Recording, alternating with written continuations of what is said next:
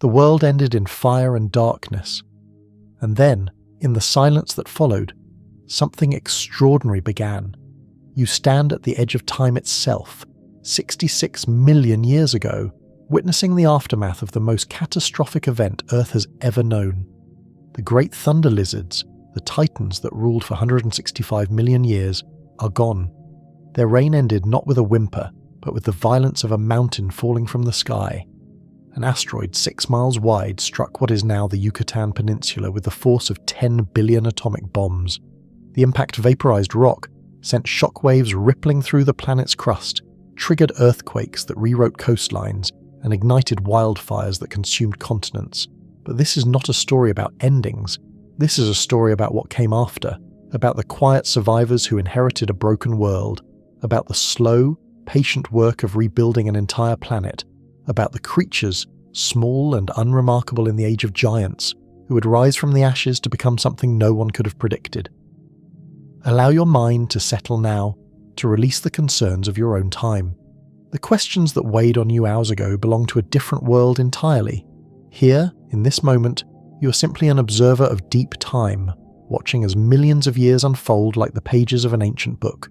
The rhythm of your breathing slows, the tension in your shoulders begins to fade.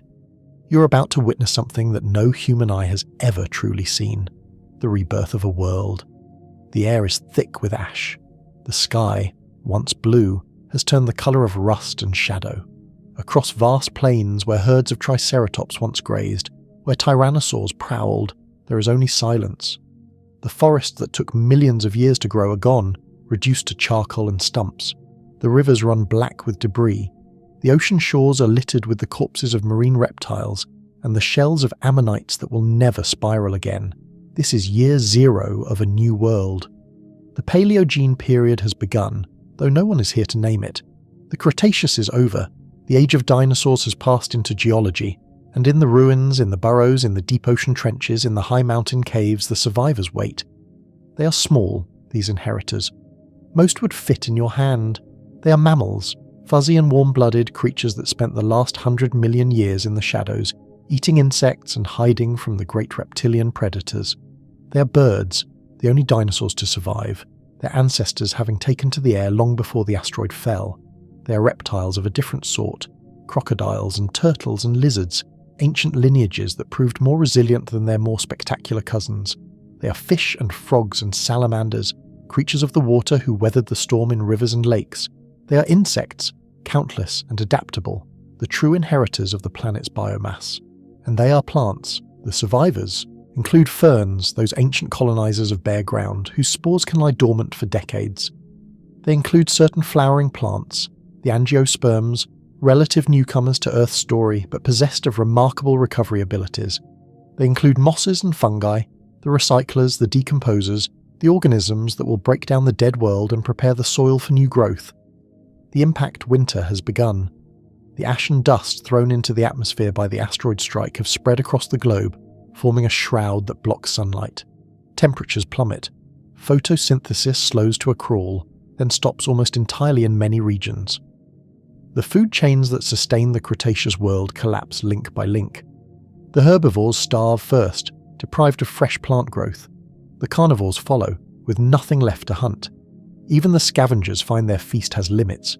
There are only so many corpses, and eventually they too are gone. But some organisms need very little.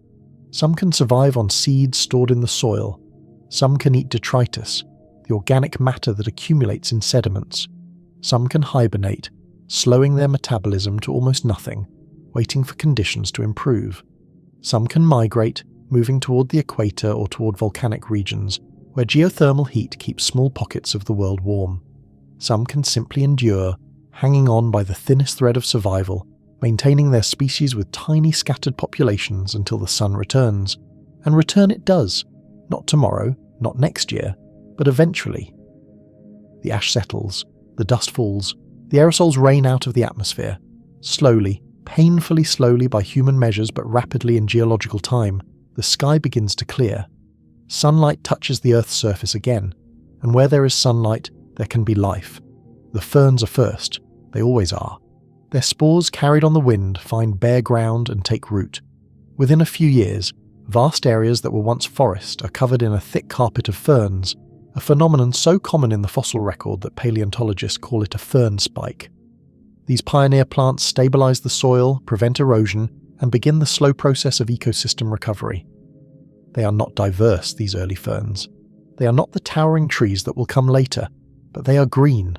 They are alive, they photosynthesize, and that means the world can begin to breathe again.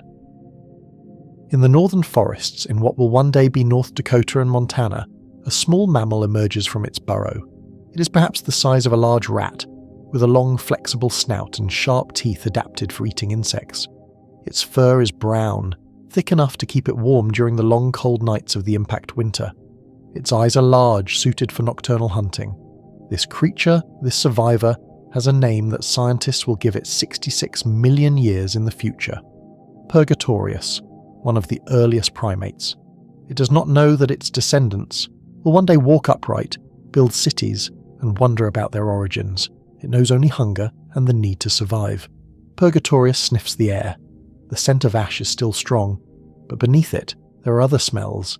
The earthy aroma of new fern growth, the decay of fallen trees, the presence of beetles and worms moving through the soil. Food. The mammal ventures out, moving cautiously through the post-apocalyptic landscape. There are dangers still. Some predators have survived, though they are weakened and desperate. But there are also opportunities. With the dinosaurs gone, ecological niches that were once filled are now empty. The world is open in a way it has not been for more than 100 million years. This is not just Purgatorius' story. Across the planet, similar scenes are unfolding. In the southern hemisphere, small marsupials are emerging from their refuges. In the rivers, crocodiles that survived by eating fish and carrion are beginning to reclaim their territories. In the oceans, sharks and rays, ancient and adaptable, continue their endless patrol of the deep. On the coastlines, birds that survived by eating seeds and small invertebrates begin to explore the new world, their calls the first music in a silent landscape. And in the soil itself, invisible to the naked eye but essential to all that will follow, microorganisms are at work. Bacteria are breaking down the organic matter from the mass extinction, recycling nutrients back into the ecosystem. Fungi are forming new relationships with the roots of recovering plants, exchanging minerals for sugars in the ancient partnership called mycorrhizae. The foundation of life is being rebuilt from the ground up, one microscopic interaction at a time. The first 1,000 years pass, then 10,000, then 100,000. To a human observer, it would seem impossibly slow, but in the language of geology, this is rapid change. The fern-dominated landscape begins to give way to more complex plant communities. The angiosperms, the flowering plants, begin their remarkable expansion. They have advantages over the conifers and cycads that dominated the Mesozoic. They grow faster, reproduce more efficiently, and form complex relationships with pollinators. They will come to dominate most terrestrial ecosystems, creating the green world that modern humans will inherit. The mammals are diversifying. Within a few million years of the extinction, they have begun to split into the major lineages that will define their future. The primates, like Purgatorius, are moving into the trees, developing grasping hands and forward-facing eyes. The ancestors of modern ungulates, hoofed mammals, are beginning to emerge, though they are still small, nothing like the horses and deer and antelope that will come later.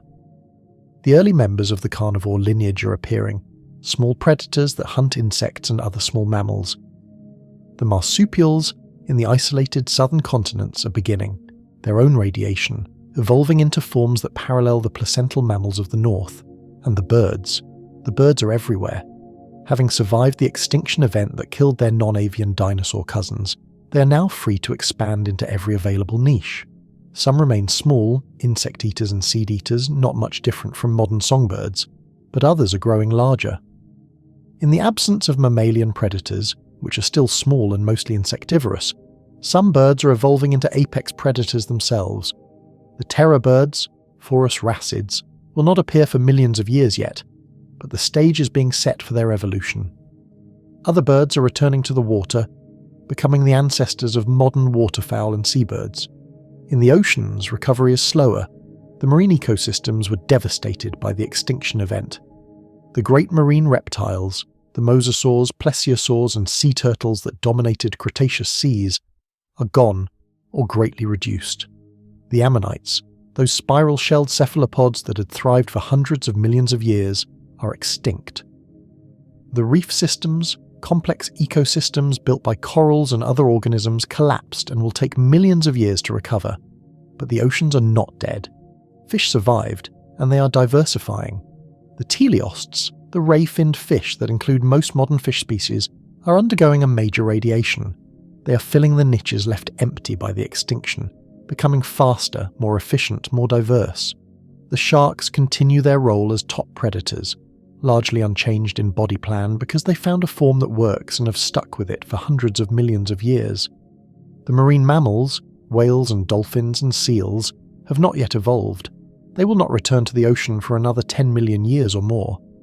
But the stage is being prepared for their eventual arrival. 10 million years after the impact, the world is recognizable as post-Cretaceous, but it would still seem alien to a time traveler from the present day. The climate is warmer than modern Earth, with no ice caps at the poles and palm trees growing in what will one day be Montana and Wyoming. The continents are still in the process of breaking apart from the ancient supercontinent Pangaea. India is still an island moving northward toward its collision with Asia that will raise the Himalayas. South America and Australia are separating from Antarctica, which is beginning its long, slow journey toward the South Pole and the deep freeze that will grip it for the next 50 million years. The mammals are still mostly small, but they are becoming more diverse. The first archaic ungulates are appearing, strange-looking animals that don't quite match modern forms but are clearly related. Early primates are spreading through the northern forests. The first members of the carnivora, the order that will eventually include cats, dogs, bears and seals, are emerging. These early carnivorans are not impressive predators. They are mostly small, weasel-like animals that eat insects and small vertebrates. The true apex predators of this time are still the large, flightless birds and, in some regions, large crocodiles. But evolution never stops.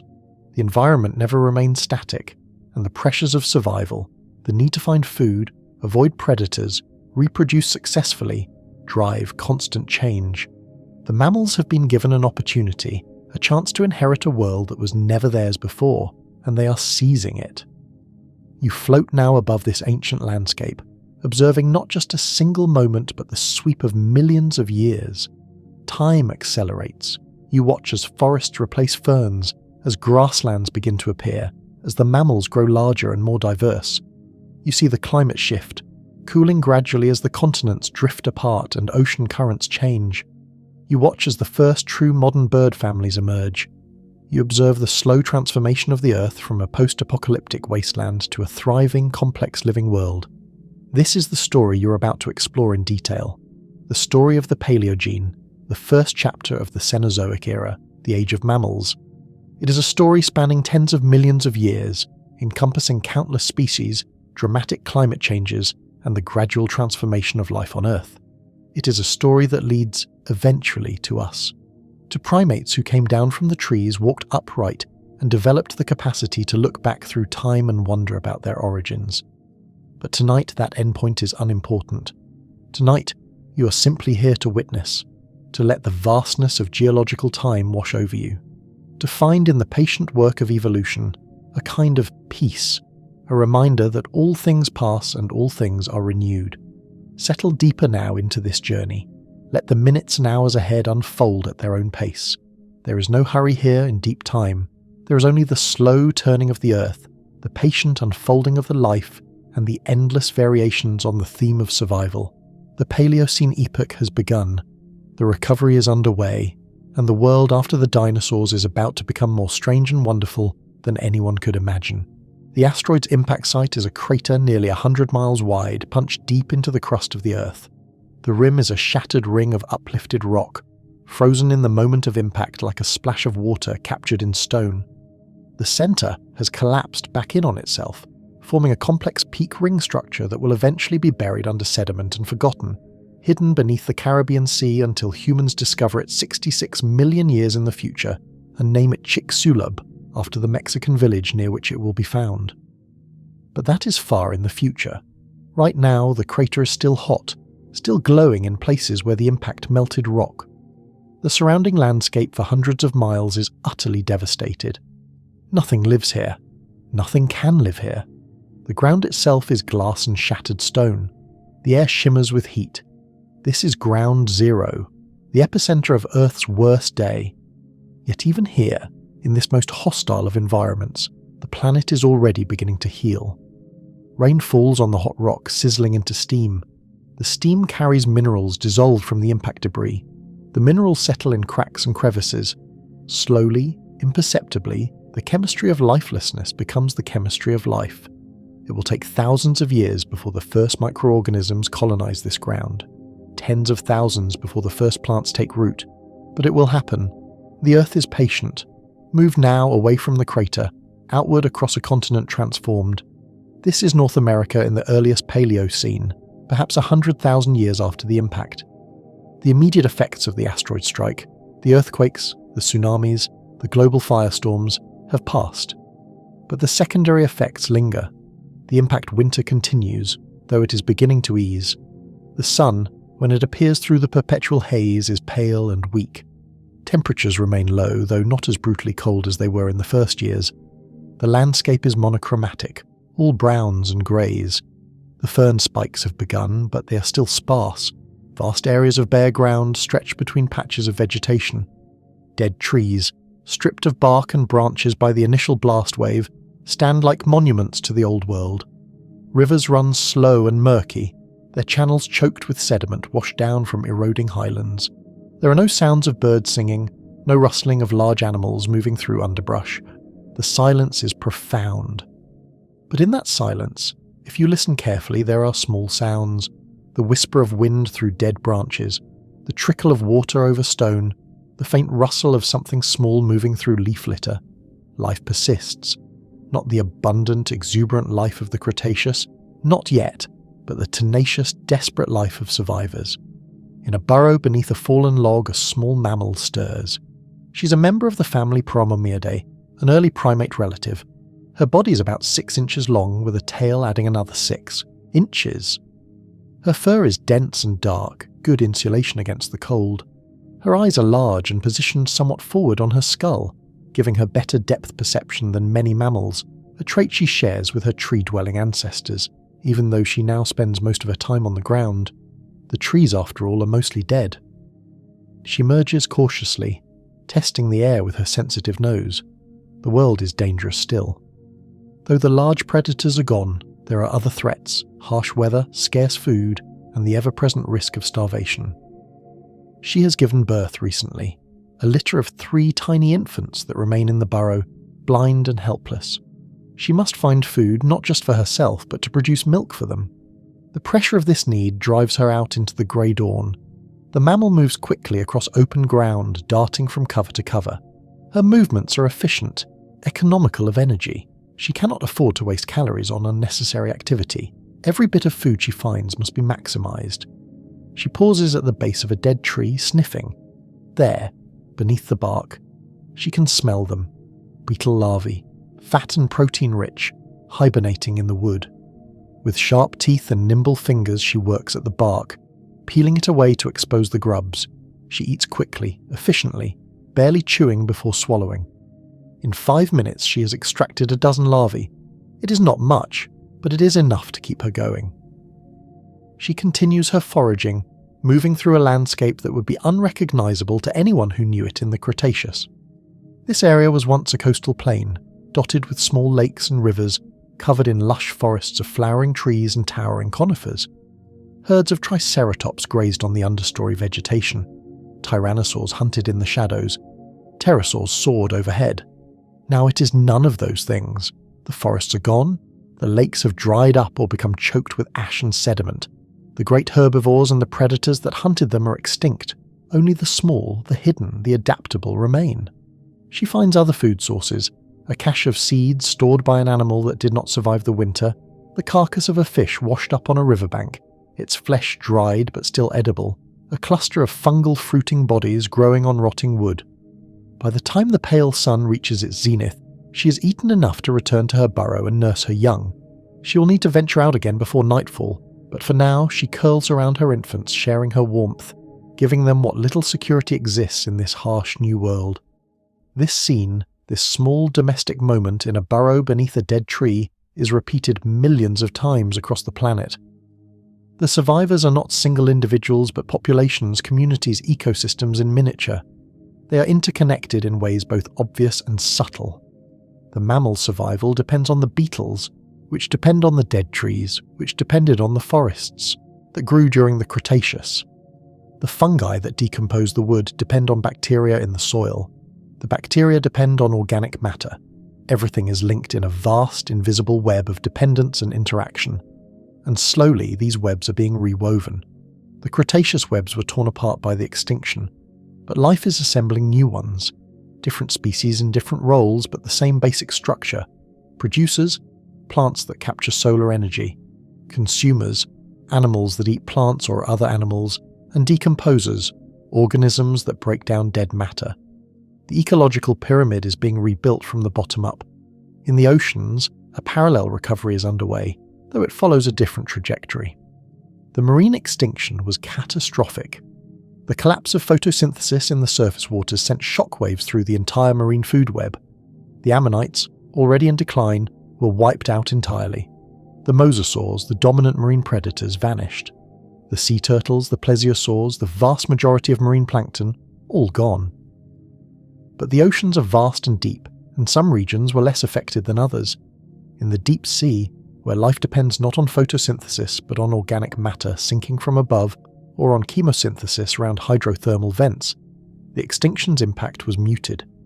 These deep-sea communities continued much as they had before, largely isolated from the devastation occurring in the surface waters and on land.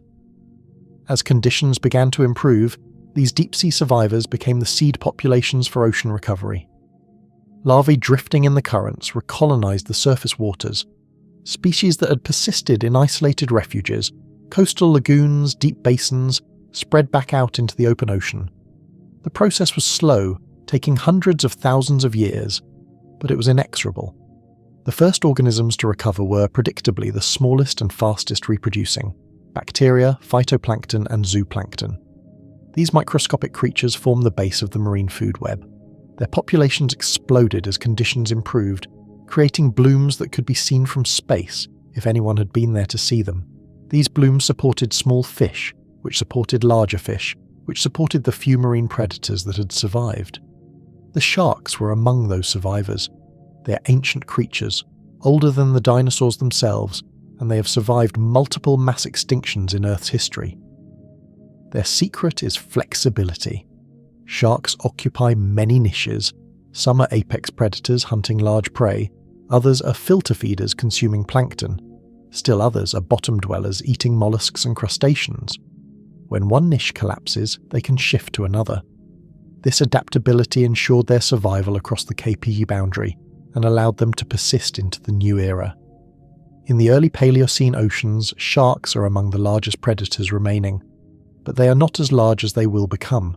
The truly gigantic sharks, like Megalodon, will not evolve for tens of millions of years. For now, the sharks are more modest in size, typically between 6 and 12 feet long. They hunt in the coastal waters, preying on the fish and smaller marine animals that are beginning to repopulate the seas. One such shark glides through the murky water off what will one day be the coast of New Jersey. She's a member of the genus Squalicerax, a relatively common shark in the late Cretaceous that managed to survive the extinction. She's about 8 feet long, with a streamlined body built for efficient swimming. Her teeth are sharp and serrated, designed for grasping and tearing flesh. She's hungry, always hungry, driven by the need to maintain her body temperature and fuel her continuous movement. Sharks must keep swimming to breathe. Stopping means death. She detects a disturbance in the water ahead, the erratic swimming of an injured fish. Her lateral line system, a series of sensory organs running along her sides, picks up the vibrations. Her sense of smell detects a faint trace of blood. She adjusts her course, swimming toward the source. The injured fish is a small teleost, perhaps a foot long, with a damaged fin. It has been attacked by another predator and escaped, but now it is vulnerable. The shark accelerates, her tail sweeping back and forth in powerful strokes. In seconds, she is upon the fish. Her jaws open, revealing rows of sharp teeth. The fish disappears in a single bite. The shark continues swimming, already searching for the next meal. This too is repeated millions of times. Predator and prey hunt and escape death and life. The ocean is not peaceful, not gentle. It is a realm of constant struggle, where survival depends on being faster, smarter, or luckier than the next creature. But it is also a realm of beauty and complexity, of intricate relationships and evolutionary innovations, and it is recovering. On land, the first 100,000 years pass. The impact winter finally ends. The last of the atmospheric dust settles out. The sun shines clearly for the first time since the asteroid fell, and with the return of full sunlight comes a surge of plant growth. The ferns give way to more complex plant communities. The angiosperms, suppressed during the impact winter, begin their expansion. These flowering plants have advantages in a recovering ecosystem. They grow quickly, reproduce efficiently through their relationships with pollinators, and produce energy-rich seeds and fruits that provide food for the animals helping them spread. The early Paleocene flora is not yet the diverse assemblage it will become. The great forests of the Cretaceous, with their towering conifers and tree ferns, are gone. The new forests are dominated by different species, early relatives of modern maples, beeches and oaks in the temperate zones, palms and other tropical plants near the equator. These forests are structurally simpler than what came. Before, there are fewer canopy layers, less diversity in plant forms, but they are growing rapidly, colonizing the bare ground left by the extinction. In these recovering forests, the mammals are beginning to diversify. The first million years of the Paleocene saw an explosion of new mammalian forms, a radiation driven by the empty niches left by the dinosaurs' extinction. This radiation was not guided or directed. It was the product of random mutations and natural selection, countless generations of slight variations tested against the challenges of survival. But the result was profound. Mammals, which had spent 160 million years as small, mostly nocturnal insectivores, suddenly had access to a much broader range of ecological opportunities. One of the most significant developments was an increase in body size. During the Mesozoic, most mammals were small, typically less than a pound in weight. There were exceptions. Some Mesozoic mammals reached sizes comparable to modern raccoons, but the rule was clear: stay small, stay hidden, avoid the dinosaurs. With the dinosaurs gone, that constraint was lifted. Natural selection began to favour larger size in some lineages. Larger animals can defend territories more effectively, can access food sources unavailable to smaller animals, and have lower metabolic rates relative to their body size, making them more efficient in terms of energy use. By 1 million years after the extinction, some mammals have already doubled or tripled in size. They are still small by modern standards. The largest are perhaps the size of a modern house cat, but they represent a significant change. These larger mammals are beginning to occupy new ecological roles, as herbivores feeding on the recovering vegetation, as predators hunting smaller mammals, as omnivores exploiting a wide range of food sources. Watch now as one such mammal moves through the forest undergrowth. This is an early member of the Plesiadapiformes, a group of archaic primates that will flourish in the early Paleocene. She's about the size of a small squirrel, with a long bushy tail and somewhat rat-like face. Her front teeth are enlarged and forward-projecting, almost like the incisors of a rodent, useful for gnawing into fruits and seeds. Her hands and feet have claws rather than nails, and while she can climb trees, she's not as agile in the branches as later primates will be. She is foraging in the leaf litter, searching for the seeds and fruits that have fallen from the trees above. The early Paleocene forests are productive, and food is more abundant now than it was in the immediate aftermath of the extinction. She fills her cheek pouches with seeds, storing them to eat later in safety. Her movements are quick but not panicked. She has learned the rhythms of this forest, knows when predators are active and when it is safe to forage in the open. Above her, in the branches, a bird watches. It is a member of one of the early modern bird families, perhaps an ancestor of the modern songbirds. It is small, with brown and grey plumage that helps it blend into the bark of the trees. It tilts its head, watching the mammal below with one bright eye. The bird is not interested in the mammal as prey. They are nearly the same size, and the bird is a seed eater, not a hunter. But they are competitors, both seeking the same resource, the seeds and fruits produced by the recovering forest. This is one of the fundamental changes in the post-extinction world. The relationships between species are being renegotiated. In the Cretaceous, the ecological roles were well established, refined by millions of years of evolution. Dinosaurs were the dominant herbivores and carnivores. Mammals were small and mostly nocturnal, occupying the niches the dinosaurs couldn't fill. Birds were diverse but limited in their ecological roles, competing with pterosaurs for the aerial niche. Now those old arrangements are gone. The dinosaurs are extinct except for the birds. The pterosaurs are extinct. And the survivors are spreading out, testing new possibilities, evolving into forms and lifestyles that would have been impossible in the old world. It is a time of experimentation, of evolutionary trial and error. Many of these new forms will prove to be evolutionary dead ends, lineages that flourish briefly and then vanish, leaving no descendants. But others will be successful, founding the major groups of animals that will dominate the Cenozoic era.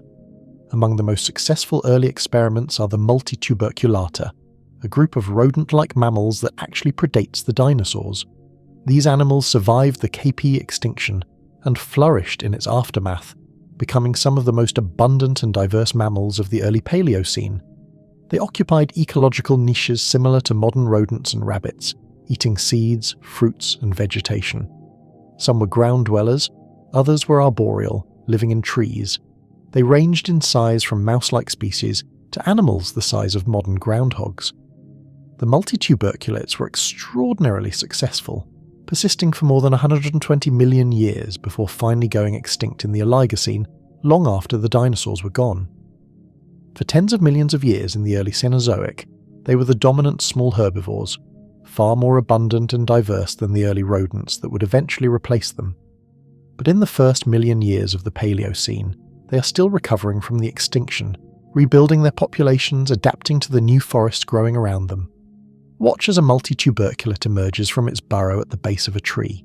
This one is about the size of a modern guinea pig, with thick brown fur and a stocky build. Its most distinctive feature is its teeth, complex molars with multiple rows of cusps perfectly adapted for grinding plant material. These teeth give the group its name. Multituberculata means many tubercles, referring to the bumps on their molar teeth. The animal moves deliberately through the forest, stopping frequently to sample vegetation. It nibbles on fern fronds, tastes the new leaves sprouting from a shrub, digs in the soil for roots and tubers. It is a generalist, eating whatever plant material is available, and this flexibility is key to its success. In a world where plant communities are still recovering and unstable, the ability to eat a wide variety of foods is a tremendous advantage. As the multituberculate feeds, it is watched by a predator. This is a small mammal, a member of the Simolesta, an early group that includes ancestors of modern carnivores. It is about the size of a weasel, with a long, flexible body and short legs. Its teeth are sharp, adapted for eating meat. During the Cretaceous, these animals ate mostly insects and very small vertebrates. But now, with larger prey available, natural selection is beginning to favour individuals that can successfully hunt mammals. The predator stalks carefully, moving slowly through the underbrush. It is downwind of the multituberculate, using the breeze to mask its scent. When it is within a few body lengths, it pauses, gathering itself. Then it springs forward, covering the distance in 2 quick bounds. The multituberculate, alerted by the sound, tries to flee, but it is too late. The predator's jaws close on its neck. There is a brief struggle, then stillness. This is not cruelty. This is simply life in its most basic form, the transfer of energy from one organism to another. The multituberculate's body, built from the plants it ate, becomes fuel for the predator. The predator will use that energy to grow, to reproduce, to continue its own existence. And when the predator eventually dies, its body will be broken down by scavengers and decomposers, returning nutrients to the soil, feeding the plants, completing the cycle. This cycle, growth, death, decay, renewal, is the fundamental rhythm of life on Earth. It operated before the dinosaurs evolved, it continued through their reign, it persisted through their extinction, and it operates now in the recovering Paleocene world. Individual organisms are temporary, ephemeral, but the patterns persist. The relationships endure, life continues. The first million years of the Paleocene are a time of gradual improvement. The climate warms slowly as the atmosphere clears, precipitation patterns normalize, the forests expand and diversify, the animal communities grow more complex. By the end of this period, roughly 65 million years ago, 1 million years after the 66 million-year-old extinction, the world is still recognizable as post-apocalyptic. There are vast areas of recovering forest, regions where the soil is still thin and poor, gaps in the food web where key species have not yet evolved, but it is no longer a wasteland. Life has returned. The recovery has begun in earnest, and yet, this is just the beginning. The Paleocene epoch will last for another 9 million years. The changes that occur during those 9 million years will be even more dramatic than those of the first million. The mammals will continue to grow larger and more diverse. New groups will evolve. The early primates, the first carnivores, the archaic ungulates that will eventually give rise to modern hoofed animals. The forests will mature, developing complex canopy structures. The climate will shift, cooling in some regions and warming in others, creating new habitats and new opportunities for adaptation. But for now, in this moment 1 million years after the extinction, the world is quiet. The sun sets over a landscape of recovering forests and grasslands. The mammals return to their burrows. The birds settle into their roosts. The nocturnal hunters emerge, beginning their nightly search for prey. The planet turns on its axis, carrying this scene into darkness and bringing another part of the world into light. And in that darkness, in those burrows and roosts, in the bellies of predators and the seeds waiting in the soil, the future is taking shape.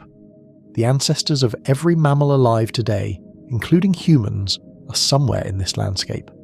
They are small and unremarkable, nothing that would draw particular attention. But they carry within them the genetic potential to become something more. Given time, deep time, millions of years, they will evolve into forms as diverse and spectacular as the dinosaurs they replaced. This is the promise of the Paleocene, that from disaster comes opportunity, that from death comes new life, that endings are also beginnings. Let that thought settle over you like a blanket. Let the weight of these million years press gently down. Feel the vastness of time, the patience of evolution, the inevitability of renewal. Your breathing has slowed. The tension in your body has eased. You're witnessing something profound, the resilience of life itself. The world 1 million years after the extinction is not the world that came before, and it will never be that world again. The dinosaurs will not return. The forests of the Cretaceous are gone forever. But this is not a tragedy. It is transformation. The Earth does not mourn what is lost. It simply continues, adapting, changing, becoming something new. In the northern forests, where winter still brings cold and snow, the small mammals are developing new strategies for survival. Some are growing thicker fur, better insulation against the chill. Others are learning to cache food, storing seeds and nuts in hidden locations to sustain them through the lean months. Still others are beginning to hibernate, slowing their metabolism to conserve energy when food is scarce. These are not conscious decisions but evolutionary adaptations, the product of natural selection operating over countless generations. One such mammal, a distant relative of modern shrews, has developed an unusual strategy. During the autumn months, when food is abundant, it eats voraciously, building up thick layers of fat beneath its skin. By the time winter arrives, it has nearly doubled its body weight. Then, as the temperature drops and snow begins to fall, it retreats to its burrow and enters a state of torpor. Its heart rate slows from several hundred beats per minute to fewer than 50. Its body temperature drops. Its breathing becomes shallow and irregular. To an observer, it would appear dead. But it is alive, merely sleeping, waiting for spring. This ability to enter torpor is a remarkable adaptation, one that will be refined over millions of years in many different mammalian lineages. It allows small mammals to survive periods of scarcity without expending energy on maintaining a high body temperature and metabolic rate. The energy saved can mean the difference between survival and starvation, between leaving descendants and ending a genetic line. Across the planet, similar innovations are occurring. In the tropical regions near the equator, where the impact of the extinction was somewhat less severe and recovery is proceeding more quickly, new forms of mammals are appearing. These are the earliest members of groups that will become much more prominent later. The first true primates with grasping hands and forward-facing eyes, the ancestors of modern bats learning to navigate by echolocation, the precursors to elephants and their relatives beginning their long evolutionary journey toward gigantism. But none of these animals yet look like their modern descendants. The early primates are small and squirrel-like, still more comfortable on the ground than in the trees. The protobats cannot yet fly with the agility of modern bats. They are gliders, using membranes of skin stretched between elongated fingers to move between trees. The elephant ancestors are pig-sized, with no trunk and only slightly enlarged front teeth. They eat soft vegetation in the undergrowth, nothing like the grass-eating giants they will become. Evolution is a process of incremental change, not sudden transformation. The mammals of the early Paleocene are transitional forms, bearing traces of their Mesozoic ancestors, while beginning to develop features that will characterize their Cenozoic descendants. They are works in progress, experiments in survival, the rough drafts of forms that will be refined over millions of years. In the southern hemisphere, on the isolated land masses that will become South America, Australia, and Antarctica, evolution is following different paths. These continents are beginning their long separation from each other and from the northern land masses. As they drift apart, the animals on each continent will evolve in isolation, developing unique characteristics in response to their particular environments. This isolation will create some of the most distinctive faunas in Earth's history.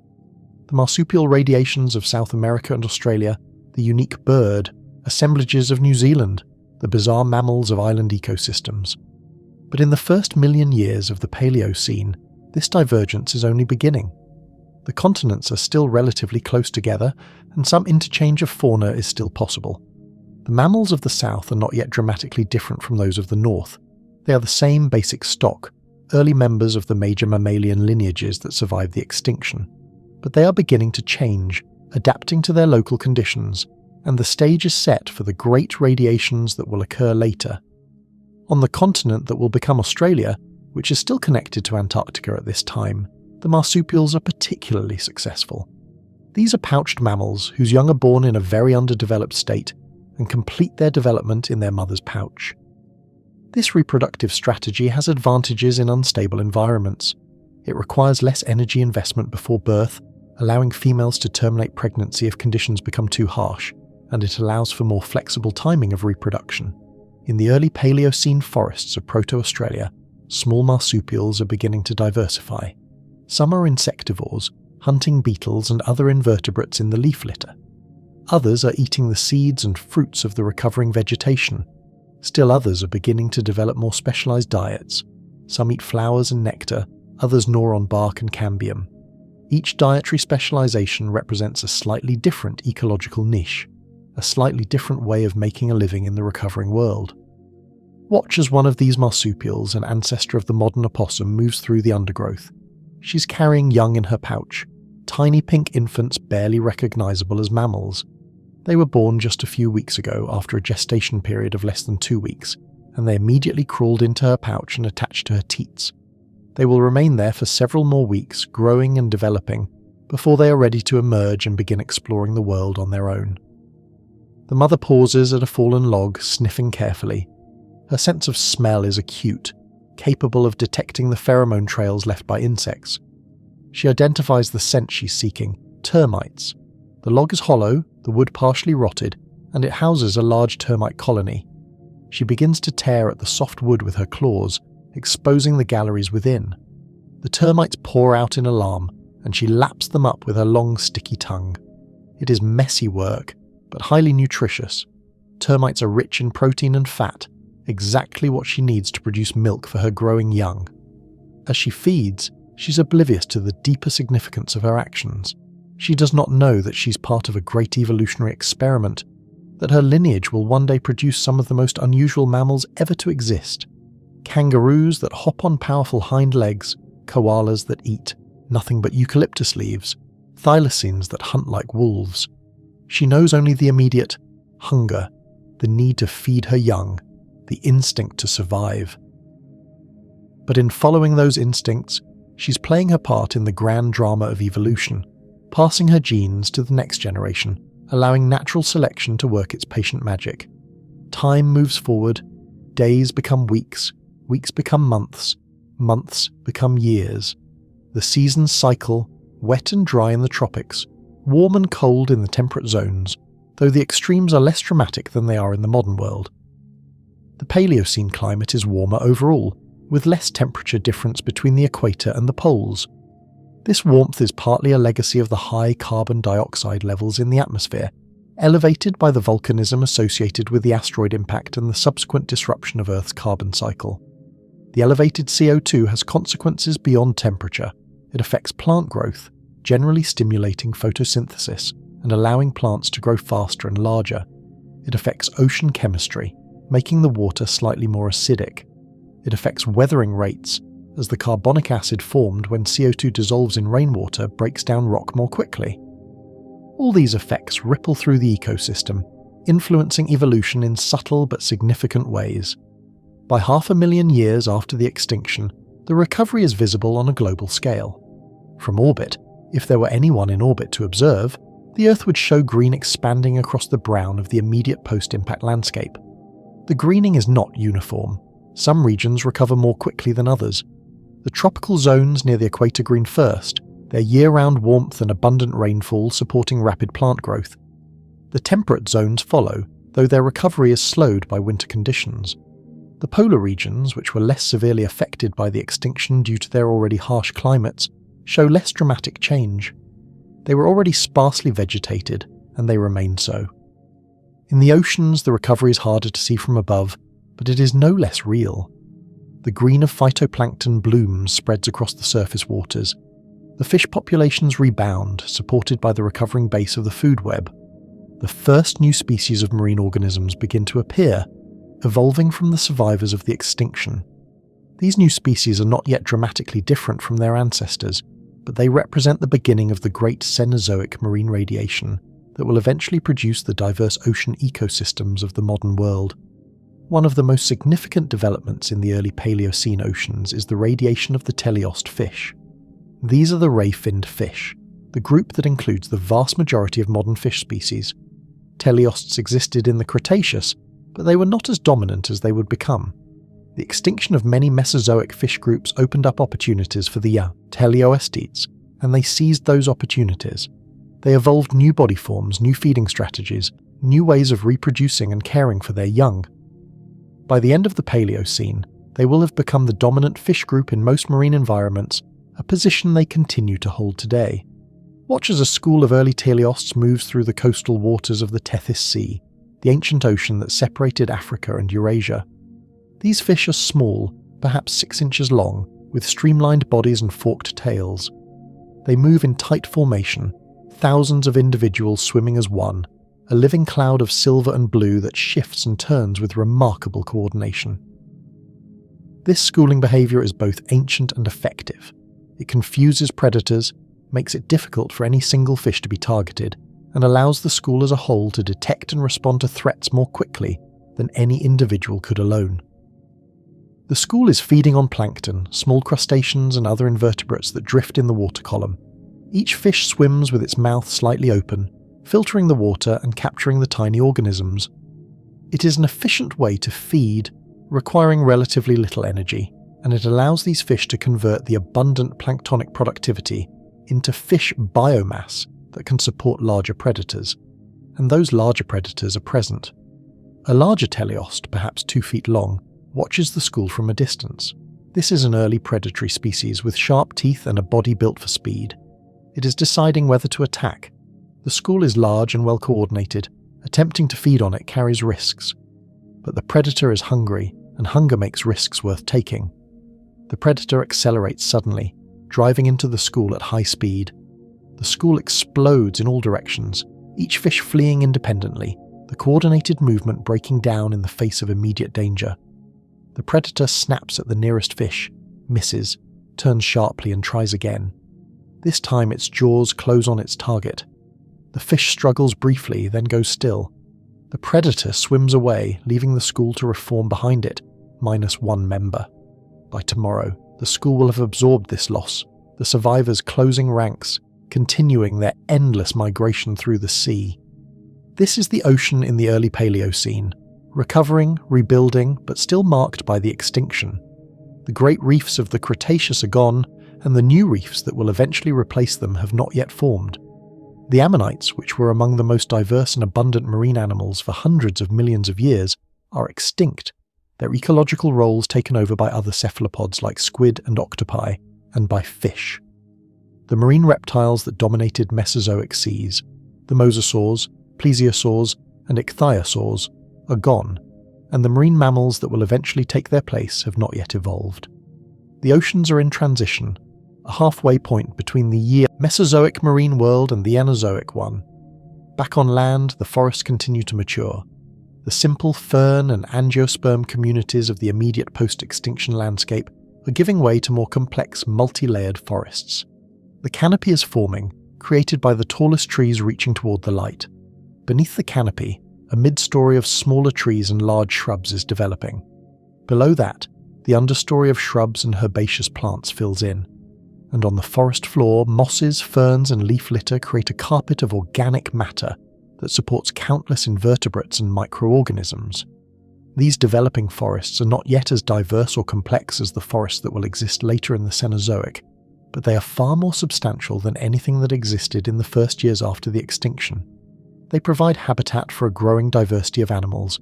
They moderate the local climate, creating cooler, moister conditions beneath the canopy. They prevent erosion, holding the soil in place with their roots. They cycle nutrients, dropping leaves and branches that decompose and enrich the soil. They are, in short, building ecosystems, creating the complex, interconnected communities of organisms that are the hallmark of a healthy, mature forest. In these forests, the mammals continue their evolution. Body size increases across multiple lineages, driven by natural selection favoring larger individuals in many contexts. Larger animals can access food sources unavailable to smaller ones: high branches, tough vegetation, large prey. They can better defend territories and mates. They lose heat more slowly, an advantage in cooler climates. And in the absence of the large dinosaurs that once dominated these ecosystems, there is room for mammals to grow. By the end of the first million years, some mammals have reached sizes comparable to modern dogs or small pigs. These are the giants of the early Paleocene, the largest land animals in a world still recovering from catastrophe. They are not yet as large as the dinosaurs they replaced, but they are growing, generation by generation, pushed by the relentless pressure of natural selection toward forms that can exploit the opportunities available in this new world. One such animal moves through a forest in what will one day be Montana. This is Alcidadorbignia, a member of the Pantodonta, an extinct group of archaic mammals. It is about the size of a modern wolverine, with a stocky body, short legs, and a broad head. Its teeth suggest a generalist diet. It can eat vegetation, but it can also crack open nuts and perhaps even scavenge meat. This dietary flexibility is key to its success in the recovering ecosystem, where food sources are still patchy and unpredictable. Alcidadorbignia is searching for food, following its nose through the forest. It pauses at a tree where fruit has fallen, fermented and partially eaten by insects. The animal sniffs carefully. The fermentation has produced alcohol, and too much could be dangerous, but the calories are worth the risk. It eats several pieces of fruit, then moves on. As it walks, it leaves tracks in the soft forest soil. These tracks will be preserved, buried under sediment, compressed and fossilized over millions of years. In the far future, a paleontologist will find these fossilized tracks and marvel at them, recognizing the footprints of an extinct mammal in ancient stone. But that is 66 million years away, in a time that cannot be imagined. For now, the tracks are simply impressions in mud, evidence of one animal's passage through one forest on one day in the Paleocene. The sun is setting now, casting long shadows through the trees. Alcidadorbignia finds a den site, a hollow beneath the roots of a large tree. It settles in for the night, curling into a ball to conserve heat. Around it, the forest comes alive with nocturnal sounds, the calls of night-active birds, the rustling of small mammals in the leaf litter, the distant splash of something entering a stream. The day shift is ending, and the night shift is beginning, the eternal rotation of life continuing as it has for billions of years. And as you observe this scene, this moment at the end of one day in the early Paleocene, you feel a deep sense of peace. The world has been broken and is being remade. Life has been devastated and is recovering, The story continues, will always continue, as long as the earth turns and the sun shines. There is comfort in that continuity, reassurance in the resilience of life. Your eyes grow heavy, your mind drifts. The images of the Paleocene world blur and soften, becoming dreams. And in those dreams, you are still there, still watching, still part of the great unfolding of life through time. But you are at peace, carried gently forward by the river of years, supported by the knowledge that endings are never final, that destruction gives birth to creation, that after every winter comes a spring. The first 1,000,000 years have passed. 9 million more stretch ahead in the Paleocene. But time is infinite and there is no hurry. Rest now. Let the story continue around you. Let the mammals evolve, the forests grow, the world heal. You're safe here, in deep time, where nothing is urgent and everything is possible. Sleep, dream, and when you wake, the world will be different again, transformed by another chapter in the endless story of life on Earth. The rise of the forests, 64 million years ago. 2 million years have passed since the asteroid struck. The Earth turns beneath a sun that shines more clearly now, its light no longer filtered through atmospheric dust and ash. The skies are blue again in most places, though the sunsets still carry traces of red and orange from the aerosols that linger in the upper atmosphere. Volcanic emissions from a planet still adjusting to the massive disruption of its systems. The world is green. That is the first and most important thing to understand about the Paleocene at this point in its history. The vegetation has returned, not just as scattered patches of ferns and pioneer plants, but as extensive forests that stretch across entire continents. These are not the forests of the Cretaceous, dominated by conifers and ferns. These are something new, angiosperm forests, forests of flowering plants, the evolutionary innovation that will come to dominate terrestrial plant communities for the remainder of Earth's history. You stand now at the edge of one such forest in what will one day be Wyoming. The landscape before you would be recognizable to a modern observer as forest, though the specific trees would seem strange. There are no oaks as we know them, no maples or ashes or birches, though their ancestors are here, primitive representatives of the families that will eventually produce those familiar forms. Instead, the canopy is dominated by trees that look vaguely familiar but wrong in subtle ways. The proportions are off, the leaf shapes are unusual, the bark textures are different. One of the most common trees is an early member of the plane tree family, related to modern sycamores. It grows tall and straight, reaching perhaps 60 feet at maturity, with smooth bark that peels in irregular patches to reveal paler wood beneath. Its leaves are large and palmately lobed, similar to modern sycamore leaves but more deeply divided. These trees form the upper canopy, their branches spreading to create a nearly continuous cover that filters the sunlight into a soft dappled green glow. Beneath the canopy, the mid-story is filling in with smaller trees and large shrubs. There are early members of the rose family, their branches bearing simple leaves and, in season, clusters of small flowers that attract pollinators. There are primitive members of the walnut family, producing small nuts that provide food for the mammals and birds. There are ferns, not the ground-hugging ferns of the modern forest floor but tree ferns, holdovers from the Mesozoic that still thrive in the warm, humid conditions of the Paleocene. These tree ferns create a distinctive atmosphere, giving parts of the forest a primordial, almost tropical appearance. The understory and forest floor are lush with vegetation. Ferns of many species carpet the ground, their fronds unfurling in the classic spiral pattern that has characterized ferns for hundreds of millions of years. Mosses and liverworts cover fallen logs and the bases of trees, creating a soft green tapestry. Flowering plants are scattered throughout, early members of the lily family, primitive orchids, ancestors of modern violets and primroses. These understory plants are often more diverse than the canopy trees, occupying specialized niches defined by light levels, soil conditions, and moisture availability. This forest is alive with sound. That is perhaps the most striking difference between the early Paleocene and the immediate post-extinction period. The silence has ended. The forest hums and chirps and rustles with the activity of countless organisms. Birds call from the canopy, their songs complex and varied. Insects buzz and drone, from the low hum of bees visiting flowers to the high-pitched whine of mosquitoes, and the rhythmic clicking of cicadas. Small mammals rustle in the leaf litter. Somewhere in the distance there is a crash as a larger animal moves through the undergrowth, breaking branches and disturbing the vegetation. But perhaps most importantly, this forest smells alive. The air is rich with scents. The earthy smell of soil and decomposing leaves, the sweet fragrance of flowers in bloom, the sharp scent of pine and other resins, the musky odour of animal scent marks, the occasional whiff of decay from a carcass decomposing in the undergrowth. These smells tell the story of a functioning ecosystem, a complex web of interactions between organisms, all cycling energy and nutrients, all contributing to the living system that is the forest. Move deeper into the forest now, following a game trail that winds between the trees. The trail is well used, packed down by the passage of many feet. The small, delicate tracks of early primates, the larger, rounder impressions of archaic ungulates, the drag marks of reptiles, the scratches left by bird feet. This trail is a highway through the forest, a route that connects water sources to feeding areas, that provides easier passage through thick undergrowth that multiple species use for their own purposes.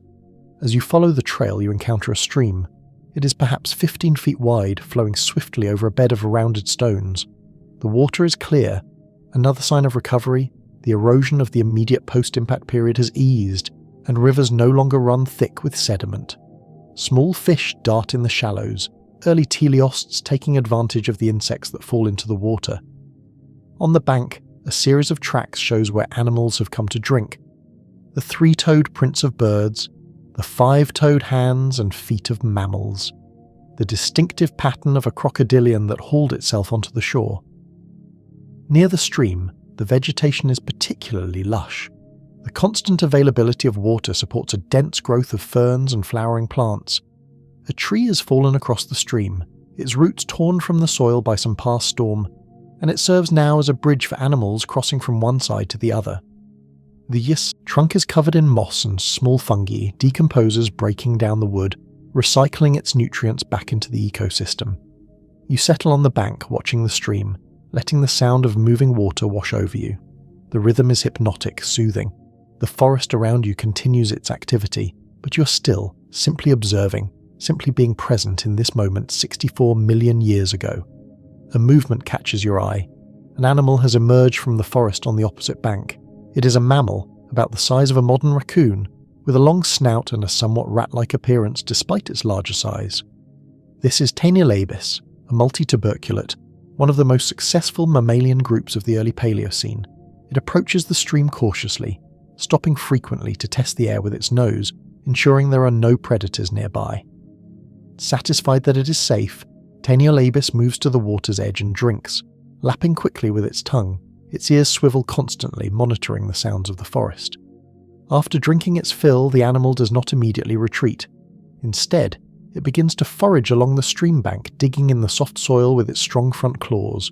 It is searching for roots and tubers, underground plant structures that store energy and provide a rich food source for animals capable of accessing them. The multituberculate finds what it's seeking, a small tuber, perhaps the size of a walnut. It pulls it from the ground, brushes off the excess dirt and begins to eat, sitting back on its haunches and holding the tuber in its front paws. The posture is remarkably similar to a modern rodent, an example of convergent evolution, unrelated organisms evolving similar features in response to similar environmental pressures. The multituberculates are not rodents. They are a much older lineage, one that predates the dinosaurs, but they have evolved a rodent-like lifestyle, and that lifestyle favours certain body forms and behaviours. As Taeniolabis eats, it is watched by a predator. High in a tree on your side of the stream, a small mammalian carnivore crouches on a branch.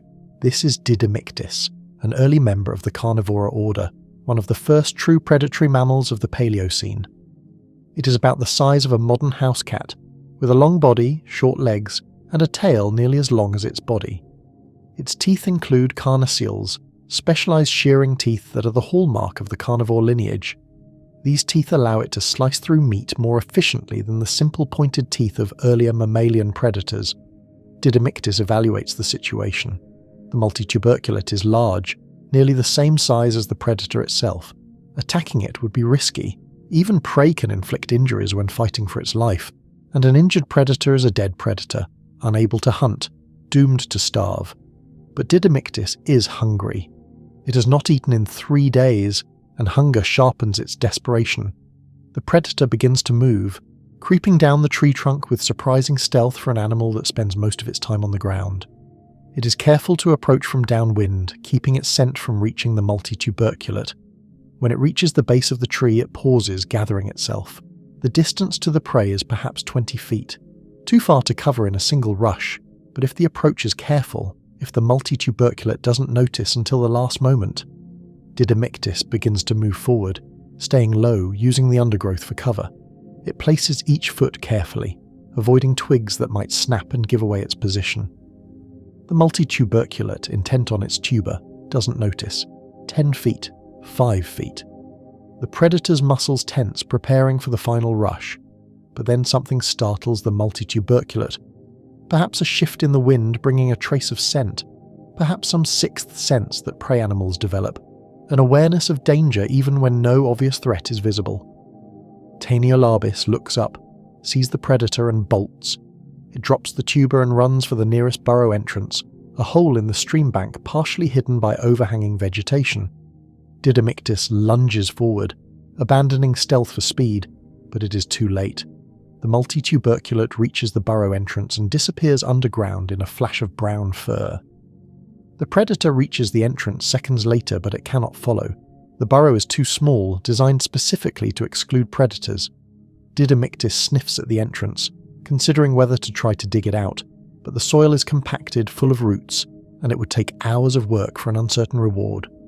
The multituberculate might have multiple exits, might escape while the predator is digging at one entrance. The hunt has failed. Didymictis will remain hungry for another day. But this is not unusual. Most hunts fail. Predators must be patient, must hunt repeatedly, must accept that failure is more common than success. The predator turns away from the burrow and melts back into the forest, already searching for new prey. This interaction, this failed hunt, plays out thousands of times every day in the Paleocene forests. It is the fundamental dynamic of ecosystems. Predators and prey locked in an internal dance, each adapting to counter the other's adaptations, an evolutionary arms race that drives the diversification of both groups. The prey evolve better defenses, speed, camouflage, armor, chemical weapons, social behaviors that allow them to detect predators more effectively. The predators evolve better weapons, sharper teeth, faster speed, better senses, more sophisticated hunting strategies, and both groups become more complex, more specialized, more finely tuned to their ecological roles. This is natural selection in action, the engine of evolution, the force that has shaped life on Earth for billions of years and will continue to shape it for billions more. The forest around you continues its daily rhythms. The sun, now high overhead, sends shafts of light through gaps in the canopy, illuminating patches of forest floor in golden brilliance. In one such patch, a butterfly has landed on a flower, its wings slowly opening and closing as it feeds on nectar. The butterfly is large, perhaps 3 inches across, with wings patterned in black and orange. Its ancestors were moths, night-flying insects that evolved day-active forms to take advantage of the explosion of flowering plants in the early Cenozoic. The relationship between insects and flowering plants is one of the most important co-evolutionary partnerships in Earth's history, shaping the evolution of both groups. The flower the butterfly visits is unremarkable by modern standards, 5 simple petals, white with yellow centers, perhaps an inch across, but it represents a revolutionary innovation, the production of nectar, a sugar-rich liquid that serves no purpose for the plant except to attract pollinators. The plant is investing energy in producing this attractant because pollination by insects is more efficient than relying on wind. The butterfly, in seeking nectar for its own nutrition, will visit multiple flowers, transferring pollen between them, facilitating reproduction for the plants. Both species benefit. The plant achieves pollination, the butterfly gains nutrition. This is mutualism, one of the fundamental relationship types in ecology, and it is one of the forces driving the diversification of both insects and flowering plants in the Paleocene. As the butterfly feeds, it is joined by another pollinator, a bee, one of the early members of that group. The bee is smaller than the butterfly, perhaps half an inch long, with a fuzzy body covered in tiny hairs. These hairs serve multiple purposes. They help the bee sense air movements, they provide insulation, and most importantly, they collect pollen as the bee moves from flower to flower. The bee is more efficient at pollination than the butterfly, carrying more pollen and visiting more flowers per foraging trip. It is also more specialized, feeding only on nectar and pollen, whereas the butterfly's larval stage fed on leaves.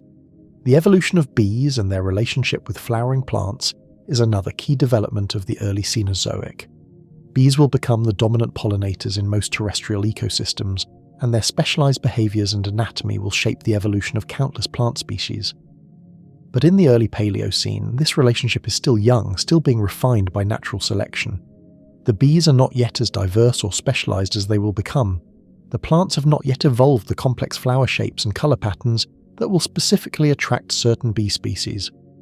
But the foundation is being laid, the partnership is forming, and over the next tens of millions of years, it will blossom into one of the most intricate and important ecological relationships on Earth. A sound interrupts your observation of the pollinators, a loud crash from the forest, followed by a series of grunts and snorts. Something large is moving through the undergrowth, breaking branches, disturbing the vegetation. You turn toward the sound and wait. The animal that emerges into view is unlike anything alive in the modern world. It is about the size of a large pig with a stocky body, short legs, and a broad head. Its body is covered in thick, shaggy fur, brown with lighter patches on the underside. Its feet have 5 toes, though only the central 3 bear weight. The outer toes are reduced, vestigial. Its tail is short, little more than a stub. But the most distinctive feature is its head. The skull is massive and heavy-boned, with powerful jaw muscles attached to enlarged crests of bone.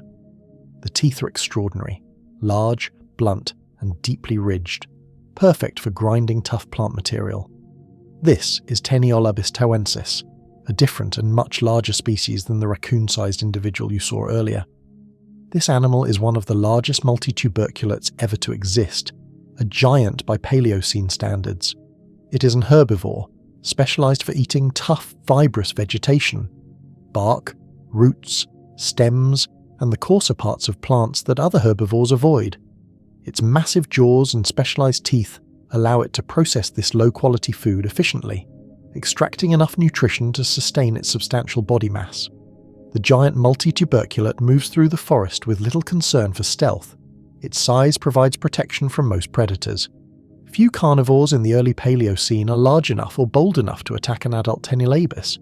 The animal approaches a tree and begins to feed on its bark, using its powerful incisors to strip away the outer layers and expose the nutritious cambium beneath. The sound of its feeding is loud in the quiet forest.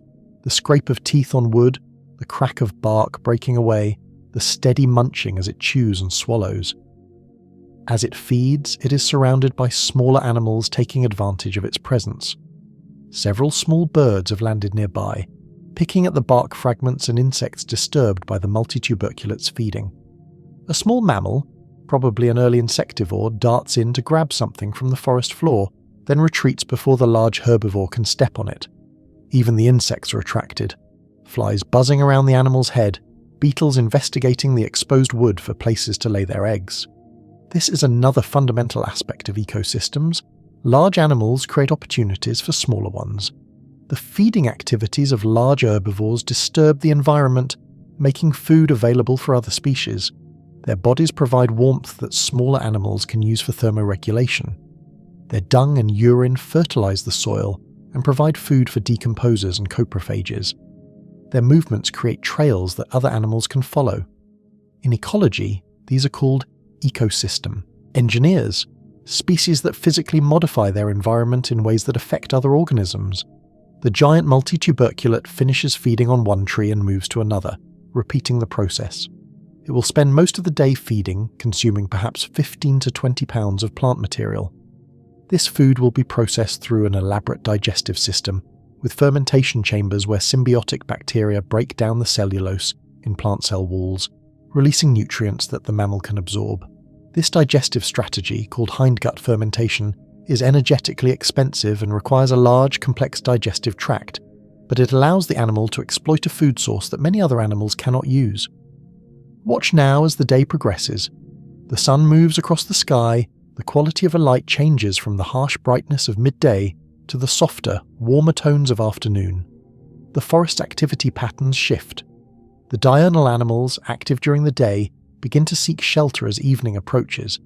The nocturnal species, which spent the day sleeping in burrows or tree hollows, begin to wake and prepare for their nighttime activities.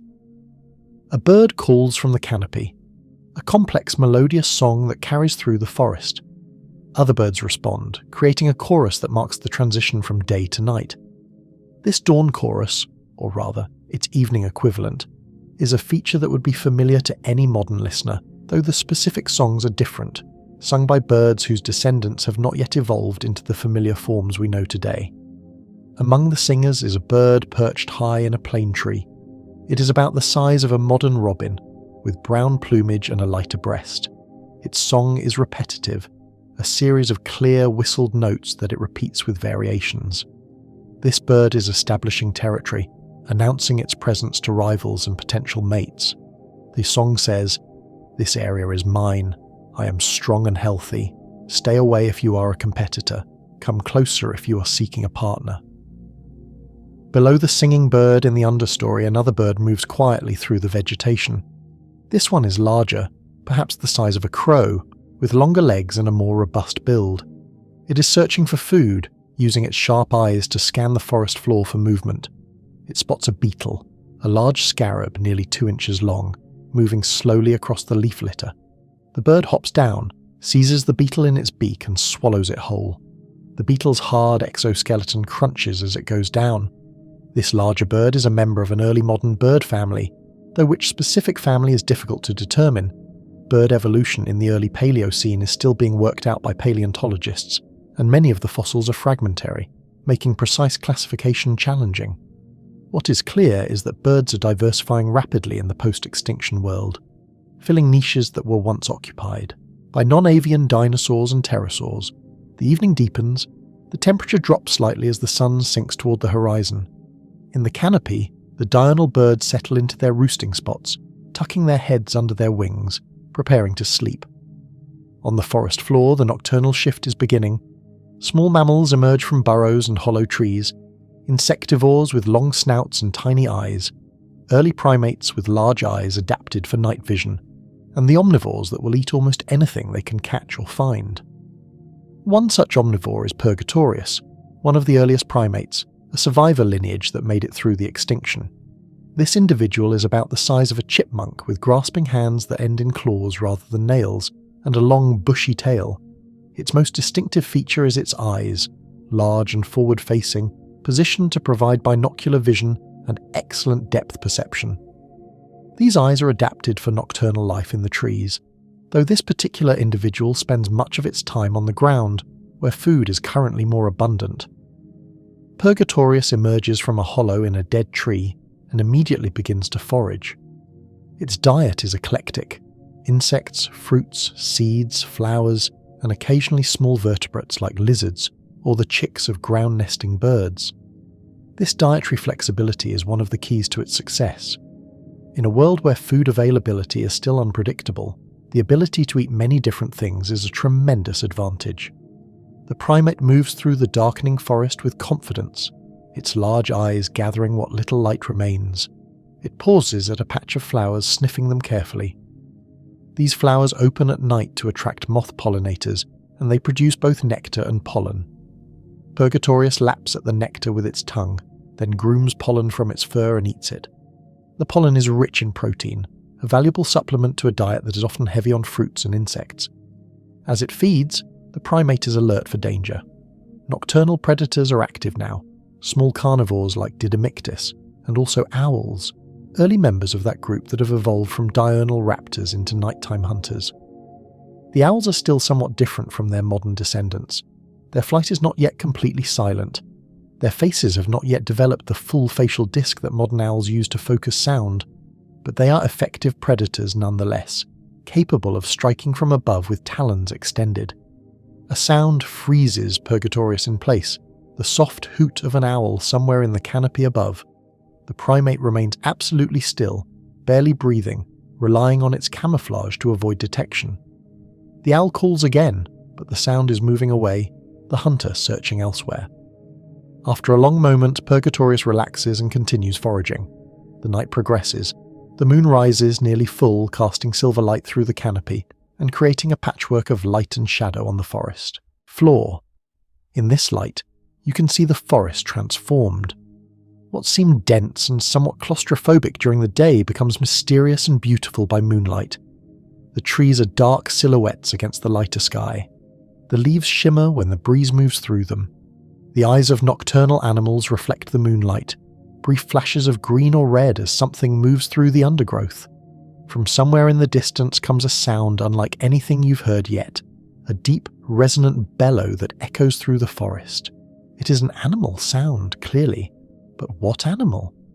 The vocalization is repeated, joined by others, creating a chorus of deep calls that suggest large animals, though nothing you've seen in the forest so far has been large enough to produce such sounds. Move now through the forest toward the source of the sound. The terrain becomes more open, the trees more widely spaced, the undergrowth thinning. You are approaching the edge of the forest, where it transitions into a more open habitat. Not grassland, true grasslands have not yet evolved, but a savanna-like environment dominated by low shrubs and scattered trees. And there, in a clearing illuminated by moonlight, you see them. A group of large mammals, larger than anything you've encountered so far in the Paleocene. These are Peripticus, members of the Peripticidae, an extinct family of archaic ungulates. Each animal is about the size of a modern sheep with a robust body, relatively short legs, and a broad head. Their feet have 5 toes, though the central 3 are enlarged and bear most of the weight, a transitional state between the 5-toed foot of primitive mammals and the reduced toes of later ungulates. The Peripticus are engaged in a social behaviour, calling to each other, maintaining contact in the darkness. The vocalization served multiple purposes, keeping the group together, warning of predators, perhaps establishing dominance relationships or attracting mates. Whatever their precise function, they are loud, carrying for hundreds of yards through the still night air. The group consists of perhaps a dozen individuals, adults of both sexes, several juveniles nearly adult-sized, and a few younger animals staying close to their mothers. They are feeding, moving slowly through the clearing, browsing on shrubs and low vegetation. Their feeding is methodical: bite, chew, swallow, take a few steps, repeat. An adult Peripticus must consume enormous amounts of vegetation each day to maintain its body mass, and feeding occupies much of its time. As you watch, one of the juveniles strays from the group, venturing toward the forest edge where the vegetation is particularly lush. It is reaching up to pull down branches, stripping leaves with its mobile lips, completely focused on feeding. It does not notice the danger. From the forest edge, a predator watches. This is no small carnivore like Didymictis. This is something larger, more formidable. A large crocodilian, possibly 10 feet long, that has emerged from a nearby stream to hunt. Crocodilians survived the KP extinction well, and in the early Paleocene they occupy many of the predatory niches on land that will later be taken by mammalian carnivores. This individual has been stalking the Peripticus group for over an hour, waiting for an opportunity. The juvenile Peripticus has provided that opportunity. It is separated from the group by perhaps 30 feet, far enough that the adults cannot intervene quickly if danger strikes. The crocodilian begins to move, crawling forward with surprising speed, its body low to the ground, its tail sweeping from side to side to provide propulsion. The juvenile senses something wrong, perhaps a vibration in the ground, perhaps some instinct, and looks up. It sees the crocodilian rushing toward it and tries to flee, but it is too late. The predator covers the final distance in a burst of speed, and its jaws close on the juvenile's hind leg. The young Peripticus screams, a high-pitched sound of terror and pain that brings the entire group into immediate alert. The adults charge toward the juvenile, bellowing loudly. The largest adult, probably the dominant male, positions himself between the crocodilian and the rest of the group, stamping his feet and lowering his head in a threat display. The other adults circle around, creating a wall of large bodies between the predator and the herd. But the crocodilian is not easily intimidated. It has secured its prey and will not release it. The juvenile struggles, trying to pull away, but the predator's grip is too strong. The crocodilian begins to drag its victim toward the forest, toward the stream where it can drown its prey and eat in safety. The dominant male Periptychus rushes forward and delivers a powerful kick to the crocodilian's side. The impact is solid, and the predator flinches but does not release its grip. Another adult joins the attack, striking at the crocodilian's head. The predator's jaws open for just a moment, whether from pain or surprise, and the juvenile tears free. It staggers away, trailing blood from deep puncture wounds in its leg, but it is mobile, able to move. The Periptychus group immediately retreats, the injured juvenile supported by two adults who position themselves on either side of it. The crocodilian does not pursue. It has taken damage from the adult's attacks. Several of its teeth are broken, and its jaw may be injured, and the energy cost of continuing the attack outweighs the potential benefit. The predator retreats to the forest edge, watching the group disappear into the darkness. This is the reality of life in the Paleocene. Violence is common, death is always near, and survival depends on constant vigilance. The injured juvenile may recover if the wounds do not become infected, if it can keep up with the group, if predators do not single it out as an easy target, or it may die, providing food for scavengers and nutrients for the soil. Either way, its experience is not unusual. Every animal in this forest, predator and prey, large and small, lives with the constant awareness of danger. But this is not a grim reality. Not really. It is simply the nature of life, the process by which energy flows through ecosystems, the mechanism by which natural selection operates. Without predation, without death, evolution would stop. Populations would explode beyond the capacity of resources to support them. Suffering would be different, but not less. The predator-prey relationship, brutal as it appears, is actually a stabilizing force in ecosystems, maintaining populations at sustainable levels, removing sick and weak individuals, driving the evolution of both groups. The night continues. The moon crosses the sky, its light waxing and waning as clouds drift past. The forest never truly sleeps. There is always some activity, some organism going about its business of surviving, eating, reproducing, dying. The nocturnal shift will continue until dawn, when the roles will reverse again, the night-active animals retiring and the day-active species emerging. You remain in the clearing, watching the moonlight on the vegetation, feeling the cool night air, listening to the sounds of the forest, the distant calls of owls, the chirping of nocturnal insects, the rustle of small mammals in the undergrowth, the occasional splash from the stream as some aquatic creature moves through the water, and you feel at peace here, in this moment, 64 million years ago. The violence you witnessed was not gratuitous, not cruel. It was simply life being life, following patterns established billions of years ago, patterns that will continue for billions of years to come. There is something profound in that continuity, something deeply reassuring in the knowledge that life persists, adapts, continues. Your breathing has synchronized with the rhythms of the forest, slow, deep, steady. Your body is relaxed, your mind quiet. The concerns of your own time have faded to insignificance. Here, in deep time, in the company of creatures that have been extinct for tens of millions of years, you have found a kind of peace that is rare in the modern world. The stars wheel overhead, visible through gaps in the canopy. These are the same stars that shine on the modern Earth, though their positions are slightly different after 64 million years of motion. The constellations are nearly the same. The stars move too slowly for human-scale lifespans to notice the change, but they are not quite identical. Polaris is not yet the pole star. Earth's axis of rotation precesses over a cycle of about 26,000 years, and 64 million years ago, a different star held that position. But these details are distant, abstract.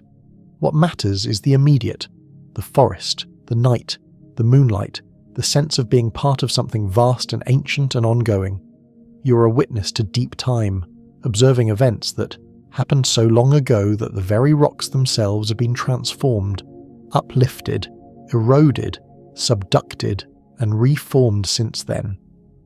As dawn approaches, the forest begins to change again.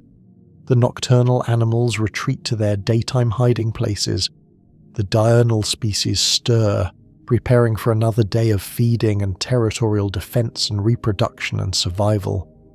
The cycle continues, as it has continued for as long as life has existed on Earth, as it will continue until the sun expands and consumes the inner planets billions of years in the future.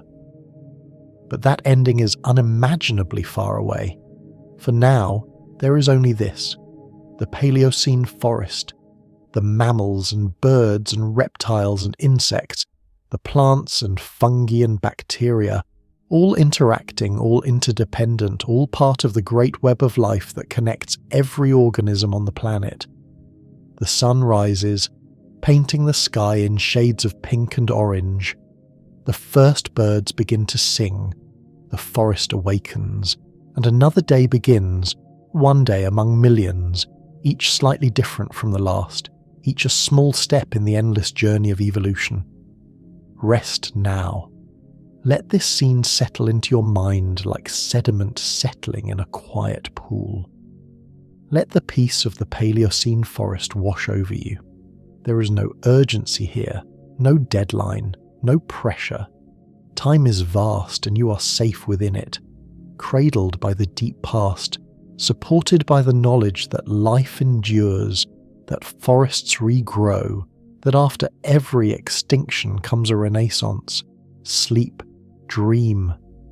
And when you next open your eyes, we will journey forward again, deeper into the Paleocene, watching as the mammals grow larger and stranger, as the forests become more complex, as the world transforms itself once more.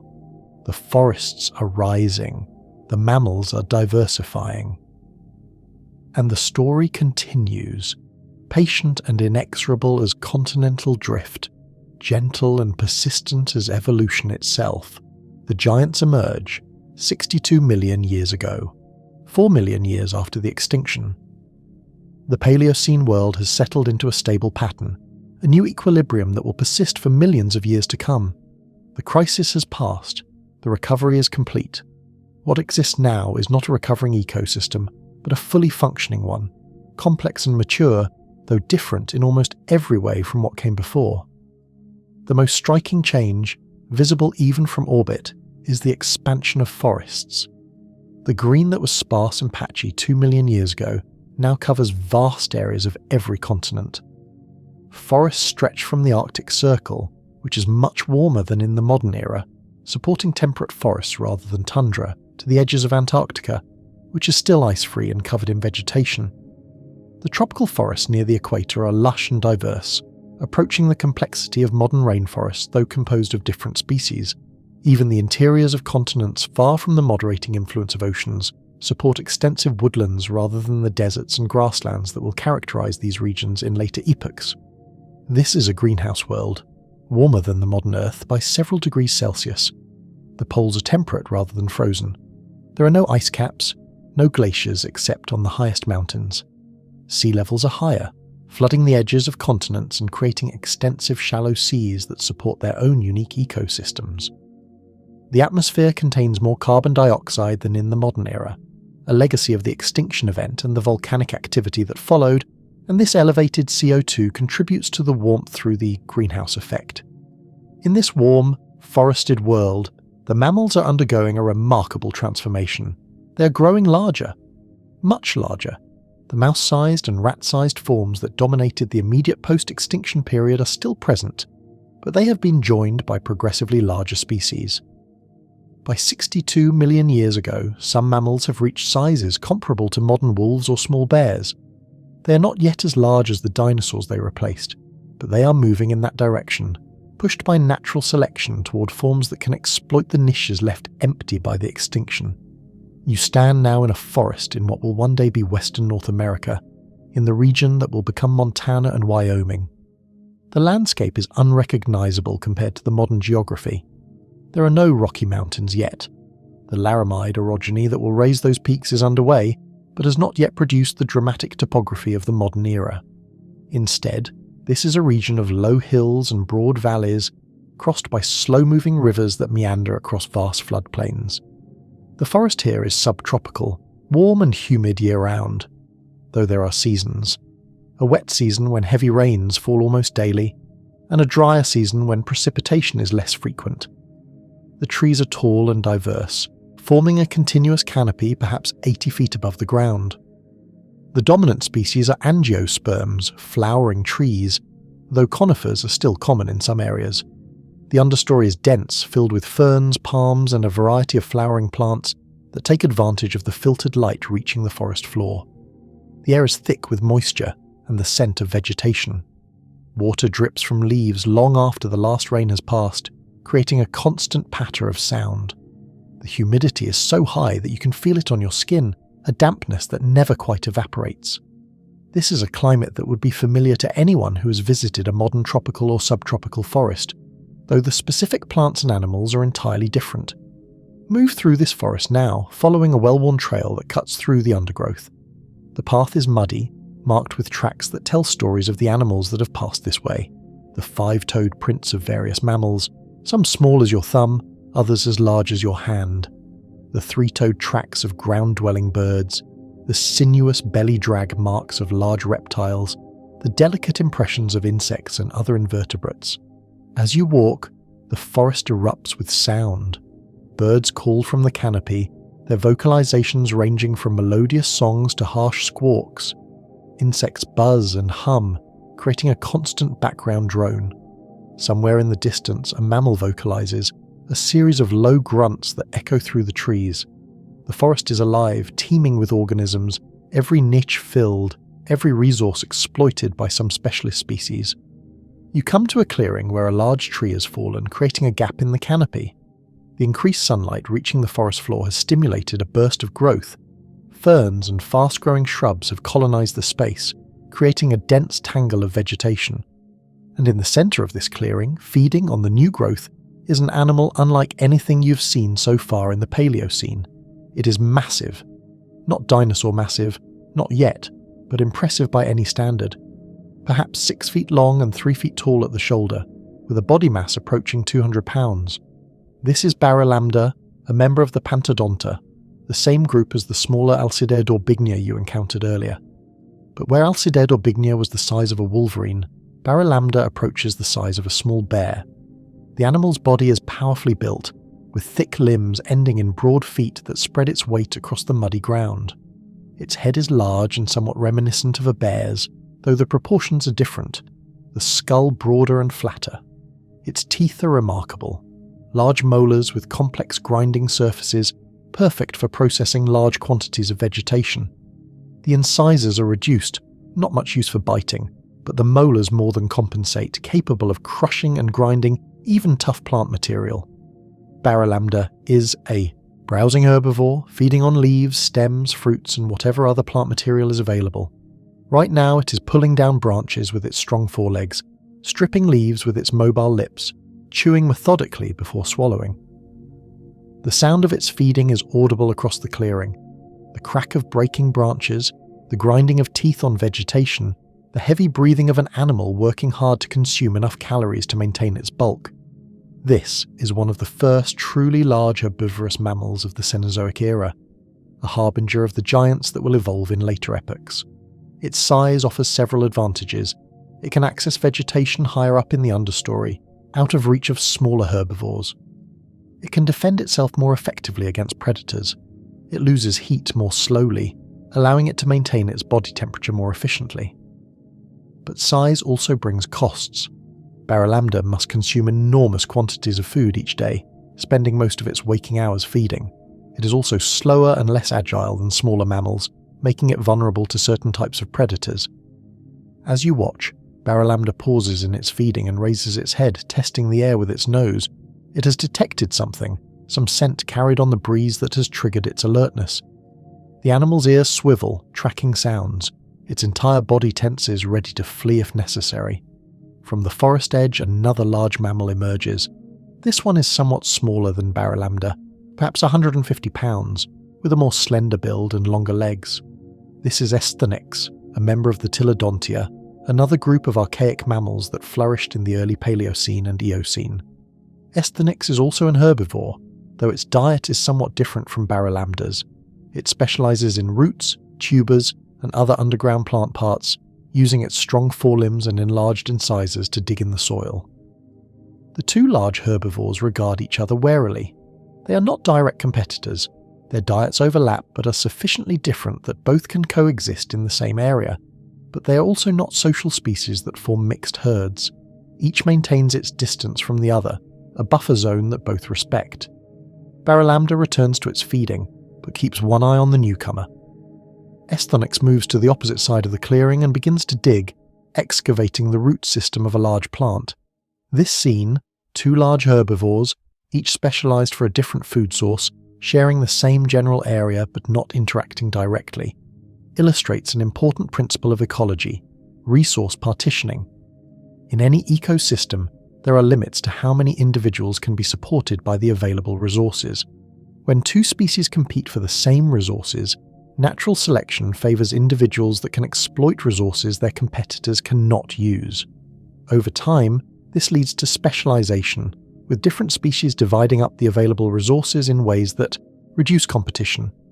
In the Paleocene forests, this process is creating a diversity of herbivore types: leaf eaters like Baralambda, root eaters like Esthonyx, fruit specialists, seed specialists, bark specialists. Each occupies a slightly different niche. Each has slightly different anatomical adaptations, and together they exploit the forest productivity more thoroughly than any single generalist species could. As the two herbivores feed, they are watched by a predator. High in a tree at the edge of the clearing, a large mammalian carnivore observes the scene below. This is Oxyaena, one of the largest predatory mammals of the early Paleocene. It is about the size of a large dog, perhaps 80 pounds, with a long, flexible body, powerful jaws and sharp claws. Its teeth include well-developed carnassials, the shearing teeth that define the carnivora order, and its bite force is impressive for an animal of its size. Oxyaena is evaluating the herbivores as potential prey. Both are large, much larger than the carnivore itself, and attacking either would be extremely dangerous. A kick from Baralambda's powerful hind legs could break bones. A bite from Esthonyx's enlarged incisors could inflict serious wounds. Even if the attack was successful, the struggle might injure the predator, and injuries mean death for a carnivore that depends on physical prowess to hunt. But Oxyaena is hungry. It has not eaten in several days, and hunger is beginning to override caution. The predator watches, waiting for an opportunity. If one of the herbivores becomes distracted, if a young or injured individual appears, if the circumstances become favorable, it will strike. The opportunity does not come. Both herbivores remain alert, never so focused on feeding that they lose awareness of their surroundings. After an hour, Baralambda finishes feeding and moves off into the forest, disappearing into the vegetation. Esthonyx continues digging for another half hour, then it too departs, leaving the clearing empty except for the disturbed earth and stripped vegetation that mark where they fed. Oxyaena climbs down from its perch and begins to search for easier prey. It will find something, a small mammal, perhaps, or an unwary bird, or if necessary a carcass left by another predator. Carnivores are opportunistic. They hunt what they can catch, scavenge what they can find, and adapt their strategies to whatever circumstances present themselves. This flexibility is key to their survival in a world where prey is always cautious, always alert, always ready to flee or fight. Move deeper into the forest now, away from the clearing following Baralambda's trail.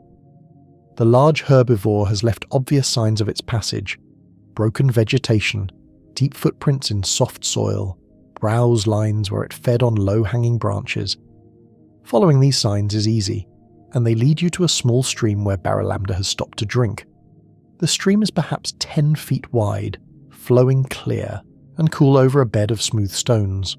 The water is shallow, rarely more than a foot deep, but it moves swiftly enough to prevent stagnation. Fish dart in the current, small teleosts feeding on aquatic insects. On the bank, a turtle basks in a patch of sunlight, its shell gleaming wet where it recently emerged from the water. Baralambda stands in the stream, drinking deeply. The water swirls around its feet, washing away the mud accumulated during its travels through the forest. After drinking, the animal does not immediately leave. Instead, it lowers its bulk into the water, lying down in the stream, allowing the cool water to flow over its body. This is thermoregulation. The animal is cooling itself after the exertion of feeding and walking through the warm, humid forest. This behavior, using water to regulate body temperature, is common among large mammals, both modern and extinct. Size creates a thermal problem. Large bodies generate more heat metabolically and lose heat more slowly due to their lower surface area to volume ratio. In warm climates, overheating becomes a real danger, and large mammals must find ways to dissipate excess heat. Water immersion is one of the most effective methods, transferring heat away from the body much more rapidly than air exposure alone.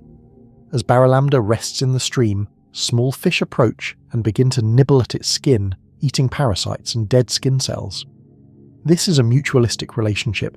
The fish gain food, the mammal gains relief from parasites. Similar relationships exist in modern ecosystems. Cleaner fish and their clients in coral reefs, oxpeckers and large African mammals, and they have probably existed for as long as there have been parasites and animals capable of removing them. You settle on the stream bank, watching Barralamda rest in the water, listening to the sound of flowing water and forest birds. The scene is peaceful, a moment of calm in the endless activity of the forest. The animal's eyes are half closed, its body relaxed. It is not asleep. It remains alert for danger, but it is resting, conserving energy, preparing for the next bout of feeding. Time passes. The sun moves across the sky, the angle of light changes, the quality of shadow shifts. Barralamda eventually rises from the stream, water streaming from its thick fur and shakes vigorously, sending droplets flying. It climbs the bank and disappears back into the forest, leaving you alone by the stream. The forest continues around you. A dragonfly hovers above the water, its iridescent wings catching the light. A bird lands on a branch overhanging the stream, dips its beak to drink, then flies away. The turtle, startled by the bird, slides into the water with barely a splash. The fish continue their endless search for food, darting and turning in the current, and you sit simply being present, letting the Paleocene world exist around you. Without trying to analyze or understand every detail, there is peace in this. Passive observation, in witnessing without judging, in being part of the scene without trying to control or change it. Your breathing has synchronized with the rhythm of the stream, steady, continuous, flowing. Your muscles are relaxed, your mind quiet. The modern world, with all its urgencies and anxieties, seems impossibly far away, separated from this moment not just by 62 million years of time, but by a quality of peace that is rare in the contemporary world. This is the gift of deep time, the perspective it provides, the reminder that human concerns, no matter how pressing they seem, are fleeting when measured against geological scales. This stream flowing past you has been flowing, in one form or another, for millions of years. The processes you're witnessing, predation, herbivory, thermoregulation, mutualism, have been operating for hundreds of millions of years. They will continue for hundreds of millions more, long after humanity is gone, long after the continents have reconfigured themselves yet again, long after the sun has changed the character of life on Earth. There is no need to hold on to worry here. The forest does not worry. The animals do not concern themselves with anything beyond immediate survival. They live in the present, fully engaged with the moment, and there is wisdom in that approach, a lesson that modern humans have largely forgotten in their constant planning for futures and dwelling on pasts. Let that lesson settle into you. Let the worries of your time fall away like leaves from autumn trees, unnecessary burdens that served a purpose but can now be released. You're here, now, in the Paleocene, and that is enough. The stream flows, the forest breathes, and you are part of it all, a conscious observer in an unconscious world, witnessing the patient unfolding of evolution. The afternoon deepens. The light takes on the golden quality that presages evening. Soon the diurnal animals will seek their sleeping places, and the nocturnal shift will begin again, the eternal rotation of day and night, activity and rest, hunting and hiding. But for now there is only this, the stream, the forest, the sound of water and wind and distant animal calls. There is only the present moment, stretching out in all directions, containing everything that matters, requiring nothing but your presence and attention. Rest here. Let time pass without counting it. Let the Paleocene work its ancient magic, reminding you that you are part of something vast and old and beautiful, that your existence, however brief, is connected to everything that came before and everything that will come after. The giants are emerging, the forests are thriving.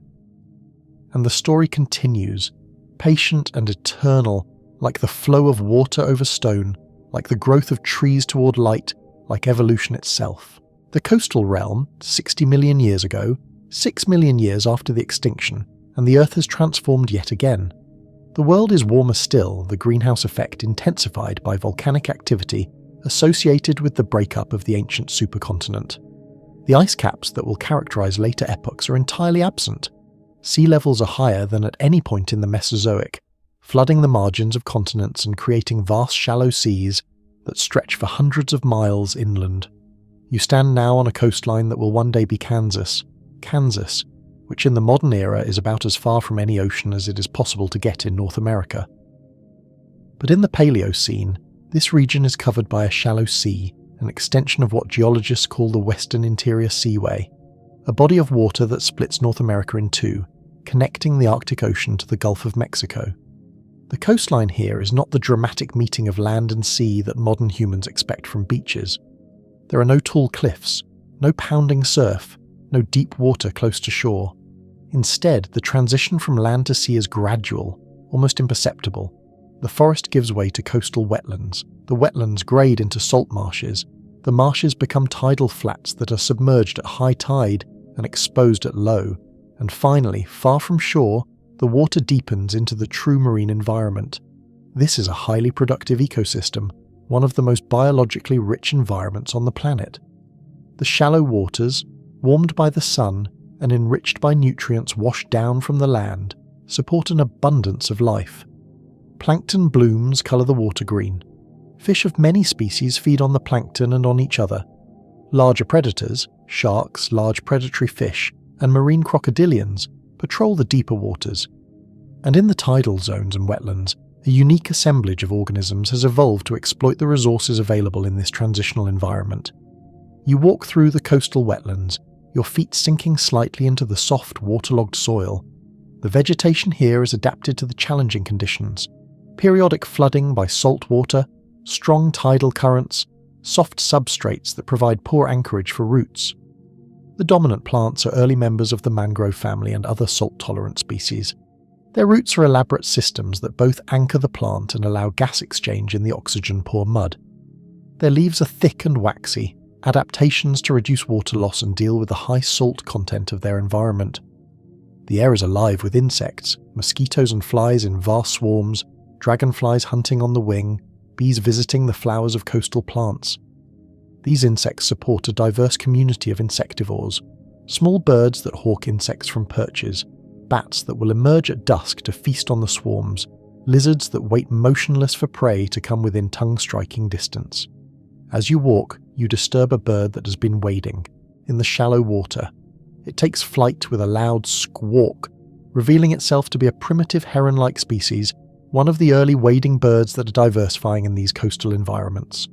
The bird's long legs and neck are adaptations for foraging in shallow water, and its spear-like beak is perfect for catching fish and other aquatic prey. It circles once, calling in annoyance at the disturbance, then lands further along the shore to resume its hunting. The bird is one of many. The coastal wetlands are excellent habitat for wading birds, providing abundant food and nesting sites relatively safe from terrestrial predators. Several species are visible, some small and delicate, probing the mud for invertebrates with sensitive bills. Others larger and more robust, capable of taking fish and even small reptiles. These birds are the descendants of the species that survived the KP extinction, and they are flourishing in the New World, diversifying into forms that will eventually lead to the modern families of herons, egrets, ibises, and spoonbills. Watch as one of these birds, a large species about 3 feet tall, stalks through the shallow water.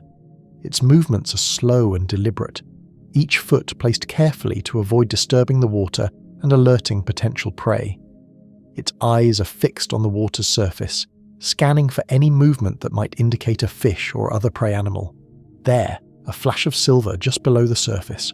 The bird strikes with lightning speed, its neck extending, its beak plunging into the water.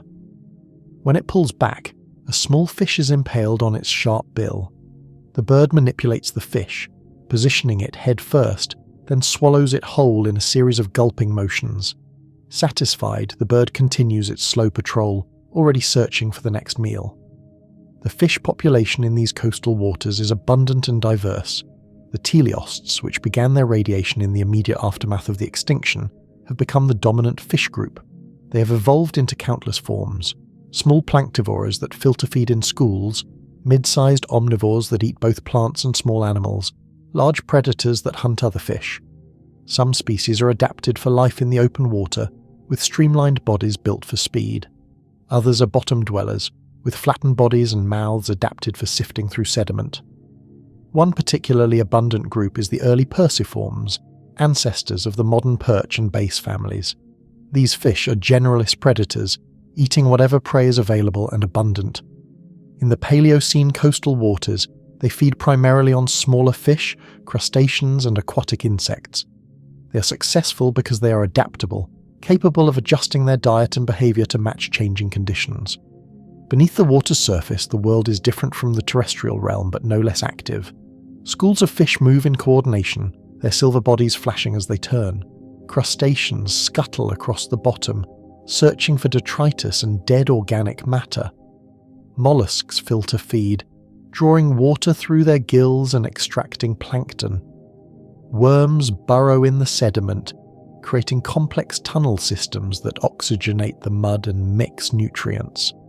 And in the deeper water, away from shore, larger predators hunt. One of the most impressive is a shark, a member of the genus Squalicerax, which survived the extinction and continues to thrive in Paleocene seas. This individual is about 12 feet long, larger than the specimens from the immediate post-extinction period, a sign that prey populations have recovered and can now support bigger predators. The shark glides through the water with minimal effort, its streamlined body designed for efficient swimming. Its senses are acute. It can detect electrical fields generated by the muscle contractions of prey, smell blood in concentrations as low as 1 part per billion, and sense vibrations in the water from hundreds of yards away. These senses make it a supremely effective predator, capable of locating prey even in murky water or darkness. The shark is hunting now, following a school of fish that is moving along the coast. It does not rush into an attack. Instead, it positions itself, using strategy to maximize its chances of success. It approaches from below, where its dark upper surface blends with the deeper water, making it difficult for the fish to see against the murky background. When it is within striking distance, it accelerates suddenly, its tail sweeping powerfully, its mouth opening to reveal rows of sharp, serrated teeth. The school scatters in panic, but the shark has already selected its target, a fish that reacted slightly slower than its companions, that turned in the wrong direction, that made itself vulnerable for just a moment. The shark's jaws close on the fish, the teeth penetrating deeply, and with a shake of its head the shark tears away a chunk of flesh. The fish, mortally wounded, sinks toward the bottom. The shark follows, feeding on the dying prey, its meal earned through skill and patience. This scene of predation plays out constantly in the coastal waters. Hunter and hunted, the transfer of energy from one organism to another, the process that drives the marine food web. It is neither cruel nor kind, it simply is the fundamental mechanism by which marine ecosystems function. Back on shore, in the tidal zone, another drama is unfolding. A large crocodilian has emerged from the water, hauling its bulk onto a mudflat. This is Leidiosuchus, a crocodilian genus that survived the extinction and adapted successfully to the Paleocene world. This individual is about 15 feet long, a formidable predator that hunts both in the water and on land. The crocodilian has come ashore for thermoregulation. Like all reptiles, it is ectothermic. It does not generate its own body heat, but relies on external sources to regulate its body temperature. The water, even in the warm Paleocene climate, is cooler than the optimal temperature for the crocodilian's metabolism. By basking in the sun, it can raise its body temperature, speeding up its digestion and metabolism, preparing itself for the next hunt. The animal positions itself carefully, its body oriented to maximize sun exposure. Its mouth opens slightly, allowing heat to be absorbed through the blood vessels in its mouth lining. Its eyes remain alert despite its relaxed posture. A basking crocodilian is never completely off guard. As it basks, it's approached by a group of birds. These are small, perhaps the size of modern starlings, and they have learned that basking crocodilians offer an opportunity. The birds land near the reptile's head and begin to hop closer, approaching the open mouth. The crocodilian does not react. It knows these birds, knows their purpose. The birds enter the crocodilian's mouth and begin to pick at its teeth, removing bits of trapped food and parasites. This is another example of mutualism. The birds gain food, the crocodilian gains dental hygiene and parasite removal. The relationship is ancient, probably dating back to the Mesozoic when similar behaviours were observed between other birds and large reptiles. This scene, the massive predator lying motionless while tiny birds literally walk around inside its mouth, illustrates an important principle of ecology. Not all relationships between species are competitive or predatory. Many are cooperative, providing benefits to both participants. These mutualistic relationships are as important to ecosystem function as the predator-prey relationships that get more attention. Watch now as the tide begins to turn. The water level drops, exposing vast areas of the mudflat that were submerged just hours ago. The exposed mud is not barren. It is alive with organisms. Countless invertebrates live in the sediment: worms, clams, snails, crustaceans. As the tide recedes, many of these creatures are exposed, and they become vulnerable to predators. The wading birds immediately take advantage. Dozens of them appear, materializing from various locations along the shore, all converging on the newly exposed mudflats. They probe the mud with their beaks, feeling for the movement of buried invertebrates. When they locate prey, they pull it from the mud and swallow it quickly, already moving on to search for the next meal. The feeding frenzy attracts other predators. A mammal appears at the edge of the wetland, a large otter-like creature that is equally at home in water and on land. This is an early member of the Mesonychia, a group of carnivorous ungulates, hoofed mammals that are nonetheless predatory, that will become important predators in the Paleocene and Eocene. This individual, about the size of a large dog, moves into the mudflat and begins to dig, using its powerful forelimbs to excavate clams buried in the sediment. It finds a large clam, pulls it free, and uses its robust teeth to crack the shell. The soft flesh inside is consumed quickly, and the broken shell is discarded. The mesonychid continues digging, taking advantage of the low tide to access prey that is normally protected by water depth. The mesonychid is not alone. Other mammals have also learned to exploit the tidal resources. Smaller species, more agile and quick, dart between the wading birds, snatching crabs and other crustaceans that scuttle across the exposed mud. These small mammals are probably early relatives of shrews or similar insectivores, opportunists that can exploit many different food sources. As you watch this activity, you become aware of the fundamental importance of tidal zones to coastal ecosystems. These are among the most productive environments on Earth, supporting huge biomasses of organisms and serving as nurseries for many species that will spend their adult lives in deeper water. The regular cycle of tidal flooding and exposure creates unique conditions that favour certain organisms while excluding others, resulting in a specialised community adapted to these challenging circumstances. The sun is setting now, casting long shadows across the mudflats and painting the sky in shades of orange and pink. The wading birds begin to leave, flying to their nighttime roosts. The mesonychid finishes feeding and retreats to the forest edge. The smaller mammals disappear into the vegetation. As the light fades, the diurnal activity winds down and the nocturnal shift begins. The tide turns again, beginning its inexorable rise. The water creeps back across the mudflats, reclaiming the territory it surrendered hours ago. The marine organisms that hunkered down in the mud during low tide become active again, emerging to feed and move and carry on their lives in the water, and in the deeper water offshore, Where the tide's effect is less dramatic, the marine ecosystem continues its 24-hour cycle of activity. There is no true night in the ocean, not really. When sunlight fades, the nocturnal species emerge, replacing the diurnal ones but maintaining the same basic patterns of predation and herbivory and competition. You sit on a piece of driftwood at the forest edge, watching the tide come in, listening to the evening sounds of the coastal wetlands. Frogs begin to call, their vocalizations creating a chorus that will continue through the night. Insects buzz and chirp.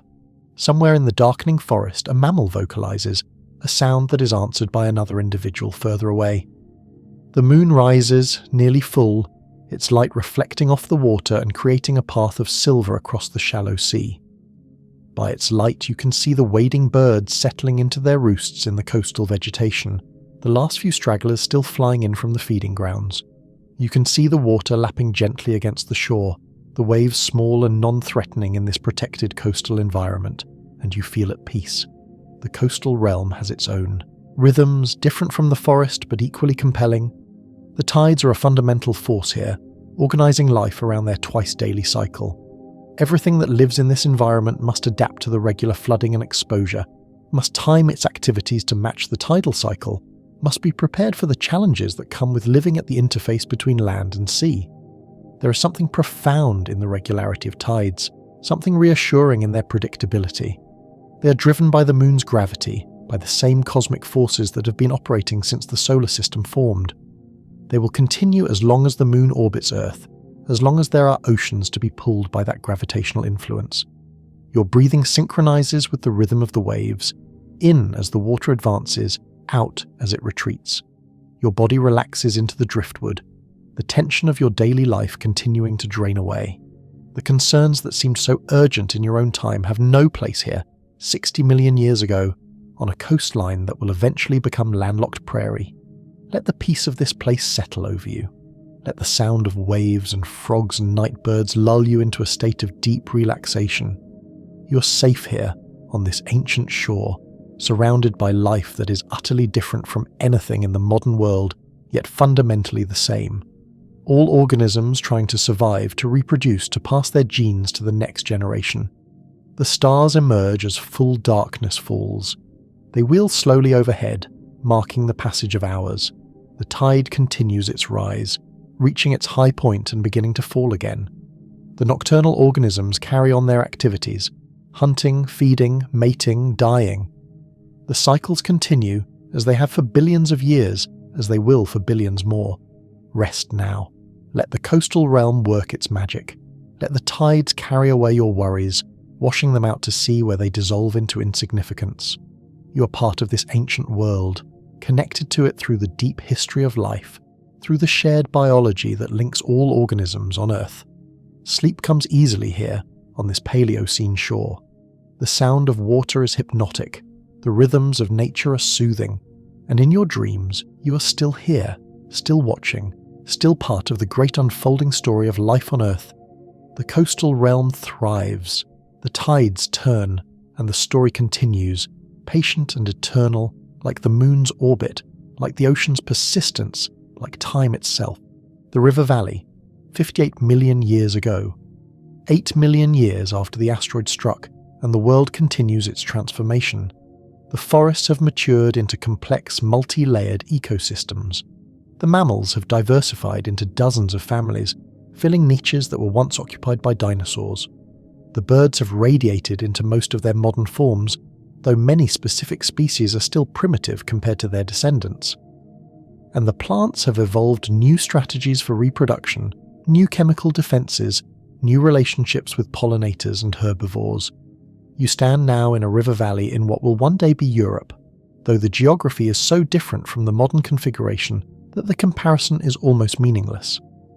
Europe in the Paleocene is not yet a distinct continent. It is still partially connected to North America through a land bridge across what will become the Atlantic Ocean. The Atlantic is forming, spreading from a mid-ocean ridge that is slowly pushing the continents apart, but the process is not yet complete. Animals can still migrate between what will become separate land masses, and this interchange is maintaining relatively similar faunas on both sides of the widening ocean. The river valley is broad and flat, carved by a meandering river, that has shifted its course many times over the millennia, creating a complex landscape of oxbow lakes, abandoned channels, and floodplains. The valley floor is covered in rich, dark soil, deposited by countless floods, and this soil supports lush vegetation. The river itself is perhaps 100 yards wide at this point, flowing slowly between low banks. The water is brown with sediment, carrying the erosional products of distant highlands down to the sea. Despite its murky appearance, the river is teeming with life. Fish of many species, turtles, crocodilians, and countless invertebrates. Along the riverbanks, a distinctive plant community is developed. The dominant trees are early members of the willow and poplar families, fast-growing species that can tolerate periodic flooding and that stabilize the banks with their extensive root systems. These trees grow in dense thickets, their branches often intertwining to create an almost impenetrable barrier of vegetation. Behind the riverbank vegetation, the floodplain forest begins. Here the trees are more diverse.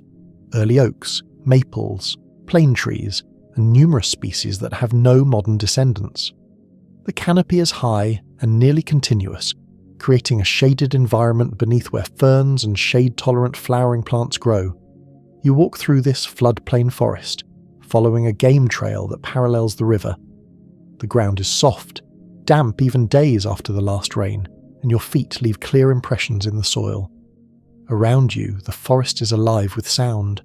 The calls of birds, the buzzing of insects, the rustle of small mammals in the undergrowth, and always, in the background, the sound of flowing water. The trail leads you to a point where the river has carved a small cliff into its bank, exposing layers of sediment deposited over thousands of years.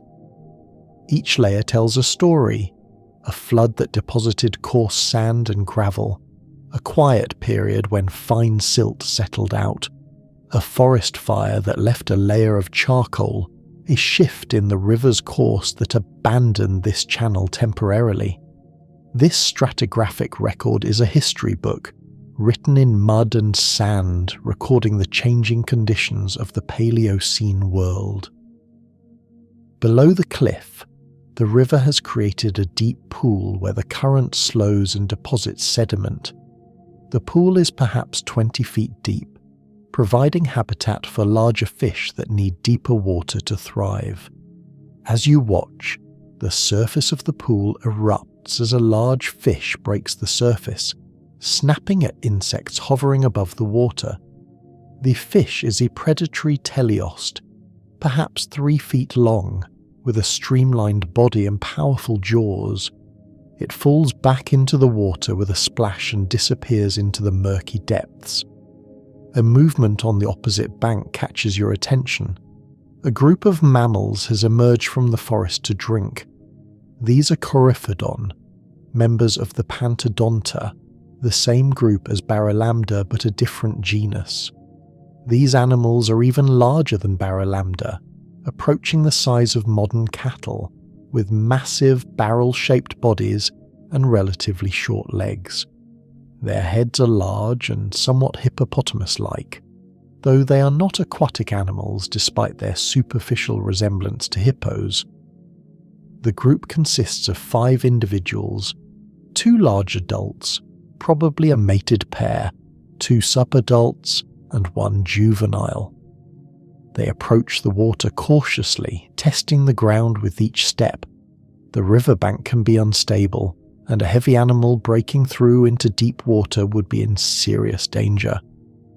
When they reach solid footing at the water's edge, they begin to drink, lowering their massive heads to lap at the water. As they drink, they are alert for danger. The adults position themselves on either side of the juvenile, protecting it from potential threats. Their ears swivel constantly, monitoring the sounds of the forest. Their eyes, small relative to their body size, scan the riverbanks and the vegetation beyond. This caution is well-founded. The river valley supports predators capable of threatening even these large herbivores. Not every hunt is successful, but the threat is real enough that vigilance is a necessary part of survival. After drinking their fill, The Coryphodon group does not immediately retreat to the forest.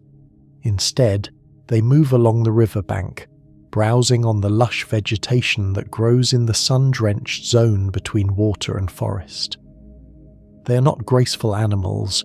Their movements are ponderous, almost clumsy, their weight making them slow and deliberate.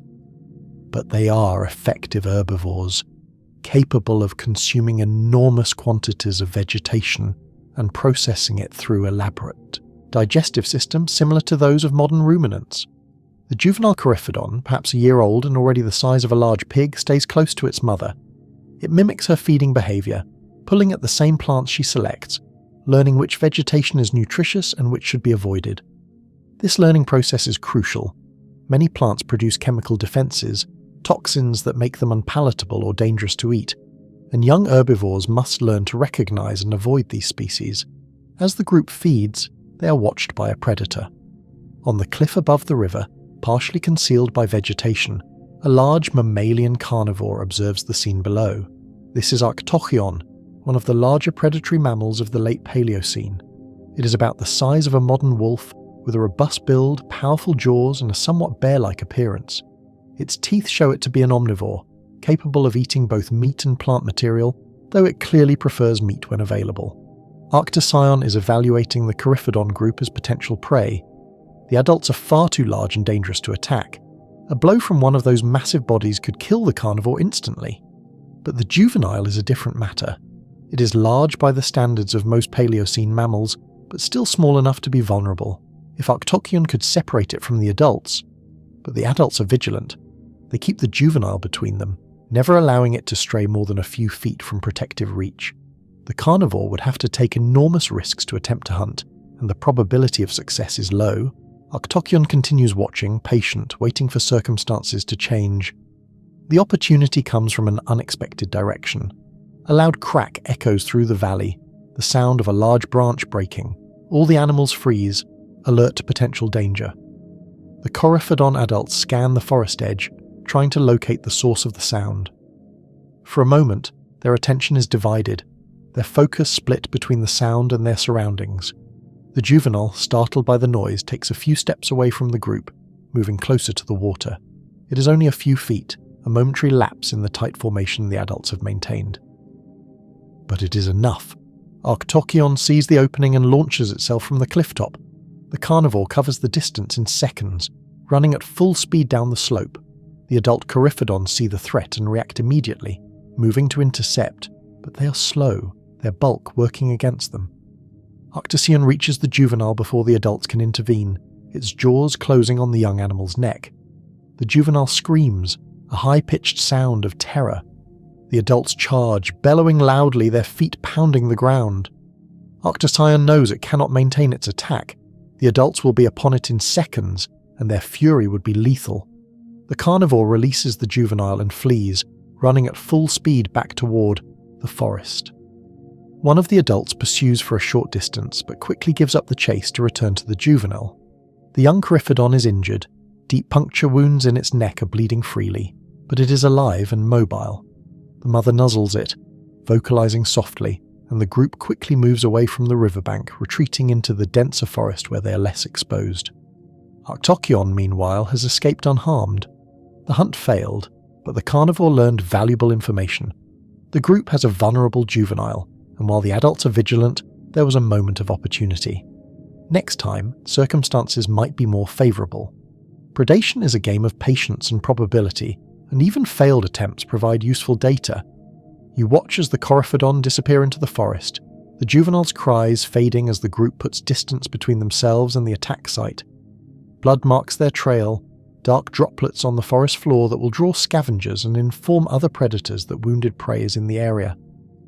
The river continues its eternal flow, indifferent to the drama that played out on its banks. The fish continue feeding in the pool, the insects continue their endless buzzing, the birds continue their calls. Life goes on, the brief moment of violence absorbed into the larger pattern of the ecosystem. This is the reality of the Paleocene river valley. Beauty and brutality coexist, separated by seconds, by a moment of inattention, by chance.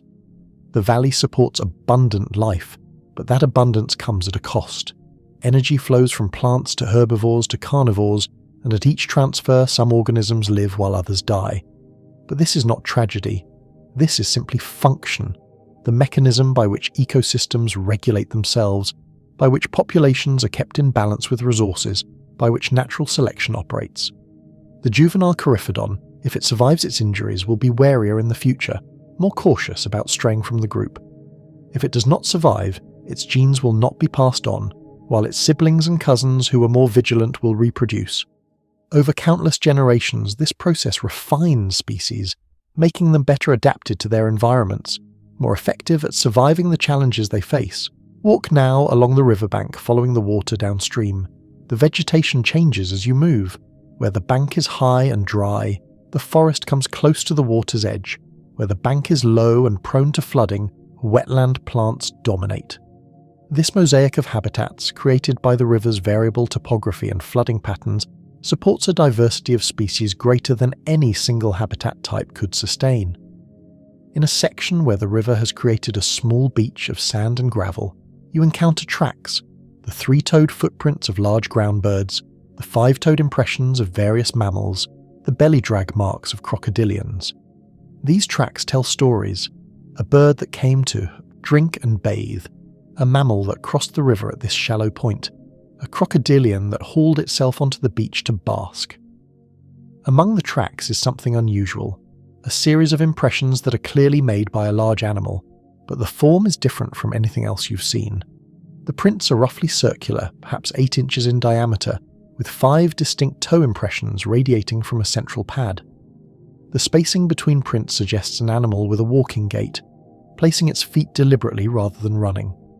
The depth of the impressions indicates considerable weight.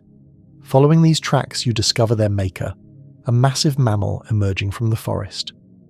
This is Barolambda, which you encountered earlier, but a different species, Barolambda faberi, significantly larger than the individual from the earlier forest. This animal approaches the size of a modern black bear, with a body mass exceeding 400 pounds. It is one of the largest land mammals of the late Paleocene, a giant by the standards of its time. Barolambda moves to the river's edge and begins to drink, lapping water with a long, flexible tongue. Its bulk is impressive. The thick body, massive limbs, broad feet. Everything about this animal speaks to power and presence. It is not a predator, but its size alone provides protection from most threats. After drinking, Barolambda does something unexpected. It enters the water. The river is shallow here, only a few feet deep, and the current is slow. The huge mammal wades out until the water reaches its belly. Then it begins to feed on aquatic vegetation, submerging its head to pull up plants growing on the river bottom. This behavior, aquatic feeding by a primarily terrestrial mammal, is relatively rare, but not unknown in the modern world. Moose do something similar, wading into lakes and ponds to feed on nutrient-rich aquatic plants. In the Paleocene, where competition for food resources is intense and niches are still being filled, such behavioral flexibility can provide access to resources that other herbivores cannot exploit. As Barolambda feeds, it is watched by the river's true aquatic specialists, a crocodilian lurking in the deeper water downstream. This crocodilian is large, perhaps 18 feet long, one of the apex predators of the river system. It's capable of taking prey as large as Barolambda, but such hunts are risky. A fully grown Barolambda could inflict serious injuries even to a predator of the crocodilian's size. The crocodilian watches, evaluating. The mammal is alert, its head emerging from the water regularly to scan for threats. It is feeding in relatively shallow water where it has good footing. The conditions are not favourable for an attack. The crocodilian remains motionless, a floating log to casual observation, and waits for a better opportunity. That opportunity does not come. After 20 minutes of feeding, Barolambda wades back to shore, water streaming from its thick fur. It shakes vigorously, sending droplets flying in all directions, then moves up the bank and disappears back into the forest. The crocodilian continues its patient wait. Something else will come to the river eventually. The afternoon sun is warm on your skin as you continue your walk along the riverbank. The quality of light is changing, becoming softer, more golden. The heat of midday is giving way to the more comfortable temperatures of evening. The forest animals sense this change and adjust their activities accordingly. Birds that have been quiet during the hottest hours begin to call again. Mammals that sheltered from the heat emerge to resume foraging. The river itself seems more active, with fish rising to the surface more frequently, insects swarming in greater numbers, and birds working the shallows with renewed energy. You come to a place where a tributary stream enters the main river. The confluence has created a complex hydraulic pattern, with swirling eddies and back currents that deposit sediment in unusual patterns. The result is a small delta of sand and mud that extends into the river, creating a microhabitat distinct from the surrounding areas. On this delta, a remarkable scene is unfolding. Dozens of turtles have hauled themselves out of the water and are basking in the late afternoon sun. They range in size from small individuals no larger than your hand to massive specimens 2 feet long. They represent several species, each with slightly different ecological preferences and feeding strategies, but all sharing this basking site. Turtles are ectothermic, like the crocodilians, and basking serves the same purpose, raising body temperature to optimize metabolic function. But there may be additional benefits to basking. Exposure to sunlight helps some turtles synthesize vitamin D, and the dry environment inhibits the growth of algae and parasites on their shells. As you watch, a bird lands near the basking turtles and begins to walk among them. This is one of the small, starling-like birds you encountered earlier in association with crocodilians. It hops onto the shell of a large turtle and begins to pick at the algae and parasites growing there. The turtle does not react. It is accustomed to this service. Several other birds join the first, and soon a small flock is working their way through the basking turtles, providing cleaning services in exchange for food. These symbiotic relationships between the birds and large reptiles, between the fish and barralamda, between the flowering plants and their insect pollinators, are fundamental to ecosystem function. They represent millions of years of co-evolution, of species adapting to each other, of mutual dependencies developing. They remind us that no organism exists in isolation. Every species is embedded in a web of relationships that shape its evolution and ecology. The sun continues its descent toward the horizon. The shadows lengthen, the temperature drops, perceptibly. The transition from day to night is beginning, that magical time when the diurnal and nocturnal shifts overlap briefly, when animals from both groups are active simultaneously, when the forest is at its most diverse and alive. You find a comfortable spot on a fallen log near the river's edge and settle in to watch the evening unfold. The river flows past, steady and eternal, carrying its burden of sediment toward the distant sea. On the far bank, an animal emerges to drink. Too far away and too briefly visible to identify with certainty, but clearly a mammal of moderate size. It drinks quickly and vanishes back into the forest. The sky takes on the colours of sunset, orange and pink and purple layering across the horizon. The first bats emerge, early members of that group, their echolocation calls inaudible to human ears, but effective at locating the insects they hunt. They swoop and dive over the river, where insects swarm in dense clouds, taking advantage of the abundance, and you sit, breathing slowly, your mind quiet, simply present in this moment 58 million years ago. The concerns of your modern life have no power here. The urgencies and anxieties that seemed so important hours ago have dissolved like morning mist. There is only this: the river, the forest, the sunset, the eternal patterns of life continuing as they have for billions of years. Your body is completely relaxed now, supported by the log, requiring no effort to maintain its position. Your breathing is deep and regular, synchronized with some inner rhythm that has no connection to conscious thought. Your mind drifts, not quite sleeping but not fully awake either, in that liminal state between consciousness and dreams, where time loses meaning and the boundary between self and world becomes permeable. The river valley breathes around you. The trees sway gently in the evening breeze. The water murmurs its endless song.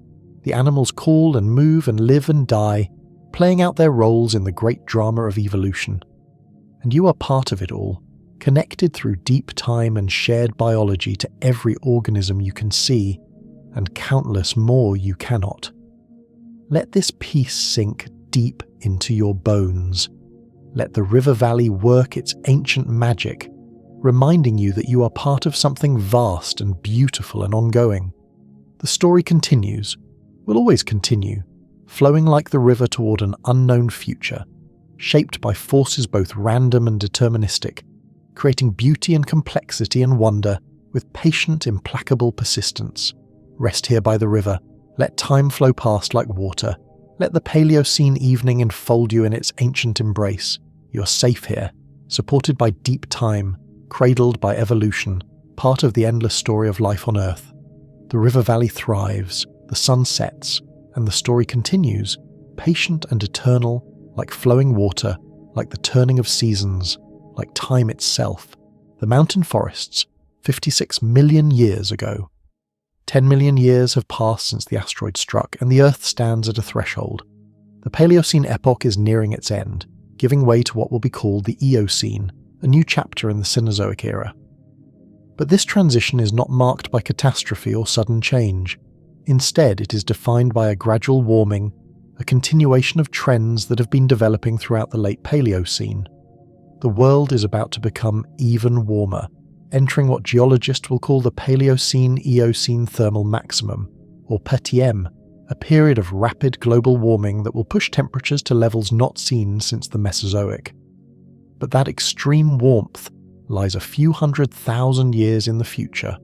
For now, the late Paleocene world is simply warm, warmer than modern Earth, but not yet at the extremes it will reach.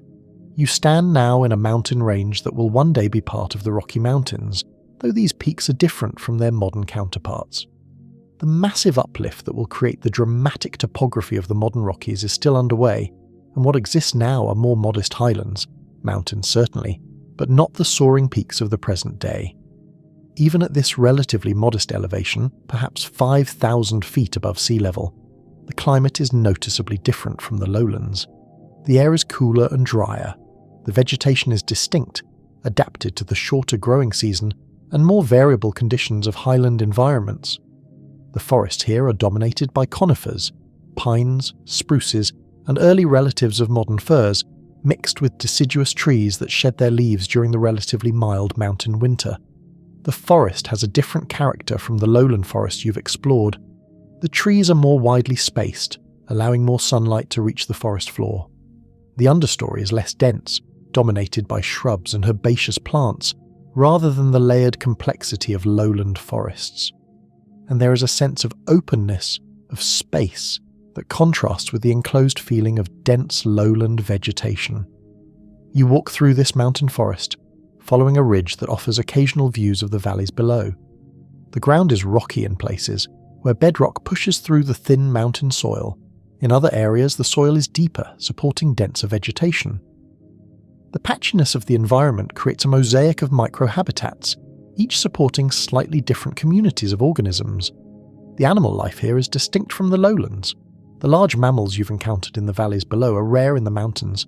They are poorly adapted to the steep terrain and the different vegetation.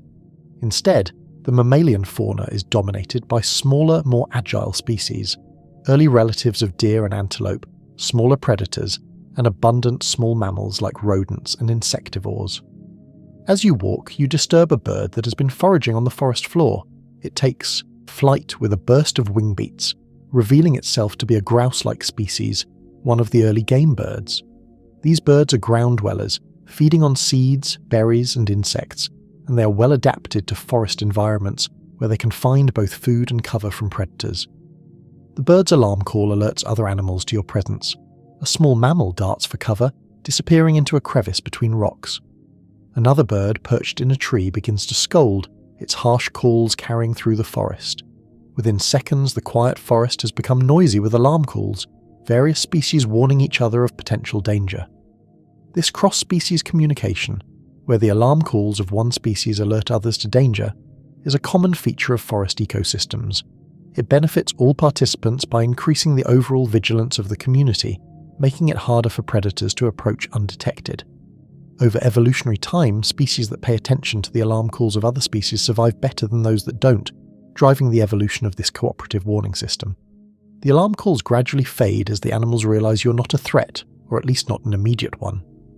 The forest settles back into its normal patterns of activity. You continue walking, climbing higher up the ridge, gaining elevation and perspective. At a break in the forest, you emerge onto a rocky outcrop that offers a panoramic view of the surrounding landscape. Below you, valleys stretch into the distance, covered in unbroken forest that extends to the horizon. Rivers wind through the valleys, their courses marked by the slightly different green of riparian vegetation. In the far distance, a plume of smoke or steam rises, possibly a volcanic vent, a reminder that the Earth's internal heat engine continues to operate, shaping the surface through volcanism and mountain building. The view emphasizes the scale of the Paleocene forests.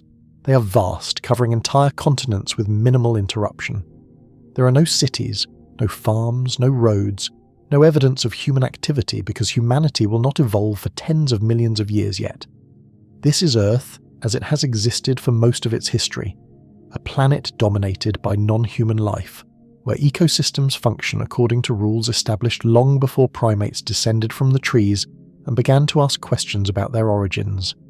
You settle on the rocky outcrop, letting the view wash over you. The sun is warm on your face. A breeze carries the scent of pine resin and distant rain. Below, a hawk circles on thermal currents, riding the rising warm air with minimal effort, its sharp eyes scanning the forest for prey.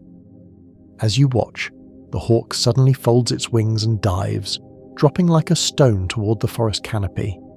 It disappears into the trees, and seconds later emerges with something clutched in its talons. Too small and distant to identify, but clearly prey of some kind. The hawk flaps, heavily gaining altitude, carrying its meal to some private perch where it can feed undisturbed. This moment, the successful hunt witnessed from a distance, reminds you again of the fundamental patterns that organize life. Predation is not optional in ecosystems, it is essential. Without predators, herbivore populations would explode, overgrazing vegetation and causing ecosystem collapse. The predators serve as a regulatory force, keeping prey populations in balance with food resources. But predators do more than just regulate numbers. They also influence prey behavior, making herbivores more cautious, more alert, more likely to stay in groups where many eyes can watch for danger. This behavioral pressure from predators shapes the evolution of prey species, favoring traits that improve survival, better camouflage, faster running speed, enhanced senses, social behaviors that confuse or discourage predators. The relationship between predators and prey is thus not simply one of hunter and hunted, but a complex interaction that drives the evolution of both groups and shapes the structure and function of entire ecosystems. It is one of the most important relationships in ecology, and understanding it is key to understanding how natural systems work.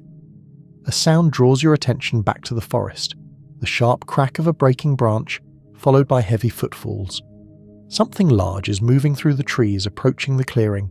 You remain still, waiting to see what emerges.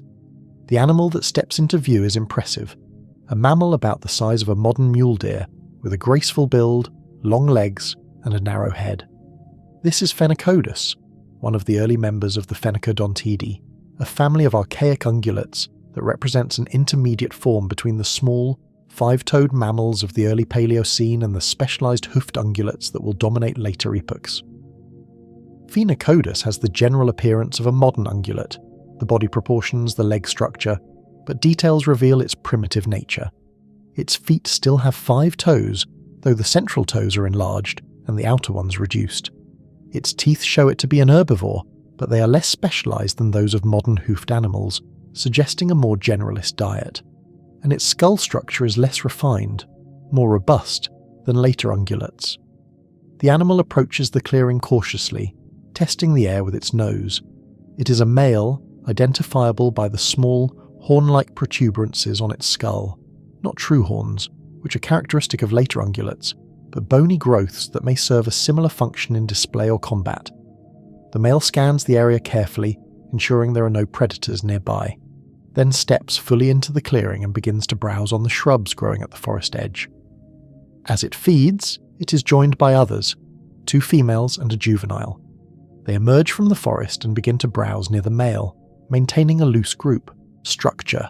They feed efficiently, stripping leaves from branches with mobile lips, chewing thoroughly before swallowing.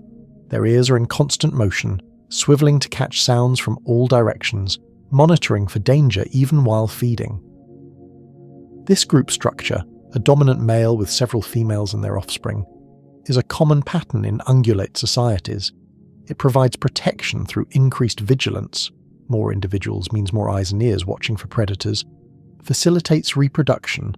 The male has access to multiple females. And allows social learning. Juveniles learn feeding strategies and danger recognition from adults. Watch as the juvenile, perhaps 6 months old and already half the size of its mother, attempts to feed on the same plant as an adult female. The female shifts her position, blocking the juvenile's access, asserting her dominance in the feeding hierarchy. The juvenile backs off and moves to a different plant, one that the adults are not currently using. This interaction, minor as it seems, is part of the complex social dynamics that structure ungulate groups, establishing pecking orders and teaching young animals their place in the social hierarchy. As the group feeds, the male suddenly raises his head, alert. He has detected something, a scent on the breeze perhaps, or a sound. He vocalizes a short, sharp bark that immediately brings the entire group to attention. The females and juvenile move closer to the male, forming a tighter cluster. They all face the same direction, toward a section of forest where the male's attention is focused. From the shadows emerges a predator, a carnivore about the size of a modern coyote, with a long body, relatively short legs, and a somewhat cat-like face. This is Miyakis, an early member of the carnivora that will give rise to both the dog and cat families. It is one of the more successful predatory mammals of the late Paleocene, with a flexible diet and adaptable behaviour that allows it to survive in many different environments. The Miyakis watches the ungulate group from the forest edge, evaluating the situation. It is alone. These carnivores are not yet pack hunters like modern wolves, and taking on a group of alert adult ungulates would be suicidal. But if it waits, if the group lets down its guard, if the juvenile strays too far from the adults. The standoff continues for several minutes. The ungulates remain clustered, vigilant, presenting a united front. The carnivore sits at the forest edge, watching, patient. Neither group moves. This is a familiar pattern in predator-prey interactions. The predator probing for weakness, the prey denying any opportunity for attack. Finally, the male Phenacodus makes a decision. He leads the group away from the clearing, moving deeper into the forest, putting distance between themselves and the predator. The females and juvenile follow closely, maintaining the tight group formation. They do not run. Running would signal panic and might trigger a chase response from the predator, but they move quickly, purposefully, constantly glancing back to monitor the threat. Miyakis watches them go but does not pursue. The conditions are not favourable for a hunt. The predator turns away and melts back into the forest, already searching for easier prey, a sick or injured animal, a juvenile separated from adults, an unwary bird or small mammal. The hunt continues, as it always does, with patience and persistence and the acceptance that most attempts will fail. You remain on the rocky outcrop as the sun begins its descent toward the horizon. The valleys below are filling with shadow as the mountains block the lowering sun. The quality of light is changing, becoming warmer, more golden, painting the landscape in shades that will not exist again until tomorrow evening. A sound drifts up from the valleys, the distant call of a large mammal, possibly one of the pantodonts like Coryphodon, marking its territory or calling to others of its kind. The sound is deep and resonant, carrying for miles through the still evening air. Other calls answer, creating a brief chorus that then fades back into silence. The mountain forest around you is settling into its evening rhythms. The diurnal animals are seeking shelter, preparing for the vulnerable hours of darkness. The nocturnal species are beginning to wake, preparing for their night of hunting and foraging. The transition is gradual, a gentle handoff between shifts, orchestrated by the setting sun and internal biological clocks that have been refined by millions of years of evolution. A small mammal emerges from a burrow near your perch, a rodent-like animal, probably an early member of one of the major rodent lineages that are diversifying rapidly in the late Paleocene. It sits up on its hind legs, its front paws held against its chest, and surveys its surroundings with bright, alert eyes. Satisfied that it is safe, it begins to forage, moving quickly across the rocky surface, pausing frequently to nibble on seeds or insects. This small mammal, unremarkable in appearance, is part of one of the most successful mammalian groups ever to evolve. rodents will eventually make up roughly 40% of all mammalian species, adapting to virtually every terrestrial environment on Earth. Their success comes from their flexibility. They can eat almost anything, live almost anywhere, reproduce quickly, and adapt rapidly to changing conditions. In the late Paleocene, they're just beginning this remarkable radiation, but they are already abundant and diverse. As you watch the rodent forage, you reflect on the patterns you've observed throughout this journey through the Paleocene. 10 million years after the extinction, the world has been transformed. The immediate post-impact devastation has given way to thriving ecosystems. The forests have returned and matured. The mammals have diversified from small, mostly nocturnal insectivores into a vast array of forms: large herbivores, specialized predators, omnivores, aquatic specialists, and countless small species occupying every available niche. But the world is still in transition. The mammals are not yet as large or diverse as they will become. The birds have not yet evolved all their modern forms. The flowering plants are still refining their relationships with pollinators. The climate is warmer than it will be in later epochs, supporting forests in regions that will eventually become grasslands or deserts. The Paleocene is a time of recovery and experimentation, a period when the rules are being rewritten, when ecological niches are being filled for the first time since the extinction, when evolution is exploring possibilities that have never existed before. It is a dynamic, creative time, and witnessing it, even in imagination, even through the lens of fragmentary fossil evidence and scientific inference, provides insights into how ecosystems function, how evolution operates, how life responds to catastrophe. The sun touches the horizon, and the sky erupts in colour. Oranges and reds and purples layering across the clouds, reflected in the distant rivers, painting the world in shades that seem almost artificial in their intensity. This same phenomenon, scattering of sunlight by atmospheric particles, creates beautiful sunsets in every epoch, including your own time. The physics is the same, the beauty is the same, the sense of wonder at the daily spectacle is something you share with countless observers across deep time. Your breathing has become slow and deep, synchronized with some internal rhythm that has no connection to conscious thought. Your body is completely relaxed, supported by the warm stone, requiring no effort. Your mind is quiet, empty of the concerns and anxieties that usually fill it. You're simply present here and now, 56 million years ago, watching the sun set over a Paleocene landscape. Let this peace settle into the deepest parts of yourself. Let the mountain forest, the setting sun, the patient turning of geological time remind you that you are part of something ancient and ongoing. The story continues, will always continue, flowing forward like a river, like the evolution of species, like time itself. Rest here on this mountain. Let the Paleocene evening embrace you.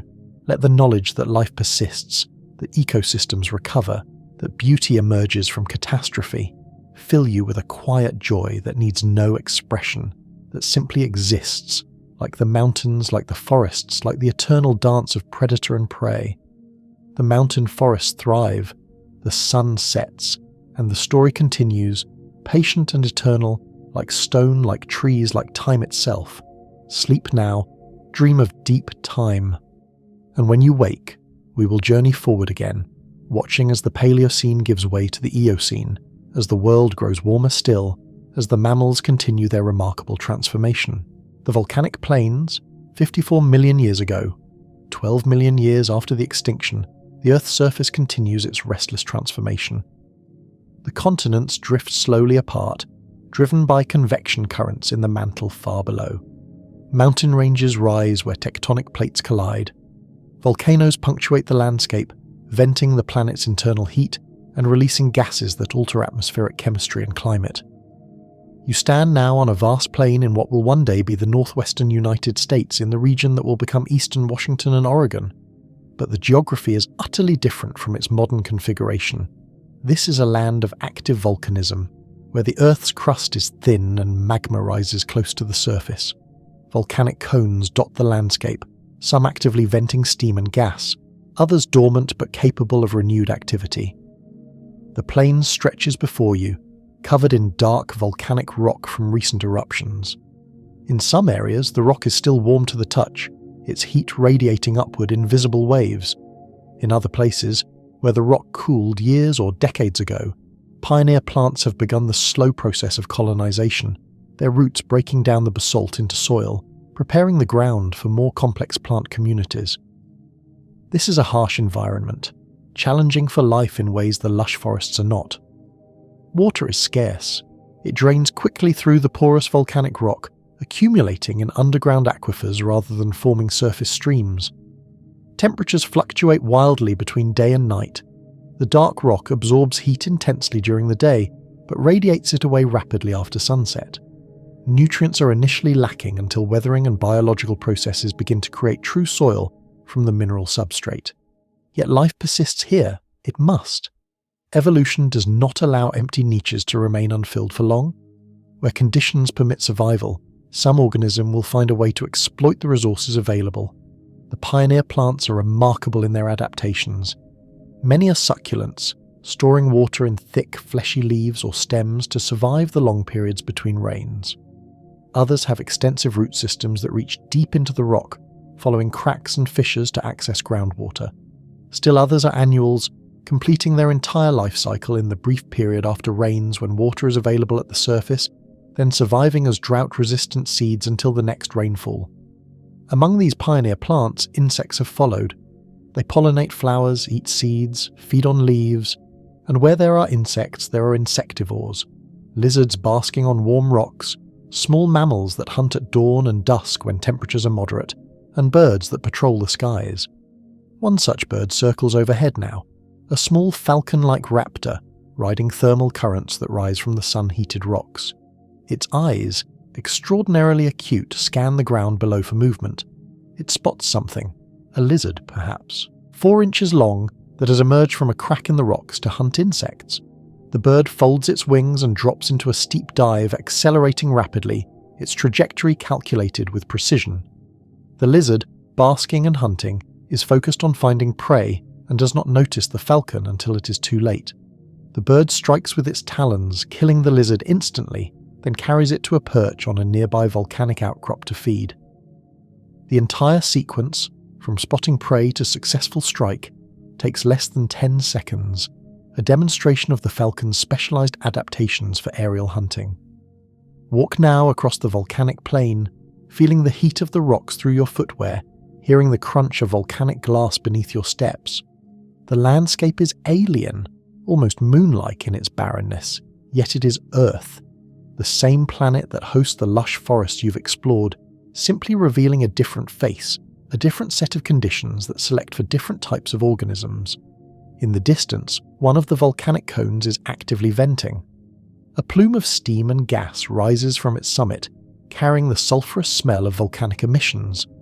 The plume is illuminated by the afternoon sun, creating a pillar of light against the darker sky beyond.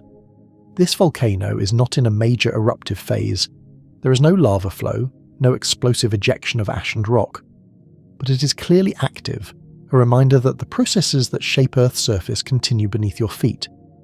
As you approach the base of the volcanic cone, the vegetation becomes slightly more substantial. Water vapor from the volcanic vents condenses and drains down the slopes, creating moisture conditions that support denser plant growth. Small shrubs and clusters of ferns grow in the relatively enriched soil, and where moisture accumulates in depressions, small pools support aquatic insects and their larvae. At one such pool, you encounter an animal drinking, a small mammal about the size of a modern raccoon, with a stocky build and thick fur. This is Criacus, a member of the Condylarthra, a paraphyletic group of archaic ungulates that includes ancestors of many modern hoofed mammal orders. Criacus is an omnivore, eating fruits, seeds, insects, and occasionally small vertebrates. The animal drinks quickly, lapping water with its tongue, its eyes constantly scanning for danger. The volcanic plains are exposed environments with little cover, making animals vulnerable to predators. Speed and vigilance are essential for survival here. After drinking, Criacus does not linger. It retreats to the shelter of nearby rocks, disappearing into a crevice where it can rest in safety during the hottest part of the day. The sun beats down relentlessly on the dark rocks. Heat waves shimmer above the surface, distorting distant views. The temperature must be approaching 100 grove, oppressive even for someone accustomed to heat. Most animals have sought shelter, waiting for evening when conditions will moderate. Only the most heat-tolerant species, certain lizards, some insects, and the ever-present vulture-like birds that ride the thermals remain active. You find shade beneath an overhang of rock, a small cave formed by an ancient lava tube whose roof partially collapsed. The temperature inside is noticeably cooler, perhaps 20 degrees lower than the exposed surface. The rock walls are damp in places where groundwater seeps through cracks, and where this moisture accumulates, moss and small ferns grow, creating patches of green in the dark stone.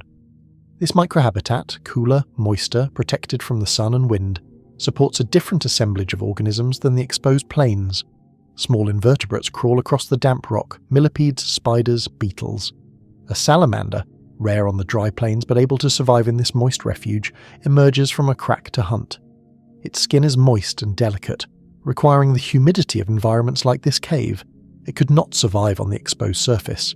These refugia, small pockets of favourable conditions within otherwise harsh environments, are critical for maintaining biodiversity in extreme environments. They serve as reservoirs from which organisms can recolonize the surrounding areas when conditions improve, and they allow species to persist through periods of environmental stress that would otherwise cause local extinction. As you rest in the shade, you reflect on the diversity of environments you've encountered in the Paleocene world. The lush forests, the coastal wetlands, the river valleys, the mountain slopes, and now these volcanic plains. Each presents different challenges, each selects for different adaptations, each hosts its own unique community of organisms.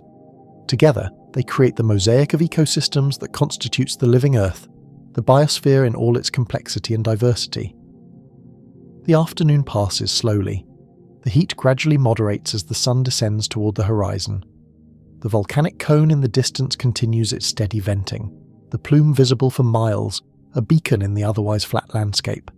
As the light changes, becoming softer and warmer, animals begin to emerge from their hiding places, ready to resume their activities in the more favourable conditions of evening. A group of mammals appears on a distant rise. Several individuals of what appears to be an early horse relative, members of the family Equidae, though very different from modern horses. These animals are small, about the size of large dogs, with multiple toes on each foot rather than the single hoof of modern horses. They are browsers rather than grazers. Grasses have not yet evolved into the dominant plants they will become in later epochs, feeding on leaves and soft vegetation. The group moves across the plain in single file, following a trail between areas of denser vegetation. Their movements are cautious, alert for the predators that hunt these open spaces. One individual pauses to call, a sound that is answered by others in the group, maintaining contact, ensuring the group stays together as they travel through the exposed terrain. As darkness approaches, you emerge from the cave and begin walking back across the volcanic plain. The temperature is dropping rapidly now. Without the sun's heat input, the dark rocks are losing their accumulated warmth to the clear night sky. Within an hour of sunset, the temperature will drop by 40 or 50 degrees, creating conditions that are almost cold despite the daytime heat. The stars emerge, brilliant in the clear, dry air. The Milky Way stretches across the sky, a river of light marking the plane of the galaxy. By starlight, the volcanic plain takes on a different character, softer, less harsh, almost beautiful in its stark simplicity. The sounds of the night begin, the calls of nocturnal birds, the chirping of crickets that emerge from daytime hiding places, the distant howl of a predator marking territory.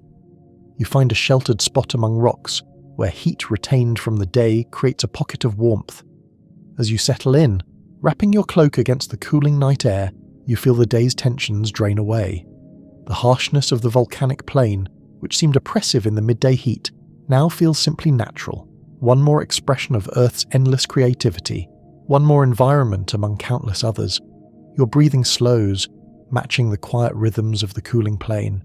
Your body relaxes into the warm stone, supported and cradled by rock formed from the Earth's molten interior, cooled and solidified, now providing shelter. Your mind drifts, thoughts dissolving like the day's heat into the night air, leaving only a quiet awareness of being present, here and now, in this ancient landscape. The volcanic plain rests beneath the stars. The Earth continues its slow rotation, and the story continues, patient and eternal, like cooling stone, like the formation of soil, like the patient colonization of bare rock by living things. Sleep comes easily in this quiet place. The stone's warmth, the star-filled sky, the silence broken only by distant sounds, all combine to create a peace that transcends the harshness of the daytime environment. You are safe here, sheltered by ancient rock, under skies unchanged in their essential character since the Earth first formed. Rest now. Let the volcanic plain work its stark magic. Let the knowledge that life finds ways to thrive even in harsh places bring you comfort. Tomorrow will bring new explorations, new landscapes, new insights into the Paleocene world. But for now, there is only this: rest, warmth, starlight, and the deep peace of deep time. The swamp forests, 52 million years ago, 14 million years after the extinction, and the world stands on the threshold of a major climate shift. The Paleocene is ending, giving way to the Eocene epoch, and the transition is marked by a dramatic warming event, the Paleocene-Eocene Thermal Maximum, or PTM. You stand now in a landscape that would be almost unrecognizable to observers from your own time, a vast swamp forest in what will one day be the Gulf Coast region of North America. But calling it simply a swamp undersells the majesty and complexity of this environment. This is a world where water and land interpenetrate, where the boundary between aquatic and terrestrial is fluid and ever-changing, where life has evolved remarkable strategies for thriving in conditions that are neither fully land nor fully water. The trees here are adapted to standing in water for much of the year. Many are early relatives of modern bald cypress and tupelo, with specialized root systems that include knees, woody projections that rise above the water surface, allowing gas exchange in the oxygen-poor waterlogged soil. Their bases are swollen, buttressed, spreading the tree's weight across the soft substrate and providing stability in the shifting, saturated ground. The canopy overhead is dense but not continuous. Gaps let through shafts of sunlight that illuminate the dark water below, creating columns of golden light in which insects swarm and small fish dart. Spanish moss-like plants drape from branches, not true Spanish moss, which has not yet evolved, but ecological equivalents, epiphytic plants that derive moisture and nutrients from the air rather than soil. The water itself is dark, stained brown by tannins leached from decomposing vegetation. It is warm. The PETM warming has pushed temperatures higher than at any point since the extinction, and rich with dissolved organic matter. Fish glide through it, early catfish relatives, primitive gar-like species with their armoured scales and long jaws, and countless smaller species. Turtles bask on fallen logs. Crocodilians, large and numerous in these warm wetlands, patrol the deeper channels.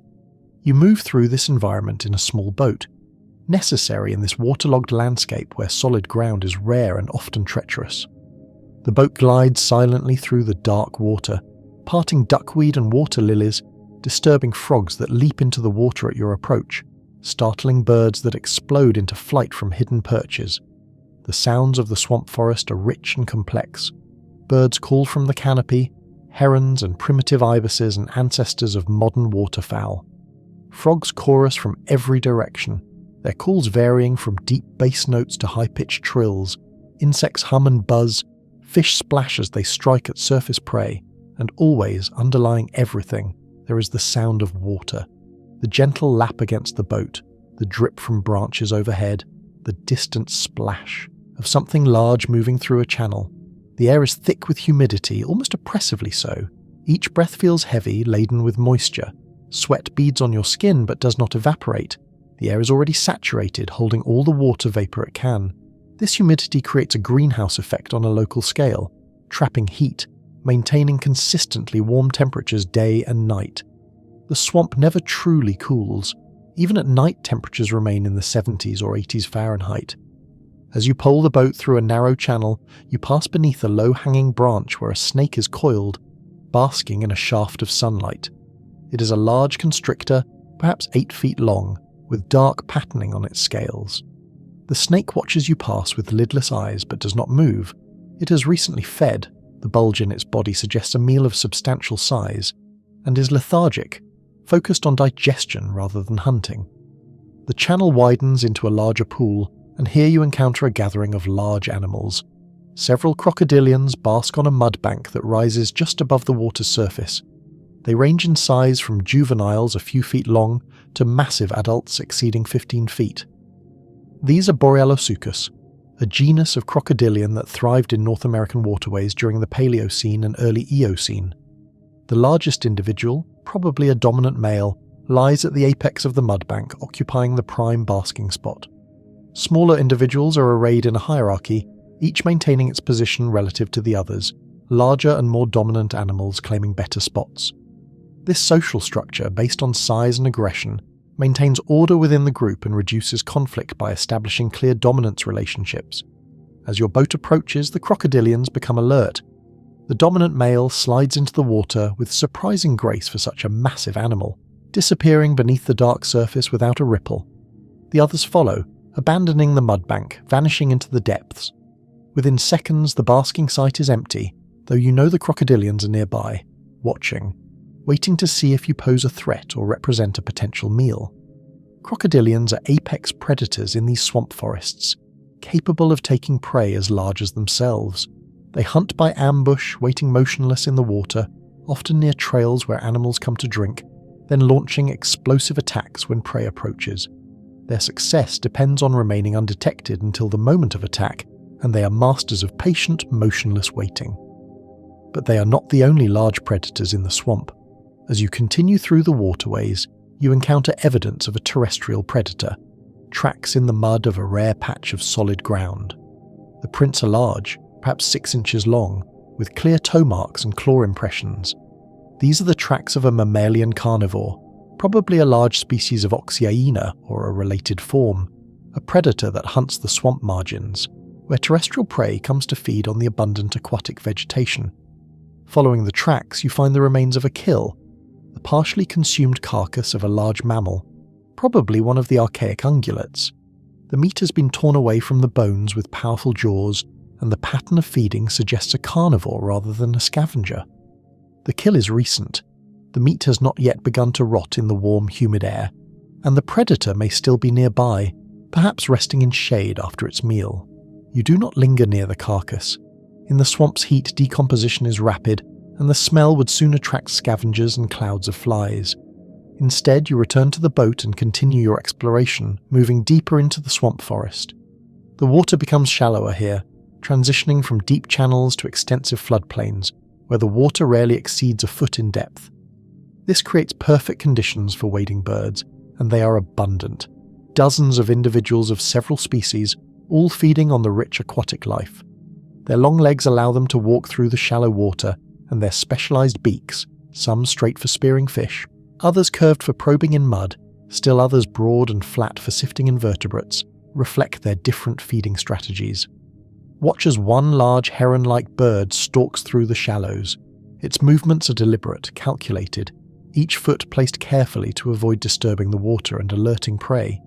It stands motionless for long periods, waiting, watching. Then, with sudden speed, its neck extends and its beak plunges into the water, emerging with a fish held crosswise. The bird manipulates its catch, positioning it head first, then swallows it whole, the bulge visible as it slides down the bird's long neck. Nearby, a smaller bird with a curved beak probes in the mud, feeling for buried invertebrates. When it locates something, it pulls it free, a freshwater clam, judging by the shell. The bird carries the clam to a rock protruding from the water and proceeds to hammer at it, breaking the shell to access the soft flesh inside. This tool using a rock as an anvil, demonstrates a level of behavioral sophistication that will become more common in later epochs, but is already present in these early Eocene birds. The swamp forest continues in all directions, seemingly endless. This ecosystem type covers vast areas in the early Eocene, taking advantage of the warm, wet climate and the high sea levels that flood coastal plains. These swamps are among the most productive environments on Earth, converting sunlight and nutrients into biomass at remarkable rates, supporting food webs of extraordinary complexity. As afternoon gives way to evening, the character of the swamp changes. The slanting light creates dramatic contrasts, bright areas where sun penetrates the canopy, deep shadows where the water appears black as ink. The sounds shift as diurnal animals seek shelter and, nocturnal species begin to stir. The frog chorus intensifies, reaching a crescendo that makes conversation impossible. The air fills with bats, early members of that group, swooping and diving as they hunt the abundant insects. You find a platform built by some long-vanished human visitor. No, that's wrong. There are no humans yet, no structures except those created by animals or plants. Instead, you find a natural platform, a fallen tree trunk wedged between living trees, creating a dry surface above the water. You secure the boat and climb onto this natural deck, settling in to watch the transition from day to night. The sunset, visible through gaps in the canopy, paints the sky in shades of orange and red. The reflection in the dark water below creates a mirror image, as if the swamp has become a portal between two worlds. The effect is hypnotic, dreamlike, and you find your thoughts drifting, your breath slowing, your body relaxing into the ancient rhythm of day giving way to night. As darkness deepens, bioluminescence begins to appear. The green glow of fireflies in the understory, flashing in patterns that serve as mating signals. Early members of that group, they are not yet as diverse or as synchronous in their flashing as some modern species, but they are present, adding their light to the evening display. And you sit, watching, breathing, simply being present in this ancient swamp. The modern world, with all its complexity and urgency, seems impossibly distant. Here, 52 million years ago, there are no deadlines, no obligations, no worries beyond immediate survival.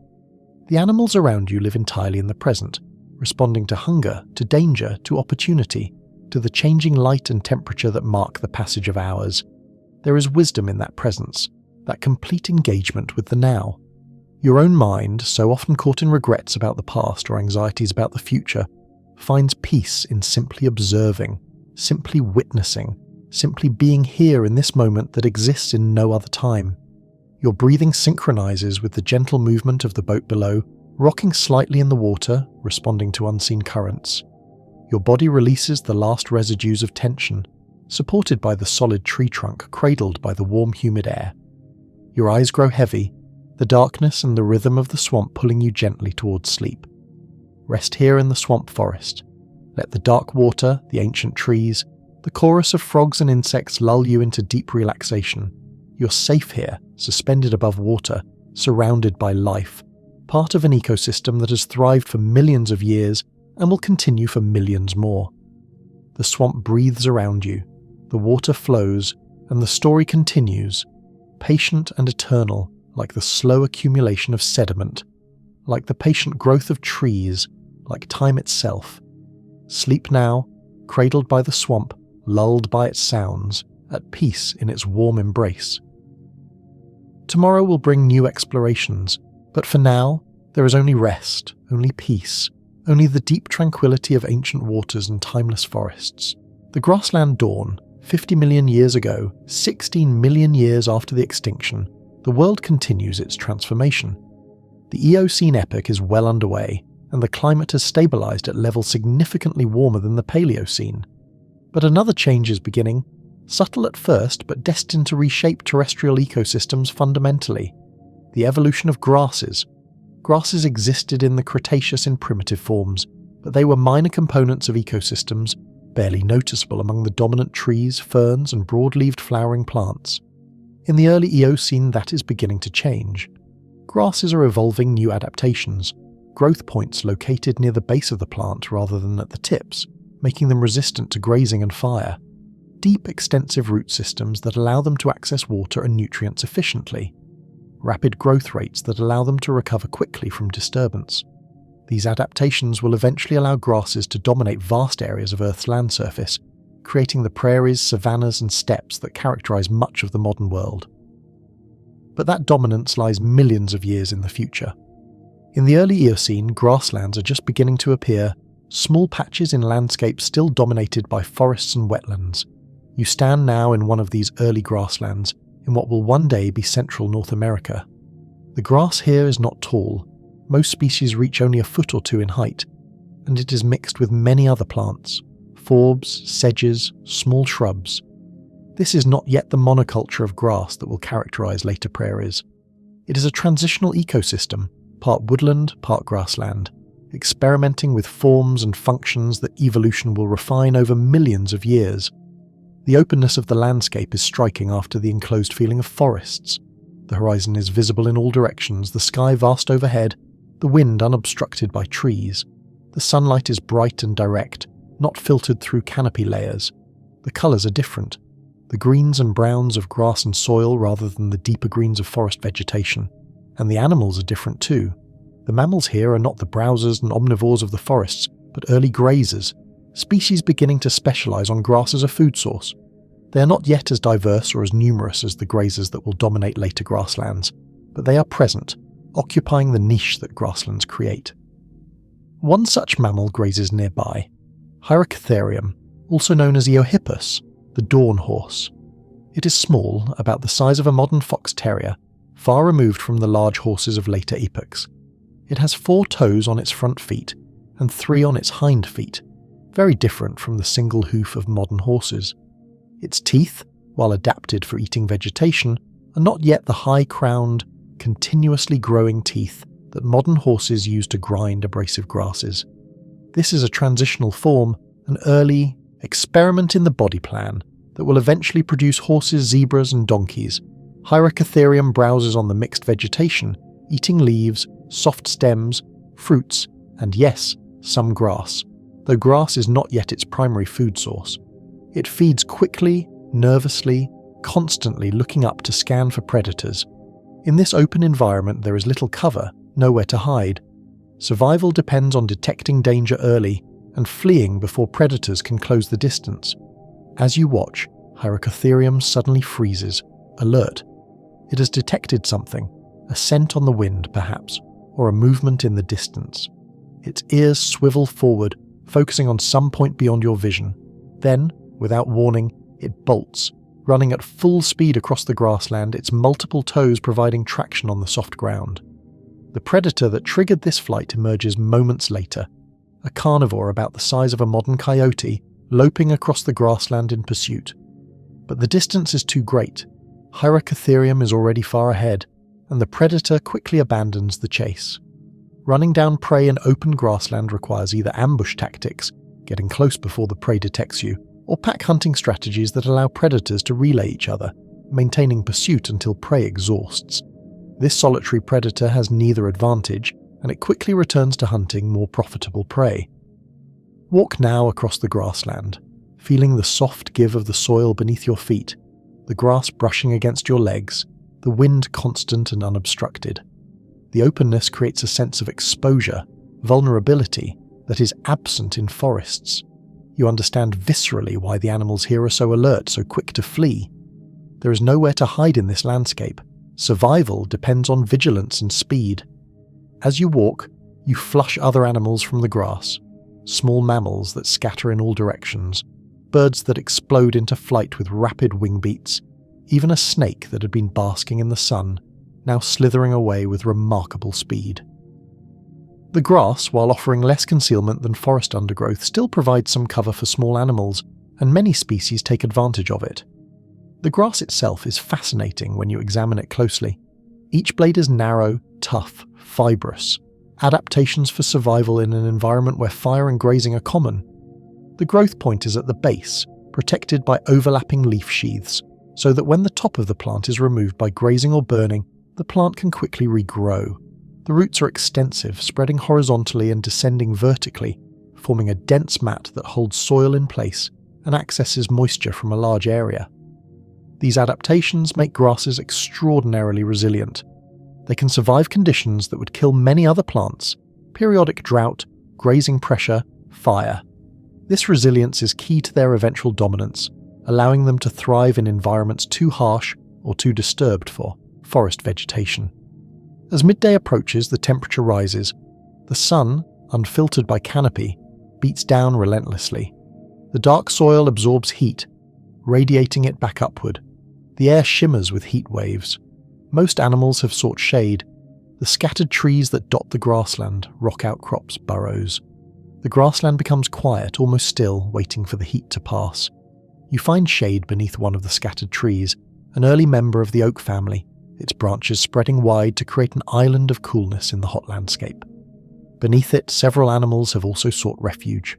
A small herd of Hyracotherium, a few rabbit-sized mammals, and various birds perched in the lower branches.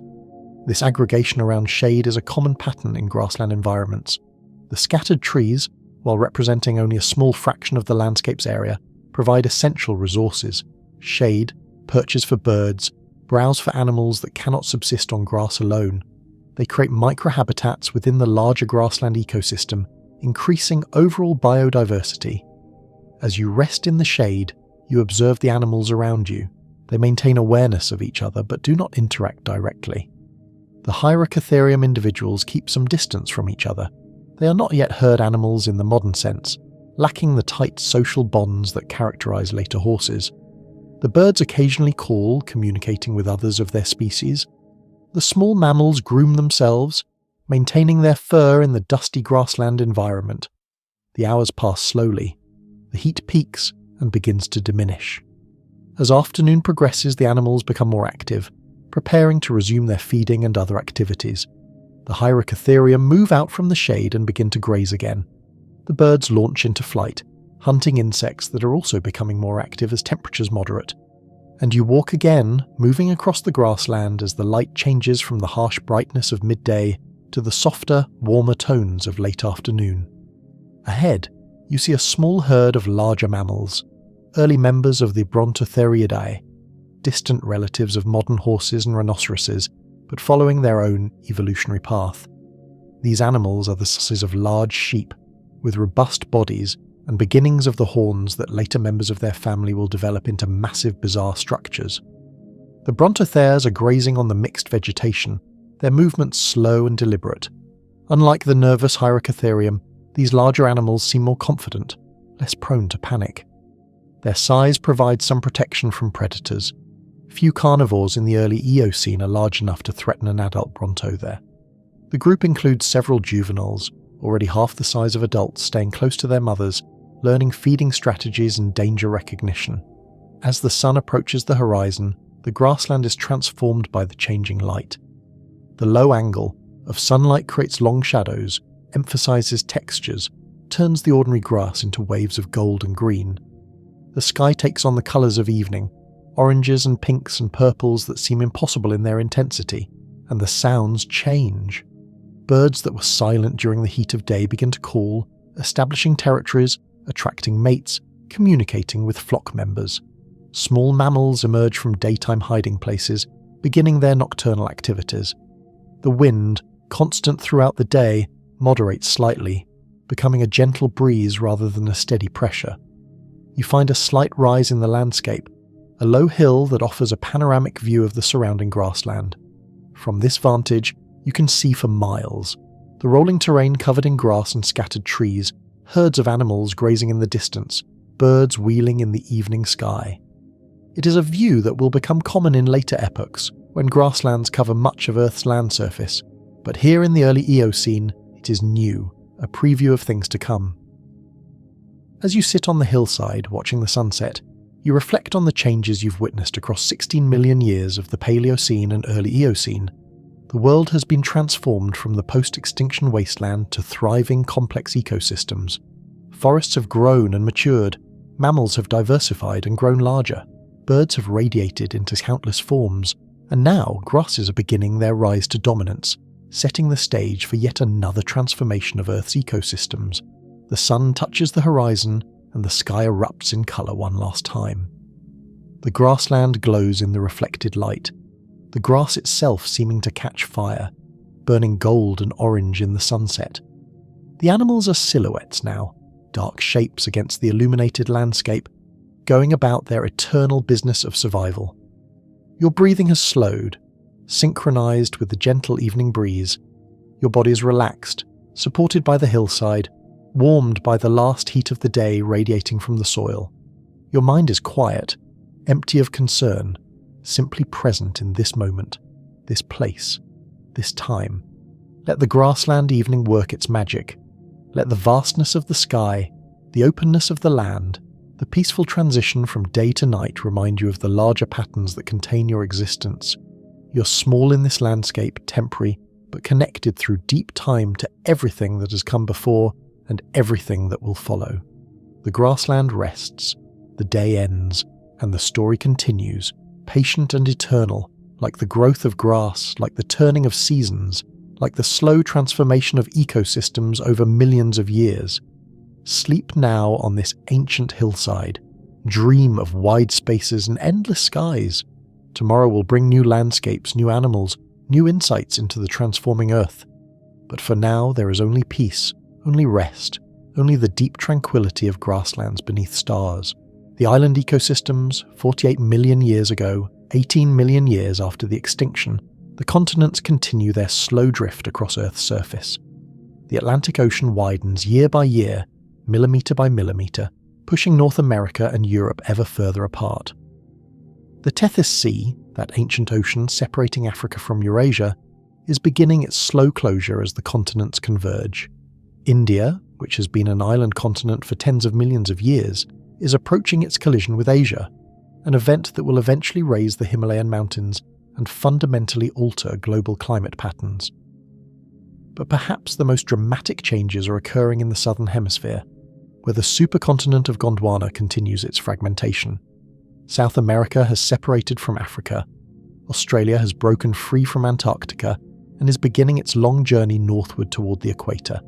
And Antarctica itself, still connected to South America by a narrow land bridge, is moving toward the South Pole, where it will eventually become locked in ice. You stand now on an island in what will one day be the Caribbean Sea, though the geography is entirely different from the modern configuration. This island is part of a chain of volcanic peaks, formed by the subduction of oceanic crust beneath the edge of a continental plate.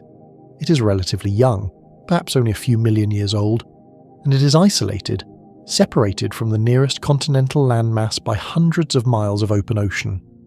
This isolation creates unique evolutionary conditions. The organisms that colonize oceanic islands must arrive by chance, carried on floating vegetation blown by storms, or in the case of birds and bats, arriving under their own power. Once established, these founding populations evolve in isolation, adapting to local conditions without gene flow from mainland populations. The result, over time, is the evolution of endemic species found nowhere else on Earth. The island rises from the sea in dramatic fashion, steep cliffs and rocky shores giving way to forested slopes that climb toward a central volcanic peak. The volcano is dormant now. It has not erupted for thousands of years, but it remains a presence, a reminder of the geological forces that created this island and that continue to shape Earth's surface. The forest here is different from continental forests. The tree diversity is lower, only a few dozen species compared to hundreds on the mainland, because only a subset of mainland species managed to colonize the island. But what the forest lacks in diversity, it makes up for in distinctive character. Many of the plants and animals here are unique, evolved from the original colonizers into forms found nowhere else. Walk through this island forest now, feeling the soft give of volcanic soil beneath your feet, hearing the calls of birds that exist nowhere else in the world. The forest is dense, the trees shorter than their mainland, relatives adapted to the strong winds that rake the island during storms. The canopy is irregular, with frequent gaps where individual trees have fallen, creating a mosaic of light and shade on the forest floor. The most obvious inhabitants are the birds. Islands are typically reached most easily by flying organisms, and birds dominate the fauna here. Some are clearly related to mainland forms, early members of families that exist in continental forests, but others have evolved distinctive features in isolation. One species, a pigeon-like bird about the size of a chicken, has lost the ability to fly entirely. Its wings are reduced to stubs, and it walks through the forest on strong legs, pecking at fruits and seeds on the ground. This loss of flight is a common pattern on islands, particularly those without terrestrial predators. Flight is energetically expensive, requiring large flight muscles and light body weight that limits overall size. If predation pressure is low, natural selection may favour individuals that invest less in flight capability and more in other traits: larger body size for competing for mates, better foraging efficiency, improved thermoregulation. Over many generations, this can lead to the evolution of flightless forms. The flightless pigeon is feeding on fruits that have fallen from a tree, using its strong beak to break through tough rinds. It is surprisingly tame by mainland standards. It does not flee when you approach, merely watches you with dark, curious eyes. This tameness is another island characteristic. In the absence of predators, extreme wariness becomes less advantageous, and individuals that spend less time in vigilance and more time feeding may have higher reproductive success. As you watch the bird, you become aware of another animal observing it. A small mammal about the size of a rat peering from the base of a tree. This is remarkable. Mammals are rare on oceanic islands because they have difficulty crossing open ocean. This individual must be descended from ancestors that arrived by chance, perhaps on floating vegetation rafted from the mainland during a storm. The mammal is an insectivore, probably related to early shrews, but it has evolved some unusual features in isolation. Its teeth are more robust than its mainland relatives, adapted for crushing the hard exoskeletons of beetles and other large insects that are abundant on the island. Its tail is longer and more prehensile, useful for climbing in the irregular island forest where fallen logs and tangled vegetation create a three-dimensional environment. The insectivore emerges fully from its hiding place and begins to hunt, poking its long snout into crevices in the bark, searching for insects. It finds a beetle, a large specimen perhaps 2 inches long, and wrestles it out of its hiding place. The beetle struggles, but the mammal's strong jaws make short work of the hard exoskeleton, crunching through it to reach the soft flesh inside. This scene, the flightless bird, the endemic mammal, the unique forest community, illustrates the power of isolation to drive evolutionary change. The island is a natural laboratory, an experiment in what happens when a small founding population is separated from its parent population and allowed to evolve independently. The results are often surprising, sometimes bizarre, always fascinating. Move now toward the coast, descending from the forested interior toward the rocky shores. The vegetation transitions from tall forest to coastal scrub, adapted to salt spray and strong winds. The plants here are stunted, wind-sculpted, their growth forms more horizontal than vertical. Many have thick, waxy leaves that resist desiccation in the salt-laden air. The shore itself is rocky, composed of volcanic basalt that has been carved by waves into complex forms. Arches, sea stacks, tide pools. The waves crash against the rocks with impressive force. The island, rising from deep ocean and unprotected by any continental shelf, receives the full energy of ocean swells that have travelled thousands of miles across open water. In the tide pools, life is abundant despite the harsh conditions. Anemones wave their tentacles in the current, capturing plankton. Crabs scuttle across the rocks, scavenging and hunting. Fish dart in and out of crevices, taking advantage of the food-rich waters while seeking shelter from the pounding waves. These organisms are mostly not endemic. They are part of the wider marine fauna, their larvae carried by ocean currents from distant shores. But even in the marine environment, the island's isolation has some effect. Several species of fish found in the tide pools are slightly different from their mainland relatives. Subtle differences in coloration, fin shape, or behaviour that have evolved in the few million years since the island emerged from the sea. Evolution works quickly when populations are small and isolated, and even the relatively short history of this island has been sufficient to produce measurable change. As you explore the tide pools, you are watched by seabirds. The island is home to large colonies of nesting birds that feed in the surrounding ocean.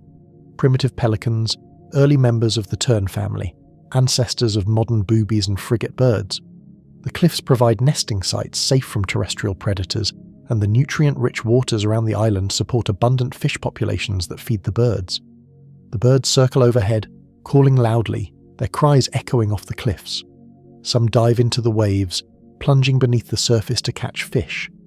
Others hover on the wind, using the updrafts created by wind striking the cliffs to remain airborne with minimal energy expenditure. The aerial display is impressive. Dozens of birds wheeling and diving, a dynamic ballet choreographed by hunger and the physics of flight. Watch as one bird, a large pelican-like species, spots a school of fish near the surface. It folds its wings and drops into a steep dive, building speed as it falls. Just before impact, its wings fold completely back against its body, streamlining its form. It hits the water with a tremendous splash, disappearing beneath the surface. Seconds later, it emerges, its large bill pouch distended with water and fish. The bird tilts its head back, drains the water from the pouch, and swallows the fish. Then it takes off, flapping heavily to gain altitude, already searching for the next school. This hunting technique, plunge diving from height to surprise fish near the surface, is effective but physically demanding. The impact with the water at high speed creates enormous forces that the bird must withstand. Specialized adaptations, air sacs that cushion the impact, reinforce skull bones, protective membranes over the eyes, allow the birds to dive repeatedly without injury. The afternoon sun is warm on the volcanic rocks. The spray from the waves creates a fine mist that catches the light, forming small rainbows. The combination of sun, spray, and the crashing waves creates a sensory experience that is both invigorating and peaceful. The raw power of the ocean contrasting with the sense of timelessness, the waves having crashed against these rocks for millions of years and destined to continue for millions more. You find a smooth boulder above the tide line and settle onto it, letting the sun warm you, the spray cool you, the rhythm of the waves synchronize your breathing. In, out, each wave a breath, each breath a wave, the boundary between self and ocean becoming permeable, dissolving in the spray and sun, and as you sit you reflect on what islands teach us about evolution and ecology. They are laboratories where processes that operate everywhere can be studied in simplified form. The reduced number of species makes interactions clearer, easier to understand. The isolation makes the effects of evolution visible on shorter timescales. The endemic species are experiments in adaptation, showing what happens when organisms are freed from the constraints of continental competition and predation. But islands also teach us about fragility. Island species, evolved in the absence of certain predators or competitors, are often vulnerable when those organisms eventually arrive. The tameness that serves flightless birds well on predator-free islands becomes a fatal liability when predators colonize. The specialized adaptations that allow survival in island conditions may not be flexible enough to cope with rapid environmental change. These lessons, learned from ancient island ecosystems, remain relevant millions of years later. Islands continue to be both crucibles of evolution and vulnerable ecosystems requiring protection. The patterns you observe here, 48 million years ago, will repeat throughout Earth's history, wherever isolation creates opportunities for evolutionary innovation. The sun descends toward the horizon, and the quality of light changes. The volcanic peak behind you is illuminated in warm oranges and reds. The ocean, dark blue in full daylight, takes on shades of purple and pink. The birds begin to return to their nesting sites, their day of fishing complete, their crops full of food for chicks waiting in nests on the cliff faces. The calls of the birds intensify as they return home, a cacophony of squawks and cries as individuals compete for landing sites and greet their mates.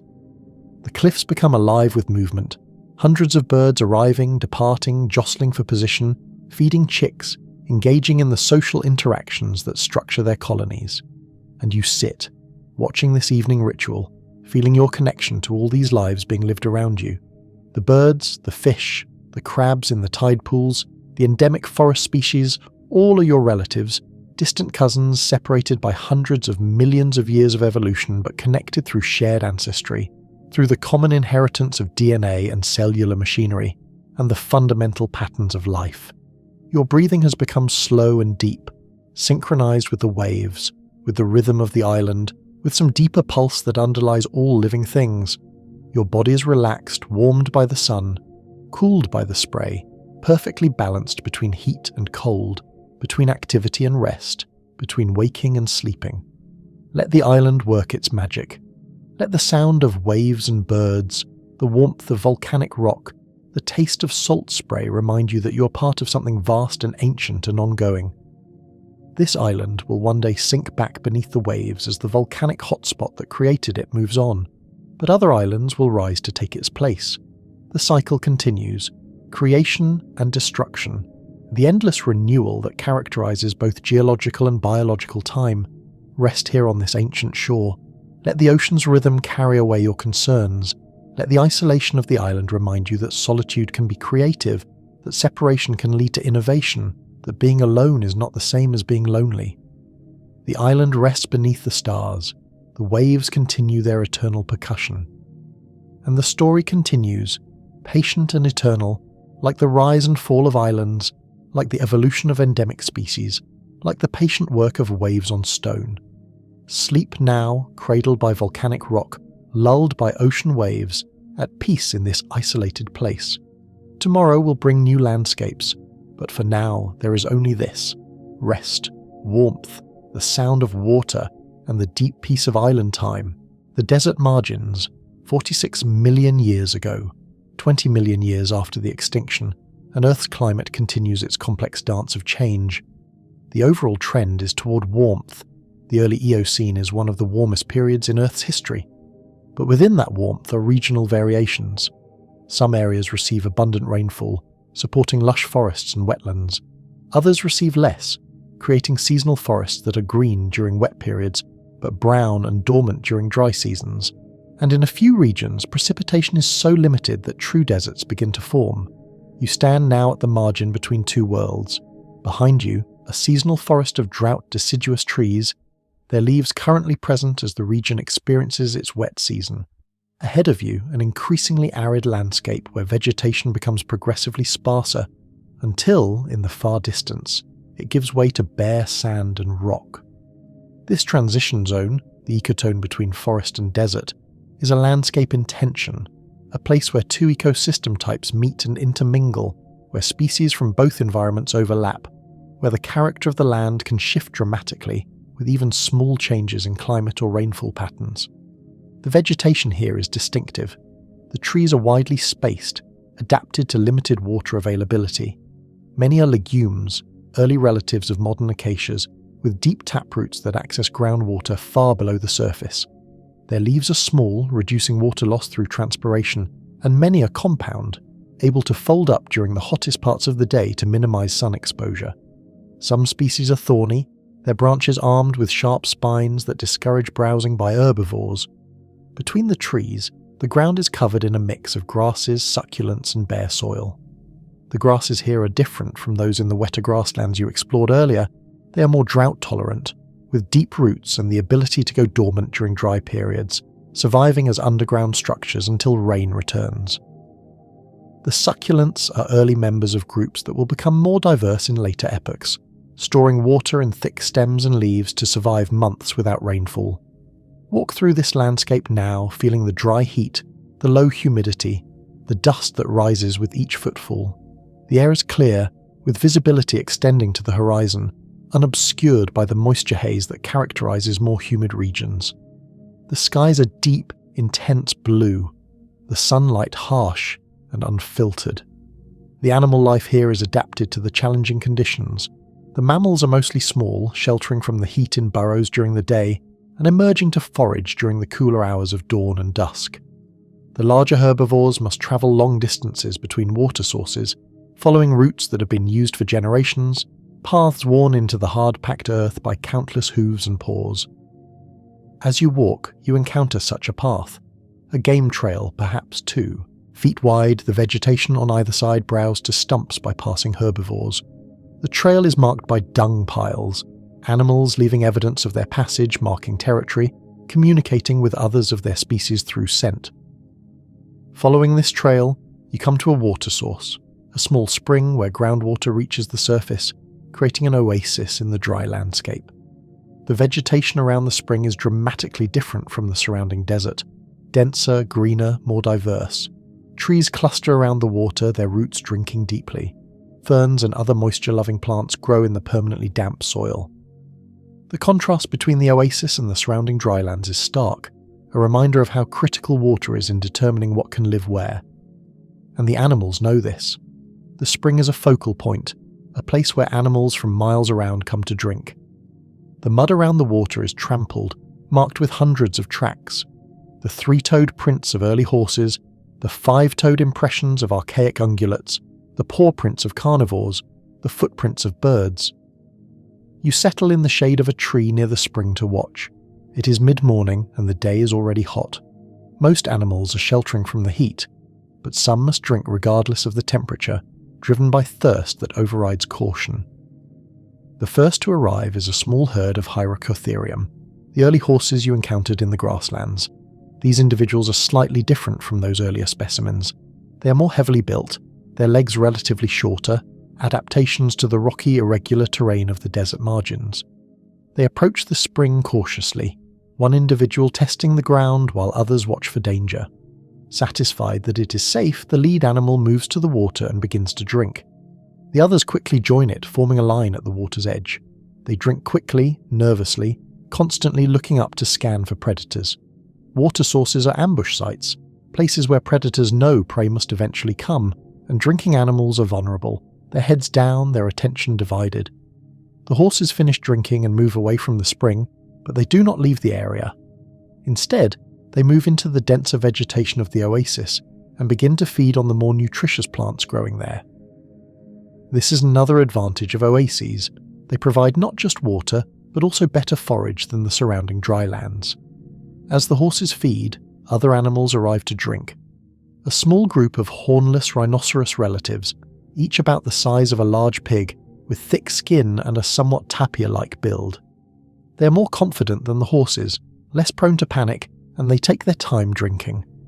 After satisfying their thirst, they move to a mud wallow near the spring and lower themselves into it, coating their bodies with cool mud that will help regulate their temperature as it dries and evaporates.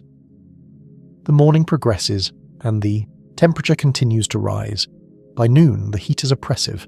The animals that came to drink have mostly moved into shade or returned to their burrows. The spring area is quiet, almost deserted, but not completely. A predator has been waiting, patient and still, in the shade of a large rock outcrop near the spring. This is a large carnivore, approaching the size of a modern wolf, with powerful jaws and sharp teeth. It is Hyenodon, a member of the Hyenodontidae, a family of carnivorous mammals that are successful predators throughout the Eocene, but will eventually go extinct, leaving no modern descendants. Hyenodon has been waiting for hours, enduring the heat, resisting the urge to drink even though it is thirsty. Patience is essential for ambush predators, and this individual has learned through experience that animals are less cautious when the heat is most intense, their discomfort overriding their wariness. The predator's patience is rewarded. A single Hyracotherium approaches the spring, separated from its herd, driven by desperate thirst. The animal is cautious, stopping frequently to look around, but it is also suffering from the heat and dehydration, its judgment impaired. Hyenodon remains motionless, waiting until the horse begins to drink, its head lowered to the water, its attention focused on slaking its thirst. Then the predator explodes from cover, covering the distance in powerful bounds, jaws open, aiming for the horse's neck. The Hyracotherium sees the attack too late. It tries to flee, but the predator is already upon it. Hyenodon's jaws close on the horse's shoulder, the teeth sinking deep, the weight and momentum of the carnivore bringing both animals to the ground. There is a brief struggle, then stillness. The hunt is over. Hyenodon drags its prey into the shade and begins to feed, tearing away chunks of meat with its carnassial teeth. After eating its fill, perhaps 10 or 15 pounds of meat, the carnivore moves to the spring and drinks deeply, finally slaking the thirst it endured during its long wait. This kill will sustain Hyenodon for several days. Carnivores in arid environments cannot afford to hunt frequently. The energy cost of hunting in heat is too high, and prey is too dispersed. Instead, they hunt occasionally, feeding heavily when successful, then resting and digesting before hunting again. You watch this scene from your vantage point, understanding it not as tragedy but as function, the necessary transfer of energy that sustains carnivore populations and regulates herbivore numbers. The death of one Hyracotherium allows a Hyenodon to live. If the carnivore had not made this kill, it would have weakened and eventually died, unable to reproduce, its genes removed from the population. This is natural selection operating in real time, favouring traits that improve hunting success: patience, strength, speed, tactical awareness. The afternoon wears on. The heat begins to moderate as the sun descends toward the horizon. More animals arrive at the spring to drink, small mammals emerging from burrows, birds flying in from surrounding areas, even a few reptiles that have been dormant in shade during the hottest hours. The activity around the spring intensifies as evening approaches. This is the prime time for desert and dryland animals. Temperatures are moderate, visibility is good, and the need to drink or feed after a day of resting drives animals into activity. The oasis becomes almost crowded, dozens of animals of multiple species all using the same small area. their interactions creating a complex social dynamic. Watch as two males of an archaic ungulate species confront each other near the water. They are competing for access to females, for dominance in the local hierarchy, for the right to pass their genes to the next generation. Their confrontation is ritualized. They lower their heads, displaying the small horns that mark them as males, and engage in a pushing match, each trying to force the other backward. The contest is mostly symbolic. Serious injuries are rare because both participants have more to lose than to gain from escalation. After a few minutes, one male yields, backing away, accepting his subordinate status. The victorious male moves to the water and drinks, his dominance established, his access to resources secured. The subordinate male waits his turn, drinking after the dominant individual has finished. This hierarchy, established through ritualized combat, reduces actual fighting and the injuries that would result, allowing both animals to survive while still determining which individuals will have primary access to mates and resources. As darkness falls, the character of the oasis changes again. The diurnal animals depart, returning to their sleeping sites. The nocturnal species emerge, including predators that hunt under cover of darkness. Bats appear, early members of that group. Their echolocation calls inaudible to human ears as they hunt insects over the water, and you sit, watching the transition, feeling the temperature drop as the clear desert air radiates away its heat. The drop is dramatic. Within an hour of sunset, the temperature falls by 30 or 40 degrees. The heat of the day seems impossible to imagine as you pull your cloak tighter against the evening chill. The stars emerge, brilliant in the dry, clear air. The Milky Way is spectacular, a river of light flowing across the sky, more stars visible than in any humid climate where moisture in the atmosphere scatters and blocks starlight. By this light, you can see animals still moving around the spring, their forms silhouetted against the slightly lighter sky. And you feel at peace. The harshness of the desert margins, so challenging during the day, becomes almost welcoming at night. The coolness is refreshing after the heat. The silence is profound, broken only by occasional animal sounds and the gentle trickle of the spring. The stars provide a sense of vastness, of being part of something much larger than individual existence. Your breathing synchronizes with the rhythm of the night, slow, deep, steady. Your body releases its last tensions, supported by the cool ground, wrapped in the desert night. Your mind empties, thoughts dissolving like heat into the clear air, leaving only awareness, only presence, only the simple fact of being here, now, in this ancient place. Let the desert night work its magic. Let the stars, the spring, the cool air remind you that harshness and beauty coexist, that life finds ways to thrive even in challenging conditions, that adaptation is the fundamental strategy of survival. The desert margins rest, the spring flows, and the story continues patient and eternal, like water finding its way through rock, like life persisting in adversity, like time itself. Sleep now, cooled by desert night, illuminated by ancient starlight, at peace in this spare and beautiful place. Tomorrow will bring new landscapes, new insights, new chapters in the endless story of life on Earth. The deep forest canopy. 44 million years ago, 22 million years after the extinction, the forests of Earth have reached a pinnacle of complexity and diversity. The warm, wet climate of the Middle Eocene supports rainforests that rival anything in the modern world. Forests where trees reach tremendous heights, where life fills every available niche from the forest floor to the highest branches, where the canopy itself is an ecosystem as complex and productive as any terrestrial environment. You find yourself now in such a forest, in what will one day be Europe, though the climate is more tropical than anything that exists there in modern times. The trees around you are immense, their trunks rising like pillars into a canopy perhaps 150 feet above the ground. The diversity is staggering. You can see dozens of tree species from your current position, each with distinctive bark, leaf shape, and growth form. But today, you will not explore the forest floor. Today you ascend into the canopy, climbing a rope that hangs from the heights. No, that's anachronistic. Instead, you simply find yourself rising, moving upward through the vertical structure of the forest, passing through the layers that organize this complex ecosystem. The forest floor is a world of shadow and decomposition. Little sunlight reaches the ground through the multiple canopy layers above. The vegetation is sparse, a few shade-tolerant shrubs, scattered ferns, patches of moss. Most of the forest floor is covered in leaf litter, the accumulated fallen leaves of years or decades, slowly decomposing under the action of fungi, bacteria, and countless invertebrates. As you rise, you pass through the understory, the layer of small trees and large shrubs that exists between the floor and the main canopy. Here the light is slightly better, filtered through the leaves above but still dim, creating a green twilight.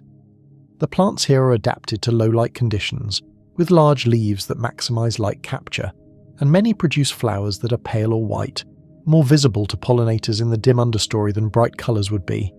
Higher still, you enter the lower canopy, where the crowns of smaller trees and the lower branches of canopy giants create a nearly continuous layer of foliage. This is where most of the forest's photosynthesis occurs, where sunlight is captured and converted into the chemical energy that sustains all life in the forest. The leaves here are thick, waxy, adapted to full sun exposure and the need to minimize water loss. And finally, you emerge into the upper canopy, breaking through the last layer of leaves into full sunlight. The view is breathtaking. You're 150 feet above the ground, looking out across a sea of green that stretches to the horizon. The canopy surface is not flat but rolling, with emergent trees, the tallest individuals, rising another 50 feet above the general canopy level, their crowns isolated in full sun towering over, their neighbours. The temperature here is noticeably warmer than on the forest floor. The sun's energy, unfiltered by vegetation, beats down on the canopy surface. But there is also wind. Absent on the still forest floor, here the air moves constantly, rustling leaves, swaying branches, carrying scents and seeds and pollen across the forest. And the life here is extraordinary. The canopy is not just a roof over the forest. It is an entire ecosystem, home to organisms that never descend to the ground, that complete their entire life cycles in the branches, that have evolved specialized adaptations for life in this aerial environment. Birds are everywhere, dozens of species, each with its own niche. There are insectivores that glean insects from leaves, bark and flowers. There are frugivores that eat the abundant fruits produced by canopy trees. There are nectarivores that feed on floral nectar. There are predators that hunt other birds and small mammals. The diversity is overwhelming, the air filled with calls and wingbeats and the constant activity of birds going about their lives. But birds are not the only canopy dwellers. Mammals are here too, early members of groups that have adapted to arboreal life. Watch as a small primate moves through the branches, using hands and feet adapted for grasping, moving with confidence through the three-dimensional environment of the canopy. This is one of the early true primates, with forward-facing eyes that provide excellent depth perception, critical for an animal that moves through branches where a misstep means a fatal fall. The primate is feeding on fruits, selecting ripe specimens from among the unripe ones, demonstrating colour vision that allows it to judge ripeness accurately. It eats quickly, efficiently, dropping seeds and peels to the forest floor far below. This seed dispersal service benefits the tree. Seeds dropped near the parent tree face, intense competition and predation, while those carried away and dropped elsewhere have a better chance of successfully germinating and establishing. As you watch the primate feed, you become aware of another mammal nearby, a small squirrel-like animal that is not a squirrel but a convergent form, evolved from a different mammalian lineage but arriving at a similar body plan through adaptation to similar conditions. This is a common pattern in evolution. When different lineages face similar challenges, they often evolve similar solutions, a phenomenon called convergent evolution. The squirrel-like mammal is also feeding on tree products, but its diet is different from the primates. It specializes on seeds, using strong teeth to crack hard shells that the primate cannot open. Where the primate is a seed disperser, benefiting the tree, this animal is a seed predator, consuming the reproductive structures and providing no benefit to the plant. The tree in turn has evolved defenses, hard shells that require significant effort to crack, chemical, compounds that make the seeds taste bitter, mast fruiting strategies where all individuals produce seeds simultaneously, overwhelming the predator's ability to consume them all. These interactions, between trees and frugivores, between plants and seed predators, between organisms competing for the same resources, create the complex web of relationships that defines the canopy ecosystem. Nothing exists in isolation. Every organism is embedded in multiple relationships that shape its evolution and ecology. Move now through the canopy, travelling from tree to tree along branches that interlock, creating highways through the air. This is how canopy animals travel, rarely descending to the ground where they would be vulnerable to terrestrial predators, and where their arboreal adaptations would be of little use. In a large tree you find evidence of a nest, a platform of sticks and leaves wedged into a fork of branches. The nest is substantial, perhaps 3 feet across, clearly built by a large animal. As you approach, the occupant reveals itself, a bird about the size of a modern hawk with a hooked beak and strong talons.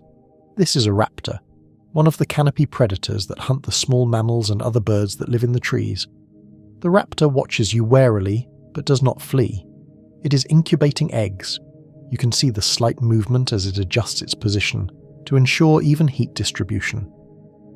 The bird has invested significant resources in this reproductive attempt, the energy to build the nest, produce the eggs, and now maintain them at the proper temperature for weeks until they hatch. It will not abandon this investment unless the threat is immediate and severe. You move away, not wanting to disturb the bird further. As you travel through the canopy, you encounter more nests, the carefully woven structures of songbirds, the holes excavated in dead wood by primitive woodpeckers, the hanging pouches of early oriole relatives. The canopy is not just a foraging area but a breeding ground, a nursery where the next generation is being raised in relative safety from ground-dwelling predators. The afternoon progresses and the quality of light changes. The sun, lower in the sky, creates dramatic effects as beams of light penetrate the canopy at steep angles, illuminating patches of foliage, creating shafts of golden light in which insects swarm. The temperature moderates slightly, and activity in the canopy intensifies as animals take advantage of the more comfortable conditions. A storm is building in the distance. You can see the dark clouds, can feel the change in air pressure, can sense the electricity in the atmosphere. Storms are common in these warm, humid conditions, and the canopy organisms are prepared. Birds begin to seek shelter, moving to more protected positions deeper in the foliage. Mammals retreat to tree holes and other refuges. Even the insects become less active, sensing the approaching weather. The first raindrops arrive, large and widely spaced, plopping onto leaves with audible impacts. Then the rain intensifies, becoming a downpour, sheets of water falling from the sky. The sound is deafening, millions of raindrops hitting millions of leaves, creating a roar that drowns out all other sounds. But you are sheltered, tucked into a natural cavity in a large tree, protected from the worst of the downpour. Through the opening you watch the rain, see the water streaming down branches, forming small waterfalls at every junction, cascading from layer to layer until it finally reaches the ground far below. The rain is warm. This is a tropical storm, and the water temperature is not much different from the air temperature. Where it falls on exposed skin, it is refreshing rather than cold. The humidity is absolute, 100%, the air completely saturated, unable to hold any more water vapour. And yet, even in this deluge, life continues. Some insects are active, taking advantage of the rain to move without fear of desiccation. Certain frogs emerge, species that live their entire lives in the canopy, breeding in pools of water that accumulate in the junctions of branches and leaves. These tree frogs never descend to the ground, have never seen a pond or stream, complete their entire life cycle in the canopy ecosystem. The storm passes as quickly as it arrived. Within an hour, the rain stops, the clouds begin to break apart and shafts of sunlight penetrate the canopy once again. The forest steams, water evaporating from millions of leaf surfaces, creating mist that rises through the canopy layers. The temperature spikes briefly as the sun heats the water-saturated air, creating a sauna-like atmosphere. But this too passes. The sun descends toward the horizon, the temperature moderates, and the canopy enters its evening phase. The diurnal animals begin to settle for the night, seeking sleeping sites in protected locations. The nocturnal species begin to wake, preparing for their night of activity. As darkness falls, the canopy is transformed. What was a bright, sun-drenched environment becomes a world of shadows and sound. The nocturnal insects begin their choruses, crickets, katydids, and other orthopterans, creating a wall of sound that rivals the daytime bird calls in volume and complexity. Moths emerge, navigating by scent and sound rather than vision, seeking the night-blooming flowers that have evolved to attract them. And the nocturnal mammals appear, flying squirrel-like gliders launching themselves from high branches, spreading membranes of skin to control their descent to lower trees, small predators creeping along branches, hunting the insects and small vertebrates that are active at night. The early bats, their echolocation allowing them to navigate and hunt in complete darkness. One bat passes close enough that you can hear the clicks of its echolocation, the sound like a rapid ticking processing the echoes, to build a sonic map of its environment. The bat swoops and turns with remarkable agility, catching insects on the wing, demonstrating the effectiveness of this sensory system that has evolved independently in several mammalian lineages but reached its fullest expression in bats. You settle into your shelter as full darkness descends. The moon rises, casting silver light across the canopy surface, creating a landscape of light and shadow. By this light, you can see the emergent trees towering above, their crowns isolated against the star-filled sky, like islands in a sea of green. The sounds of the night canopy surround you, the insect chorus, the calls of nocturnal birds, the rustle of mammals moving through branches, the occasional crack of breaking wood as some heavy animal shifts position. These sounds blend into a symphony, a nighttime soundscape as complex and beautiful as any music. Your breathing is synchronized with the rhythm of the forest, slow, deep, steady. Your body is supported by the tree itself, cradled in the junction of massive branches, safe above the ground, suspended between earth and sky. Your mind has quieted, the constant mental chatter fading into silence, leaving only awareness, only presence in this moment. Let the canopy embrace you. Let the vastness of the forest, the complexity of its life, the patient work of millions of years of evolution remind you of your place in the grand pattern. You're connected to all this through deep time, through shared ancestry, through the fundamental unity of life. The emergent trees sway gently in the night breeze. The moon crosses the sky, and somewhere below, on the forest floor 150 feet beneath you, the same patterns play out in darkness. Predator and prey, growth and decay, the endless cycling of matter and energy through the ecosystem. Rest here in the canopy. Let the night work its ancient magic. Let the forest breathe around you, its respiration mingling with yours, the boundary between organism and ecosystem dissolving in the darkness. Sleep comes naturally here, suspended between earth and sky, cradled by branches that have supported life for millions of years. Tomorrow will bring new landscapes, new ecosystems, new chapters in the story. But for now, there is only this: rest, darkness, the gentle sway of branches and the deep peace of the forest canopy. The canopy sleeps, the forest breathes, and the story continues, patient and eternal, like the growth of trees, like the cycling of seasons, like time itself. The shallow seas, 42 million years ago, 24 million years after the extinction, the oceans have fully recovered from the devastation of the impact event. Marine ecosystems are diverse and productive, rivaling anything from the Mesozoic in their complexity. The shallow seas that cover flooded continental margins are particularly rich, supporting ecosystems built on abundant sunlight, nutrients washed from the land, and the complex three-dimensional structure created by reefs and other biological formations. You find yourself now floating in such a shallow sea in what will one day be northern Africa, though the geography is unrecognizable. The Tethys Sea still exists, that ancient ocean separating Africa from Eurasia, and its warm, shallow waters support spectacular marine life. The water is clear, visibility extending perhaps 50 feet in all directions. The temperature is warm, 75 or 80 degrees Fahrenheit, comfortable for extended swimming without thermal protection. The sunlight penetrates deep into the water column, creating patterns of light and shadow on the seafloor 30 feet below. And what a seafloor it is. Not the bare sand or mud you might expect, but a landscape transformed by life. Sponges, some as large as barrels, rise from the bottom. Corals are scattered across the substrate, though not yet forming the massive reef structures that will characterize later epochs. Seagrass beds sway in the gentle current, their blade-like leaves creating underwater meadows, and everywhere there is movement.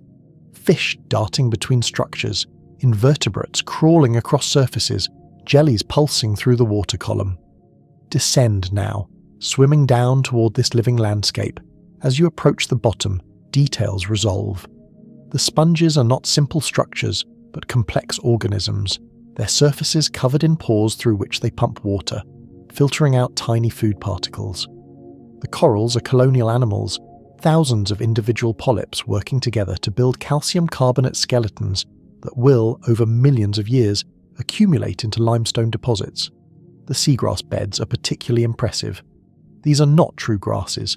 They belong to a different plant family, but they fill a similar ecological role, stabilizing sediment with their roots, providing food and shelter for countless organisms. Among the grass blades, small fish hide from predators, while larger fish patrol the edges, hunting those same small fish. Watch as a school of fish moves through the seagrass. Hundreds of individuals, each perhaps 4 inches long, moving in perfect coordination. Their synchronized movements create flowing patterns, the school contracting and expanding, turning and twisting like a single organism. This coordination is not controlled by any leader. Instead, each fish follows simple rules. Stay close to neighbors, match their speed and direction, avoid collisions, and the collective behavior emerges from these individual actions. The school is feeding on plankton, small crustaceans that drift in the current. Each fish swims with mouth open, filtering water through its gills, capturing the tiny organisms. The school's movement through the water creates a feeding current that concentrates the plankton, making feeding more efficient for all members.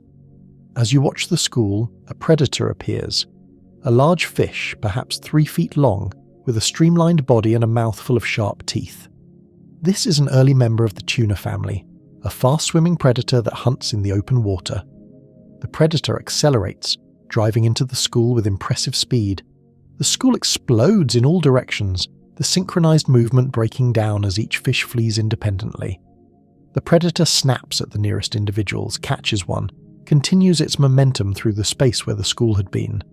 The fish struggles briefly in the predator's jaws, then goes still. The predator swims away, its meal secured, leaving the school to reform behind it. Within minutes, the school has reassembled, the survivors closing ranks, continuing their feeding as if nothing had happened. This is the reality of life in the ocean. Predation is constant, death is always present, but life continues regardless. The school is resilient. Losing a few members does not prevent it from functioning, and the remaining fish benefit from reduced competition for food. Move now across the seafloor, exploring this underwater landscape. The substrate is not uniform but patchy, areas of sand giving way to beds of seagrass, rocks covered in sponges and corals, small depressions where water movement has scoured away sediment. Each patch type supports different organisms, creating a mosaic of microhabitats that increases overall biodiversity. In a sandy area, you find evidence of hidden life. Small mounds of sand, the excavated material from burrows below. These burrows house a variety of organisms, shrimp that create intricate tunnel systems, worms that live in tubes of cemented sand grains, small fish that dig holes for shelter. The sandy bottom, which appears nearly lifeless on the surface, actually supports a complex community of organisms living within the sediment. A movement catches your eye. A ray, one of the cartilaginous fish related to sharks, gliding over the sand. It is perhaps 2 feet across, with a flattened body and a long, whip-like tail. The ray is hunting, using electrical sensors in its head to detect the muscle contractions of prey buried in the sand. When it locates something, it hovers over the spot and excavates with its pectoral fins, creating a small crater in the sand. From this crater, it extracts a clam, crushes it with its plate-like teeth, and consumes the soft flesh inside. The ray moves on, leaving a series of craters behind, evidence of its feeding activities. These craters will be colonized by other organisms, small fish that use them as shelter, invertebrates that feed on the disturbed sediment. The ray's feeding creates habitat heterogeneity, increasing the complexity of the environment and the diversity of life it supports. As you explore, you become aware of larger animals in the distance, dark shapes moving through the blue haze at the edge of visibility.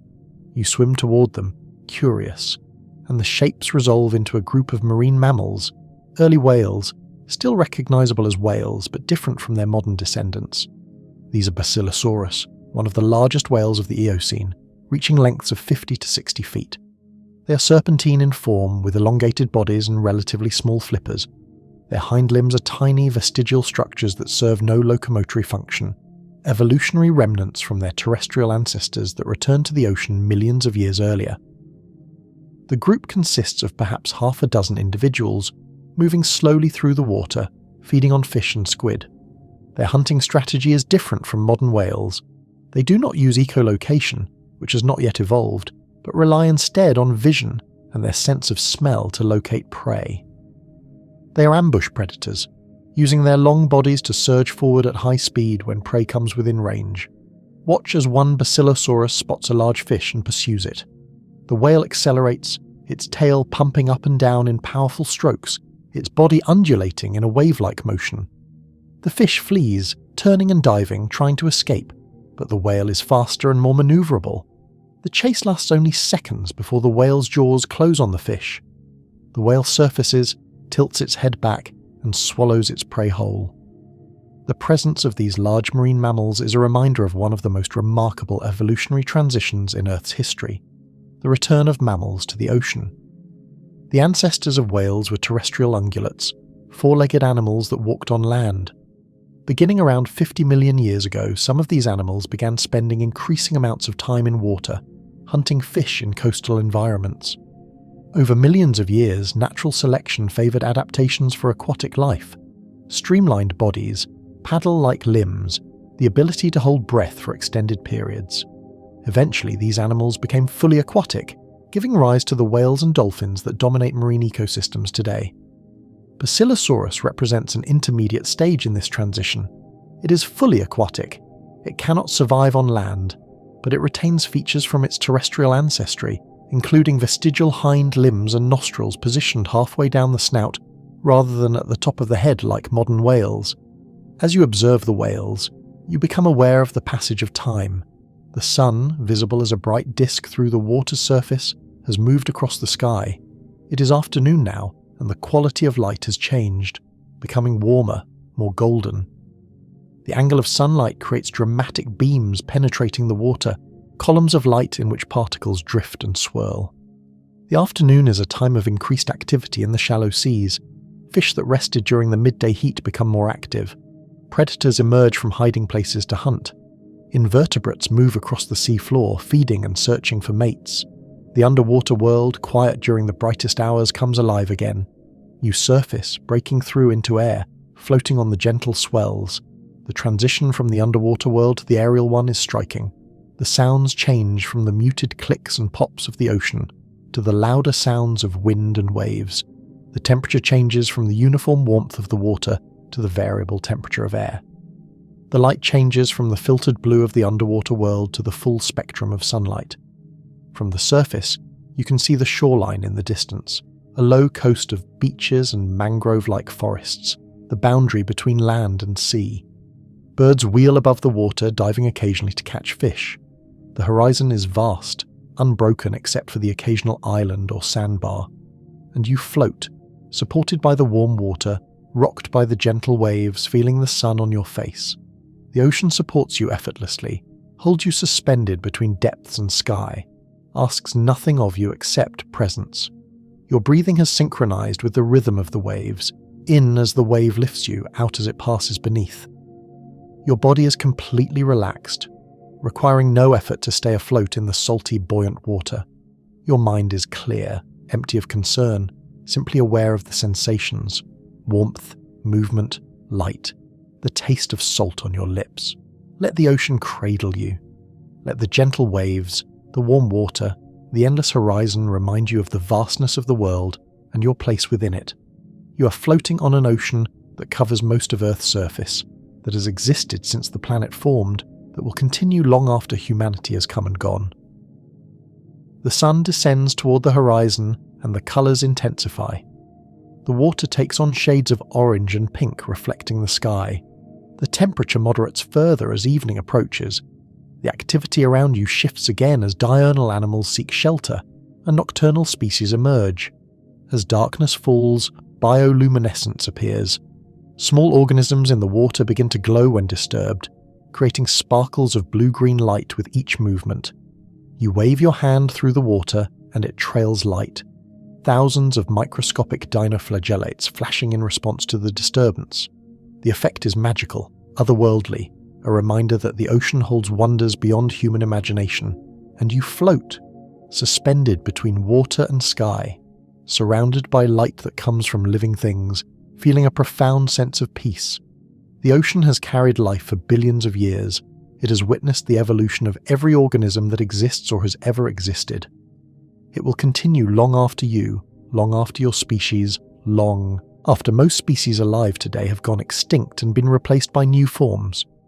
There is comfort in that continuity, in the knowledge that the patterns you observe, predation, reproduction, competition, cooperation, are ancient and will endure. Your individual concerns, no matter how pressing they seem, are temporary ripples on the surface of a deep and ancient ocean. Rest now on the water. Let the waves rock you gently. Let the bioluminescence remind you of the living light that exists within all organisms, the spark of life that connects bacteria to whales to humans. Let the ocean's patience teach you patience, its depth teach you humility, its vastness teach you perspective. The shallow seas rest beneath the stars. The waves continue their eternal rhythm, and the story continues, patient and eternal, like the tides, like the currents, like the slow circulation of the ocean itself. Sleep while floating, supported by salt water, cradled by the sea, at peace in the embrace of the ocean that birthed all life and sustains it still. The lake ecosystems. 40 million years ago, 26 million years after the extinction, Earth's climate begins a gradual cooling trend. The extreme warmth of the early Eocene is moderating, temperatures dropping by a few degrees Celsius over millions of years. This cooling has consequences for ecosystems worldwide, but it also creates new opportunities, new niches for organisms to exploit. You find yourself now beside a large freshwater lake in what will one day be central Wyoming.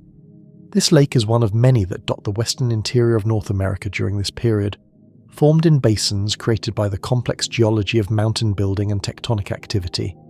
The lake is vast, perhaps 50 miles long and 20 miles wide, large enough to generate its own weather patterns, to support deep water and shallow water habitats, to function as an ecosystem unto itself. The lake's water is fresh, fed by streams and rivers that drain the surrounding highlands. It is relatively clear, with visibility extending 20 feet or more in open water. The temperature varies with depth, warm at the surface where the sun's energy is absorbed, cooler in the depths where sunlight does not penetrate. The shoreline is complex, with sandy beaches giving way to rocky outcrops, marshes forming where streams enter the lake, steep cliffs where the lake's edge meets rising terrain. This diversity of shoreline habitats supports diverse communities of organisms, each adapted to its particular conditions. Walk along the sandy beach now, feeling the fine-grained sand beneath your feet, hearing the gentle lap of waves against the shore. The lake is calm today, its surface barely rippled by the light breeze. The water is so clear you can see the bottom sloping away into deeper water, see schools of fish moving parallel to the shore, see the occasional turtle surfacing to breathe. The beach is marked with tracks, the three-toed prints of shorebirds, the webbed footprints of aquatic birds, the small paw prints of mammals that came to drink. These tracks tell stories of the previous night's activities, of animals that came to the water under cover of darkness, that fed and drank and interacted before retreating at dawn. Among the tracks, you find something more substantial. Bones, bleached white by sun and water, half buried in the sand. These are the remains of a large mammal, probably one of the archaic ungulates that are still common in this epoch. The bones have been picked clean by scavengers, fish, birds, insects, bacteria. The soft tissues recycled back into the ecosystem, leaving only the mineral structure. These bones will eventually be buried by sediment, compressed and fossilized over millions of years. Far in the future, paleontologists will excavate them from rocks that were once this lake bed, will study them to understand the animals that lived here, will piece together the story of life in the Eocene from fragmentary evidence preserved in stone. But that is far in the future. For now, the bones are simply bones, the remains of an individual animal that lived and died, its matter now being redistributed through the ecosystem, its calcium and phosphorus made available for other organisms to use. Move into the water now, wading into the shallows. The lake bottom here is sandy, firm beneath your feet, sloping gently into deeper water. Small fish dart away as you approach, seeking safety in the deeper water or among the water plants that grow in the shallows. These plants are freshwater species adapted to life submerged: pondweeds with ribbon-like leaves, water lilies with floating leaves and showy flowers, hornworts that grow entirely underwater. They create underwater forests, providing habitat for fish, invertebrates, and amphibians. Among the plants, life is abundant. Small fish hide from predators, feeding on algae and tiny invertebrates. Snails crawl across surfaces, rasping algae with their radulars. Insect larvae move through the water, some predatory, others herbivorous. Frogs and their tadpoles are numerous, early members of families that will become more diverse in later epochs. Watch as a dragonfly larva, an aquatic predator with an extendable jaw, stalks a small fish. The larva is well camouflaged, matching the colour and texture of the plant stems. It waits motionless until the fish comes within range, then its jaw shoots forward, extending several body lengths in a fraction of a second, grasping the fish and pulling it back to the larva's mouth. The fish struggles briefly, then goes still. This underwater predation is hidden from observers on land, but it is as important to ecosystem function as the more visible predation by birds and mammals. The dragonfly larva is transferring energy from small fish to itself, energy that will eventually be carried into the terrestrial environment when the larva metamorphoses into an adult dragonfly and takes to the air. Move deeper into the lake, swimming now, exploring the underwater landscape. As the bottom drops away beneath you, the vegetation thins, there is insufficient light for photosynthesis in the deeper water, and the substrate changes from sand to mud, the accumulation of organic matter that settles from the water column above. In these deeper waters, a different community exists. The animals here are adapted to low light, cooler temperatures, and soft substrate. Bottom-dwelling fish burrow in the mud or rest on its surface. Clams filter feed, drawing water through their bodies and extracting suspended organic matter. Worms and other invertebrates process the sediment, consuming organic matter and aerating the mud with their burrows. These deep-water organisms are less visible than their shallow-water counterparts, but they are no less important. They process vast amounts of organic matter, preventing its accumulation from turning the lake anoxic. They serve as food for bottom-feeding fish and waterfowl that dive to the lake floor. They are the foundation of a distinct food web that operates largely out of sight, surface now, returning to the bright, sunlit world above. The transition is dramatic, from the cool, dim, quiet depths to the warm, bright, sound-filled surface. The sun is intense after the filtered light of the underwater world. The sounds of birds and insects absent underwater are suddenly present again. From the surface, you can see the full extent of the lake, stretching to the horizon in multiple directions. In the distance, you can see a group of large animals at the water's edge. A herd of wintertherium, bizarre-looking mammals about the size of modern rhinoceroses, with multiple horns on their skulls and enlarged saber-like canine teeth. They are drinking, wading into the shallows to reach deeper water, their massive bodies supported by the buoyancy of the lake. These animals are among the largest land mammals of the Middle Eocene, weighing perhaps 2 tons each. They are herbivores, feeding on the vegetation around the lake, but their size means they must drink large quantities of water daily to maintain their metabolism. The lake provides this essential resource, attracting animals from miles around. As you watch, one of the wintertherium submerges almost completely, only its head above water, cooling itself on a hot afternoon. This behaviour, using water for thermoregulation, is common among large mammals in warm climates, a strategy for dissipating the heat generated by their large body mass. Swim now toward the shore, leaving the wintertherium to their bathing. As you wade out of the water, you notice the temperature difference immediately. The air feels cooler than the water, despite the sunshine. A breeze evaporates water from your skin, creating a cooling effect that is refreshing after the exertion of swimming. The afternoon is advancing toward evening. The quality of light is changing, becoming warmer, more golden. The shadows are lengthening. The activities around the lake are shifting as diurnal animals prepare for the transition to night and nocturnal species begin to wake. You find a spot on a rocky outcrop that projects into the lake, offering a panoramic view of the water and surrounding landscape. From here, you can see the complexity of the lake ecosystem, the shallow zones with their abundant plant life, the deeper open water where fish schools move, the various shoreline types each hosting different communities, and you can see the animals that depend on the lake, waterfowl feeding in the shallows, shorebirds probing the mud for invertebrates, mammals coming to drink, fish breaking the surface as they feed on flying insects. The lake is a focal point, a concentration of life in the landscape, providing resources that support a remarkable diversity of organisms. As the sun approaches the horizon, the lake's surface becomes a mirror, reflecting the colours of the sunset.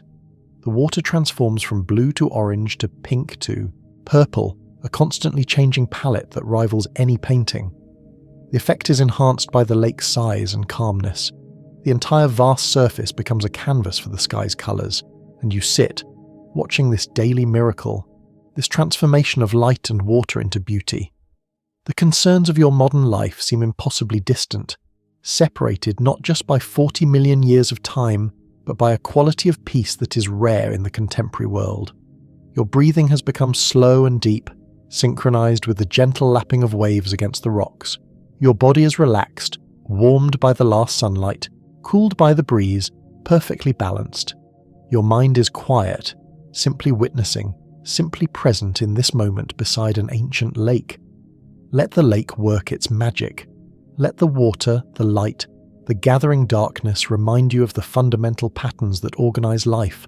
Cycles of day and night, cycles of wet and dry, cycles of life and death and renewal. The lake has existed for hundreds of thousands of years. It will persist for hundreds of thousands more before geological processes eventually drain or fill it. But for now, it is here, and so are you, and that is enough. The stars emerge as darkness deepens. The lake becomes a pool of darkness, its surface barely visible except where starlight reflects. The sounds change. Frogs begin their evening chorus, nocturnal birds call, insects create their background hum. The lake breathes, living things active at all hours, the patterns shifting but never ceasing. Rest now beside the lake. Let the ancient rhythms of this place lull you into deep relaxation. Tomorrow will bring new landscapes, but tonight there is only this: water and stone, darkness and starlight, the deep peace of lakeside rest. The lake ecosystem thrives, the water circulates, and the story continues, patient and eternal, like the filling and draining of lakes, like the cycling of water through Earth systems, like time itself. Sleep now, lulled by gentle waves, cooled by evening breeze, at peace beside ancient waters. The lake will be here when you wake, as it has been for countless mornings, as it will be for countless more to come. The cooling woodlands, 38 million years ago, 28 million years after the extinction, the world's climate has shifted noticeably. The extreme greenhouse conditions of the early Eocene are fading into memory, preserved only in the geological record. Temperatures are cooler now, though still warmer than the modern world. The poles, once temperate, are beginning their long descent toward the deep freeze that will characterize them in later epochs. This cooling has consequences. The tropical rainforests that once extended to high latitudes are retreating toward the equator. In their place, new forest types are emerging: temperate deciduous forests that shed their leaves seasonally, mixed forests combining evergreen conifers with deciduous hardwoods, woodlands that are more open than the dense rainforests they replace. You stand now in such a woodland, in what will one day be Montana. The forest here is unlike the lush, multi-layered rainforests you explored earlier. The trees are more widely spaced, allowing more light to reach the forest floor. The canopy is lower, rarely exceeding 80 feet, and there is a sense of seasonality. The trees show signs of preparing for winter, their leaves beginning to change colour, their growth slowing as temperatures drop and day length shortens. The dominant trees are early members of familiar families: oaks, maples, birches, beeches. These are not quite the same as their modern descendants, but they are recognisable, adapted to climates with distinct seasons, with strategies for surviving periods of cold and reduced sunlight. Walk through this woodland now, your feet rustling through fallen leaves that carpet the forest floor. The leaves are in various stages of decay, some recently fallen and still retaining their shape, others partially decomposed into fragments, still others reduced to dark humus that enriches the soil. This leaf litter is not waste but resource, the accumulated organic matter of years or decades, slowly being broken down by fungi, bacteria, and countless invertebrates. The decomposition process releases nutrients locked in the leaves' tissues, making them available for uptake by tree roots and other plants. Without this recycling, nutrients would accumulate in dead organic matter and become unavailable to living organisms. The decomposers, those unglamorous organisms that break down the dead, are as essential to ecosystem function as the more visible plants and animals. The woodland is quiet compared to the tropical forests. Fewer birds, fewer insects, fewer mammals visible. But this apparent quiet is deceptive. The animals are here, but they are more dispersed, more cryptic, adapted to cooler conditions where metabolism is slower and food is less abundant. As you walk, you flush a bird from the leaf litter. A ground-dwelling species about the size of a modern chicken, with mottled brown plumage that provides excellent camouflage against the forest floor. The bird had been feeding on seeds and invertebrates, using its strong feet to scratch through the leaf litter, exposing food items hidden beneath. This bird is likely an early member of the grouse family, adapted to life in seasonal forests where ground-level food is abundant in autumn, seeds, nuts, and insects fattening themselves before winter, but scarce during the cold months. The bird itself must prepare for winter, eating heavily to build fat reserves, perhaps migrating to lower elevations where conditions are milder, or sheltering in dense vegetation during the coldest periods. The approach of winter is evident throughout the woodland. Many trees are beginning to shut down their photosynthetic machinery, withdrawing nutrients from their leaves before dropping them. The chlorophyll that gives leaves their green colour is breaking down, revealing other pigments, yellows, oranges, reds, that were always present but masked by the chlorophyll. The result is the spectacular fall colours that characterise temperate deciduous forests, a final burst of beauty before the trees go dormant. But not all trees are deciduous. Scattered through the woodland are conifers, early pines, spruces and their relatives.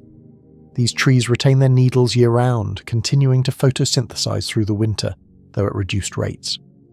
Their needle-like leaves, with reduced surface area and waxy coatings, lose less water through transpiration and are better adapted to freezing conditions than the broad leaves of deciduous trees.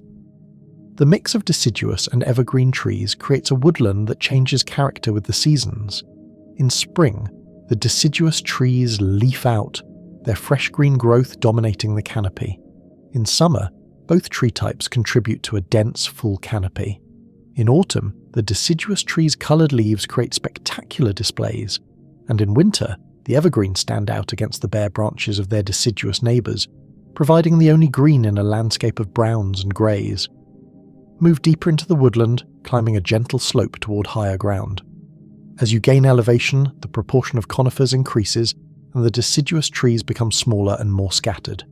This is a response to the harsher conditions at higher elevations: shorter growing seasons, cooler temperatures, stronger winds. The conifers, with their year-round foliage and greater tolerance for cold, are better adapted to these conditions. Near the crest of the hill, you encounter a small clearing where a large tree has fallen, probably during a storm. The fallen trunk is massive, perhaps 4 feet in diameter, and it has created a gap in the canopy that extends for 30 feet or more. This gap has been colonized by fast-growing plants, shrubs, saplings of sun-loving tree species, flowering plants. In a few years, one or more of the saplings will grow tall enough to claim the canopy position, and the gap will close. But for now, it is a patch of high productivity, a place where abundant sunlight reaches the ground and supports dense vegetation. The fallen tree itself is becoming a habitat. Fungi are already at work decomposing the wood, their fruiting bodies, mushrooms, sprouting from the bark. Beetles have bored into the wood, their larvae tunneling through the interior, accelerating decomposition. Small mammals have created dens in cavities beneath the trunk. Birds forage on the trunk's surface, searching for insects and grubs. This process, the creation of gaps by falling trees and their subsequent colonization and closure, is a fundamental driver of forest dynamics in temperate forests. It creates a patchwork of different age vegetation from recently opened gaps to mature forest, and this age structure supports greater biodiversity than uniform forest would. As you rest near the fallen tree, you observe a mammal approaching, a small herbivore about the size of a modern rabbit, but with a somewhat rodent-like appearance. This is one of the many small mammal species that inhabit temperate forests, feeding on seeds, nuts, fungi, and green vegetation. It approaches the fallen log and begins to feed on mushrooms growing on the wood, using its sharp incisors to gnaw away pieces. The mammal's behavior shows no concern about toxicity. It is eating mushrooms that would be deadly to many other animals. This suggests it has evolved detoxification mechanisms, perhaps liver enzymes that break down the toxic compounds, or gut bacteria that neutralize them. Such specialized adaptations allow organisms to exploit food resources that competitors cannot use, reducing competition and allowing coexistence.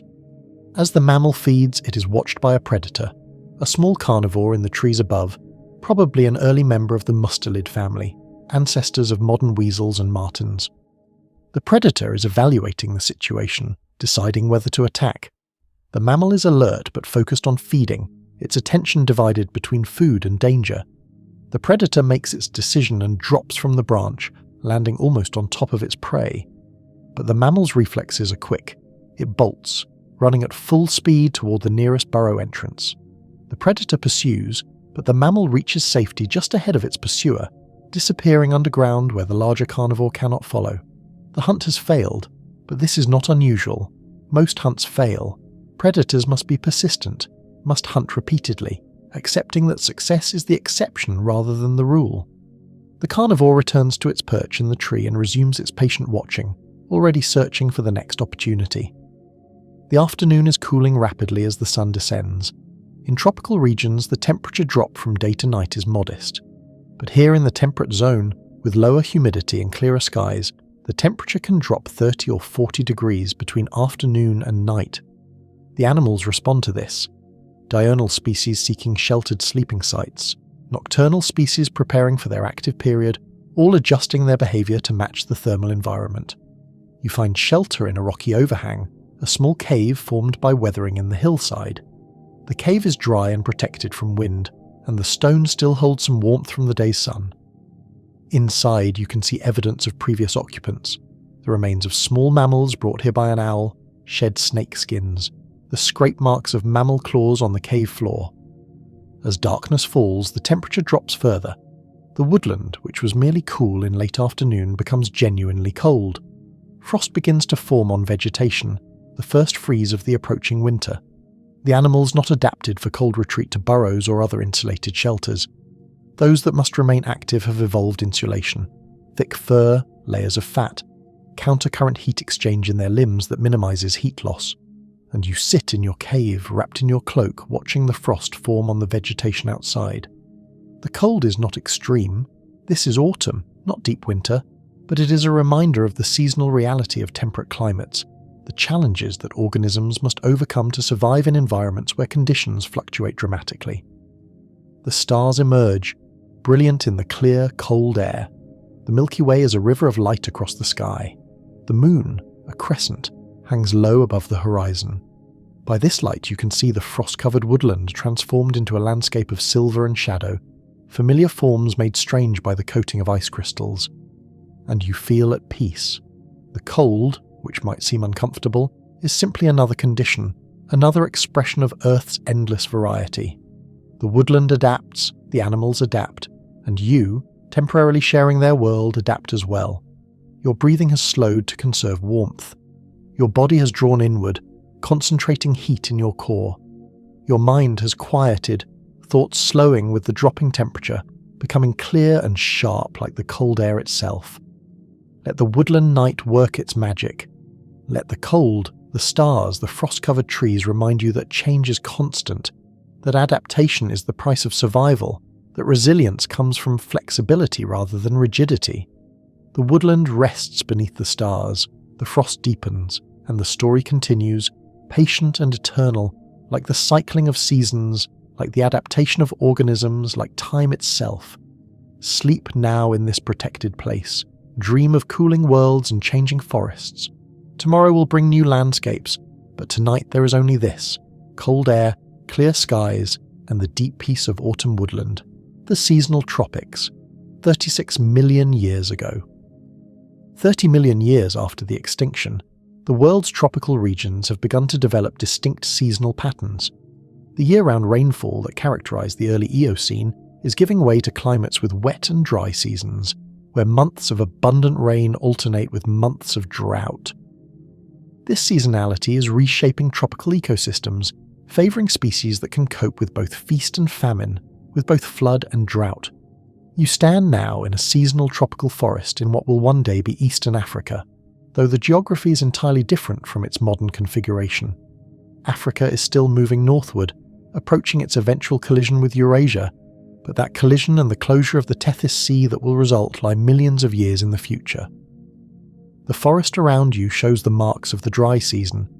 Many trees have dropped their leaves to conserve water, their bare branches creating a more open canopy than in evergreen rainforests.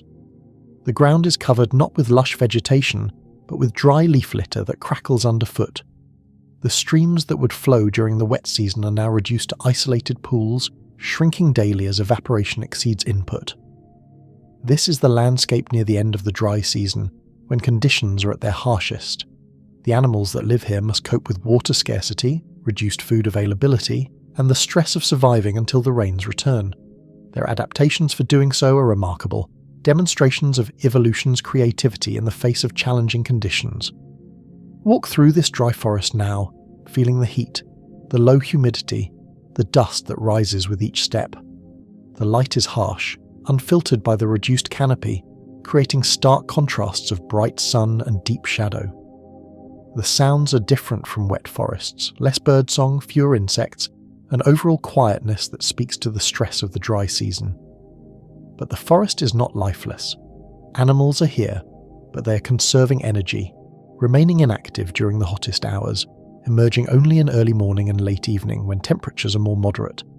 The strategy is to wait, to endure, to persist until the rains return and the forest explodes back into abundance. Near one of the remaining water pools you find evidence of concentrated activity. The mud around the pool is trampled, marked with countless tracks, the footprints of dozens of animal species, all coming to this precious resource. Water, which is freely available during the wet season, becomes the limiting resource during the dry months, and these pools are focal points around which life concentrates. You settle in the shade near the pool to watch. The wait is not long. As afternoon progresses toward evening and the temperature begins to drop, animals begin to arrive. They come cautiously, alert for predators that also know these pools are gathering places for prey. The first arrivals are birds, various species of doves and pigeons, their need for water driving them to accept the risk of predation. They land near the water's edge, approach quickly, drink rapidly and leave, minimizing their time in this exposed, dangerous location. They return to trees where they can digest their water in safety. Next come small mammals, rodents and insectivores, emerging from daytime hiding places to drink. They are even more nervous than the birds, darting to the water, lapping quickly, retreating. Some never actually reach the water. They detect danger, real or imagined, and flee before drinking, willing to accept continued thirst rather than the risk of predation. Larger mammals begin to arrive as evening deepens. Small antelope-like ungulates, about the size of modern gazelles though not directly related. They approach in groups, safety in numbers, with multiple eyes watching for threats. One individual acts as sentinel, standing guard while others drink, then trading places so all can drink while maintaining vigilance, and the predators are indeed present. A large cat-like carnivore emerges from cover, moving with the fluid grace characteristic of ambush predators. It is watching the ungulates, evaluating distances, waiting for an opportunity. The ungulates see it and move away from the water, maintaining a safe distance, sacrificing their access to water rather than risk attack. The standoff continues for several minutes, predator and prey, each watching the other, neither making a decisive move. Finally, the cat abandons its attempt and disappears back into cover. The ungulates, after a cautious wait, return to the water and drink quickly before departing. This scene, animals gathering at scarce water sources, predators exploiting this concentration, plays out at waterholes throughout the dry season. It is a predictable pattern, and both predators and prey have evolved strategies to maximize their success in these interactions. The predators use patience and stealth, waiting for moments of inattention or for vulnerable individuals. The prey use vigilance and group behavior, reducing individual risk through collective awareness. As darkness falls, the character of the waterhole changes. The diurnal animals depart, but nocturnal species arrive to take their place. The behavior is similar: cautious approach, quick drinking, rapid departure, but the species are different. Nocturnal rodents, insectivorous mammals, early primates all come to drink under cover of darkness, perhaps finding some safety in the reduced visibility that also handicaps predators. But some predators are adapted for nocturnal hunting. A large owl watches from a nearby tree, its exceptional hearing and night vision making it effective even in darkness. It is hunting not at the waterhole itself but along the trails leading to it, capturing unwary rodents as they travel. The owl's hunting strategy is different from the cat's, where the cat relied on stealth and patience, waiting for prey to come within range. The owl is mobile, flying silently through the forest, hunting actively rather than waiting passively. Each strategy is effective in its context, shaped by the predator's capabilities and the prey's behavior. As you watch these nocturnal activities, you become aware of the night sky. The moon, nearly full, provides surprising illumination, enough to see animals moving around the waterhole, enough to navigate through the open forest. The stars are brilliant, though less prominent than they would be on a moonless night, and you reflect on the role of seasonality in shaping ecosystems. The alternation between wet and dry seasons creates challenges that different organisms solve in different ways. Some, like the trees that drop their leaves, reduce their activity during the harsh season and resume growth when conditions improve. Others, like the animals that gather at waterholes, continue their activities but adjust their behavior to cope with scarce resources. Still others migrate, leaving the area during the dry season and returning when the rains come, avoiding the harsh conditions entirely. These different strategies represent different evolutionary solutions to the same problem, and the diversity of solutions contributes to the overall biodiversity of seasonal ecosystems. No single strategy is universally best. Each has advantages and disadvantages, and all persist because they work well enough in their particular contexts. The night progresses, and activity at the waterhole continues. The rhythms are the same as during the day: cautious approach, quick drinking, rapid departure. But the cast of characters changes as nocturnal species replace diurnal ones. The pool itself shrinks steadily, evaporation and animal consumption reducing its volume, but it persists, providing this essential resource as long as animals need it. As dawn approaches, the nocturnal animals depart and the diurnal species begin to arrive again, starting the cycle anew. The transition between night and day shifts is a gradual handoff, with some overlap as late-night animals linger and early morning species emerge before full daylight. And as the first light of dawn illuminates the eastern sky, you prepare to leave this place. But before departing, you take a final look at the waterhole, at the muddy shore marked with thousands of footprints, at the dry forest surrounding it, at the first birds arriving for their morning drink. This place, this shrinking pool in a dry forest, represents one of the fundamental truths of ecology: that limiting resources shape communities, that scarcity drives behavior, that survival during hard times determines which genes pass to the next generation. Let this lesson sink deep. Let the waterhole, the dry forest, the patient waiting for rains remind you that hardship is temporary, that difficult periods pass, that persistence through adversity is how life continues. The seasonal, forest rests waiting for rain. The waterhole shrinks but persists, and the story continues, patient and eternal, like the cycling of wet and dry, like the persistence of life through hardship, like time itself. Rest now in this knowledge. Let the anticipation of coming rains, the certainty that seasons change, the evidence of life's resilience bring you peace. Tomorrow will bring new landscapes, but tonight there is only this: the deep peace of knowing that hardship passes, that life endures, that after every dry season comes the rain. Sleep now with this certainty. Dream of coming storms and returning abundance. The dry season ends, the rains will come, and the cycle continues, eternal and unchanging in its patterns if not its details. The high mountain streams 34 million years ago. 32 million years after the extinction, the world's mountain ranges continue their slow rise. The Himalayas are beginning their dramatic uplift as India collides with Asia. The Andes are building as the Nazca Plate subducts beneath South America. The Alps are rising from the collision of Africa and Europe. These mountains create new habitats, new environments for life to colonize, new opportunities for evolution. You find yourself now beside a high mountain stream in what will one day be the Swiss Alps. Though these mountains are younger and lower than their modern counterparts, the elevation here is perhaps 7,000 feet. High enough for cooler temperatures and shorter growing seasons, but not so high that trees cannot grow. The stream is fed by snowmelt from higher elevations, its water cold and clear, rushing over rocks in a series of cascades and pools. The sound of moving water is constant, a white noise that masks other sounds, creating a sense of isolation even though the forest is alive with other organisms. The vegetation beside the stream is lush, sustained by the constant availability of water. Mosses cover rocks in thick carpets. Ferns grow in dense clusters.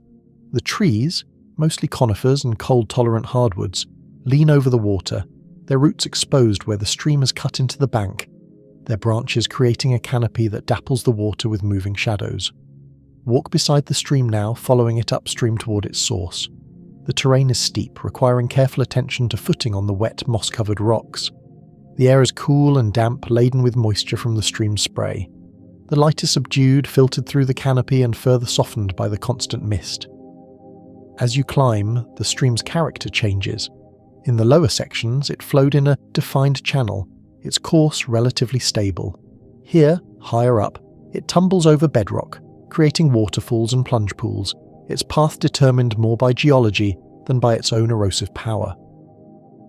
The aquatic life in this stream is adapted to the extreme conditions: cold water, high flow rates, low nutrient levels. The fish are small, streamlined species that can maintain position in strong current. They hide behind rocks and in pools, emerging to feed on insects washed into the water. These fish are early members of families that will become more diverse in later epochs, ancestors of modern trout and salmon that will colonize similar habitats worldwide. The insects are remarkable. Their larvae live in the stream, clinging to rocks in the fast-flowing water, adapted to resist being washed away. Some have flattened bodies that reduce drag, others have hooks or suckers that anchor them to the substrate. Still others live in cases built from small stones, the weight helping them stay in place. Watch as one larva, a caddisfly, moves across a rock in the stream. It is encased in a tube constructed from sand, grains cemented together with silk. Only its head and legs protrude from this mobile home. The larva is feeding on algae that coat the rock, scraping them away with specialized mouthparts. When disturbed, it retreats completely into its case, secure in its stone armor. These aquatic insects will eventually metamorphose into flying adults, leaving the water to mate and lay eggs. The adults are short-lived, sometimes only a few days, just long enough to reproduce. They do not feed, they live on energy reserves accumulated during their aquatic larval stage. Their role is solely reproduction, and once that is accomplished, they die. This life cycle, a long aquatic phase followed by a brief aerial phase, is common in aquatic insects. It allows them to exploit the food resources available in streams while using flight to disperse to new habitats and to mate away from the predator-rich aquatic environment. Continue climbing beside the stream. The air grows cooler, thinner, harder to breathe. The trees become smaller and more widely spaced. You are approaching tree line, the elevation above which trees cannot grow, limited by the short growing season and harsh conditions.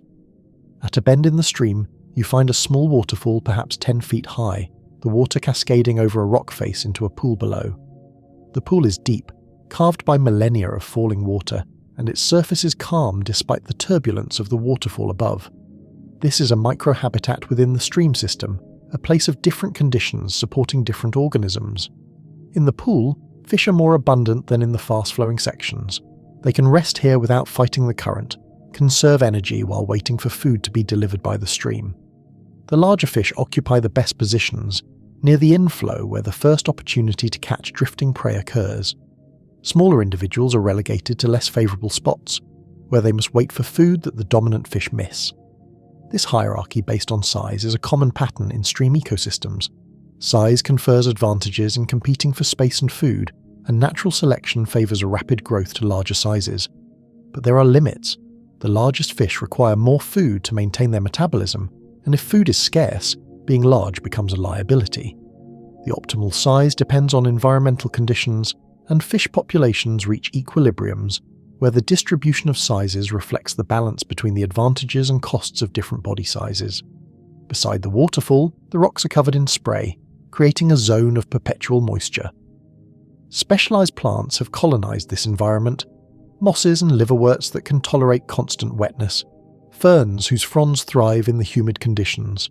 Among these plants, salamanders have found habitat, small, delicate amphibians that require high moisture to prevent their skin from drying out. Watch as one salamander emerges from beneath a moss-covered stone. It is perhaps 3 inches long, with smooth skin of dark brown patterned with lighter spots. The salamander moves slowly, deliberately, hunting for the small invertebrates that also inhabit this moist environment. When it finds a tiny springtail, a primitive insect, it strikes with surprising speed, its sticky tongue extending to capture the prey. These salamanders are important predators in the spray zone, controlling populations of small invertebrates. They are also prey for larger animals, birds, snakes, small mammals. Their role in the food web connects the terrestrial and aquatic environments, transferring energy from aquatic insects, which the springtails eat, to terrestrial predators, which eat the salamanders. As afternoon progresses toward evening, the temperature drops noticeably. At this elevation, even in late summer, nights can be cold, sometimes dropping below freezing. The cold-blooded animals, the fish, the salamanders, the aquatic insects, slow their metabolism in response, becoming less active, conserving energy until warmth returns. You find shelter in a small cave behind the waterfall, a space carved by water and weather into the rock face. The waterfall curtain provides privacy and sound dampening, creating a cocoon-like environment. The mist from the waterfall drifts into the cave, keeping the air humid and cool. As darkness falls, the sound of the waterfall becomes more prominent, other sounds diminishing as animals settle for the night. The white noise is hypnotic, constant and unchanging, like the breathing of the mountain itself. And you sit in your sheltered space, listening to the water, feeling the cool mist, watching the darkness deepen.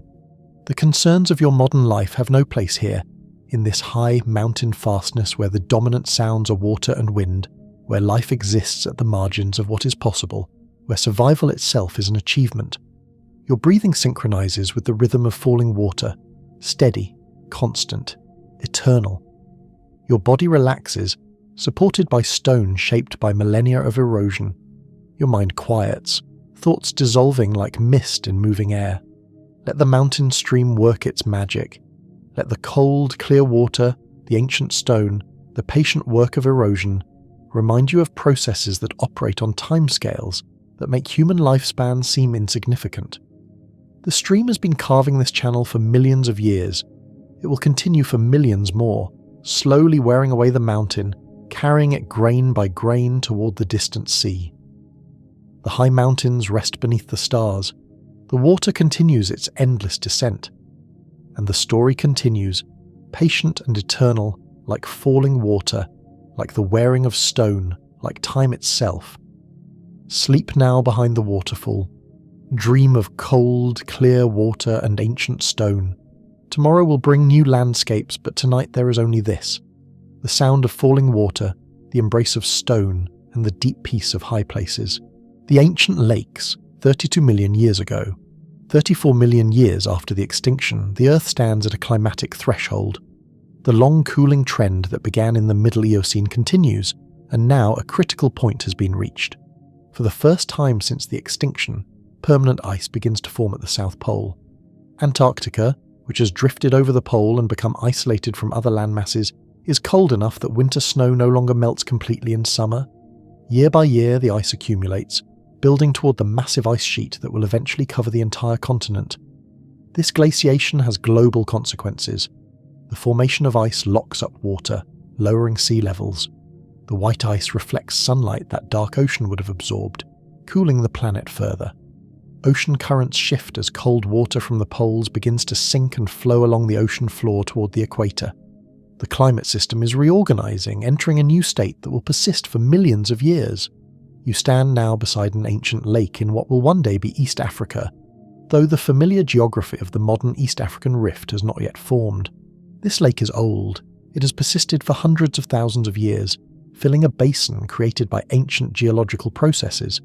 Its water is fresh, fed by streams from surrounding highlands, and it is deep, perhaps 300 feet at its deepest point, enough to support distinct layers of water with different temperatures and chemistries.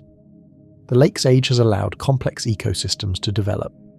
Unlike the younger lakes you explored earlier, where communities were still assembling, this ancient lake hosts highly specialized organisms, many found nowhere else in the world. The long isolation has driven evolution, creating endemic species that have adapted to the lake's specific conditions over countless generations. The shoreline is rocky in places, sandy in others, with extensive reed beds where streams enter. The water is remarkably clear. You can see 30 feet down in the deepest areas, watching fish move through underwater landscapes of rocks and submerged vegetation. The clarity speaks to the lake's maturity. The food webs are balanced, the nutrient cycling is efficient, nothing is in excess.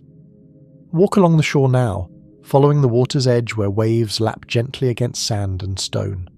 The beach is marked with tracks, the footprints of mammals coming to drink, the trails where turtles hauled themselves onto shore to bask, the drag marks of crocodilians moving between water and land. The bird life is spectacular.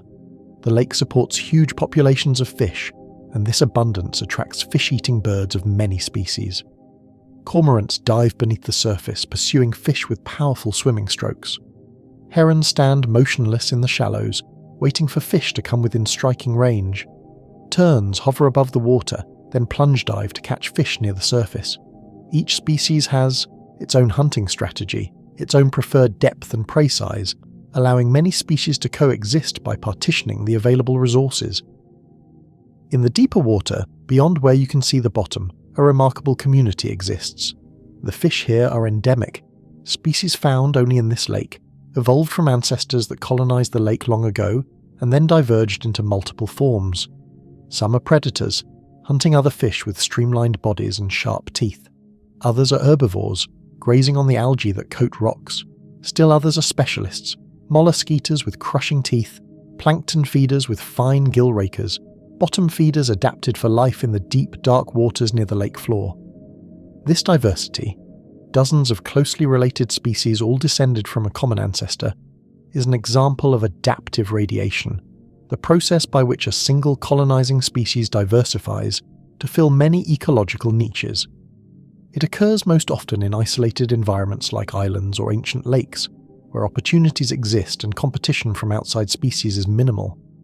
Watch as a fisherman bird, a large kingfisher relative, perches on a branch overhanging the water. It is motionless, its bright eyes scanning the water below. When it spots a fish, it launches from its perch and plunges into the water with impressive accuracy, emerging moments later with its prey. The bird returns to its perch, beats the fish against the branch to stun it, then swallows it whole. Within minutes it resumes its vigil, ready to hunt again. The kingfisher's success rate is high, perhaps 70 or 80% of its attempts result in a catch. This efficiency is the product of specialization. Its eyes are adapted for seeing through water, compensating for refraction. Its beak is shaped perfectly for grasping slippery fish. Its plunge technique has been refined through countless repetitions. It is a master of its particular hunting method, shaped by natural selection to be extraordinarily effective.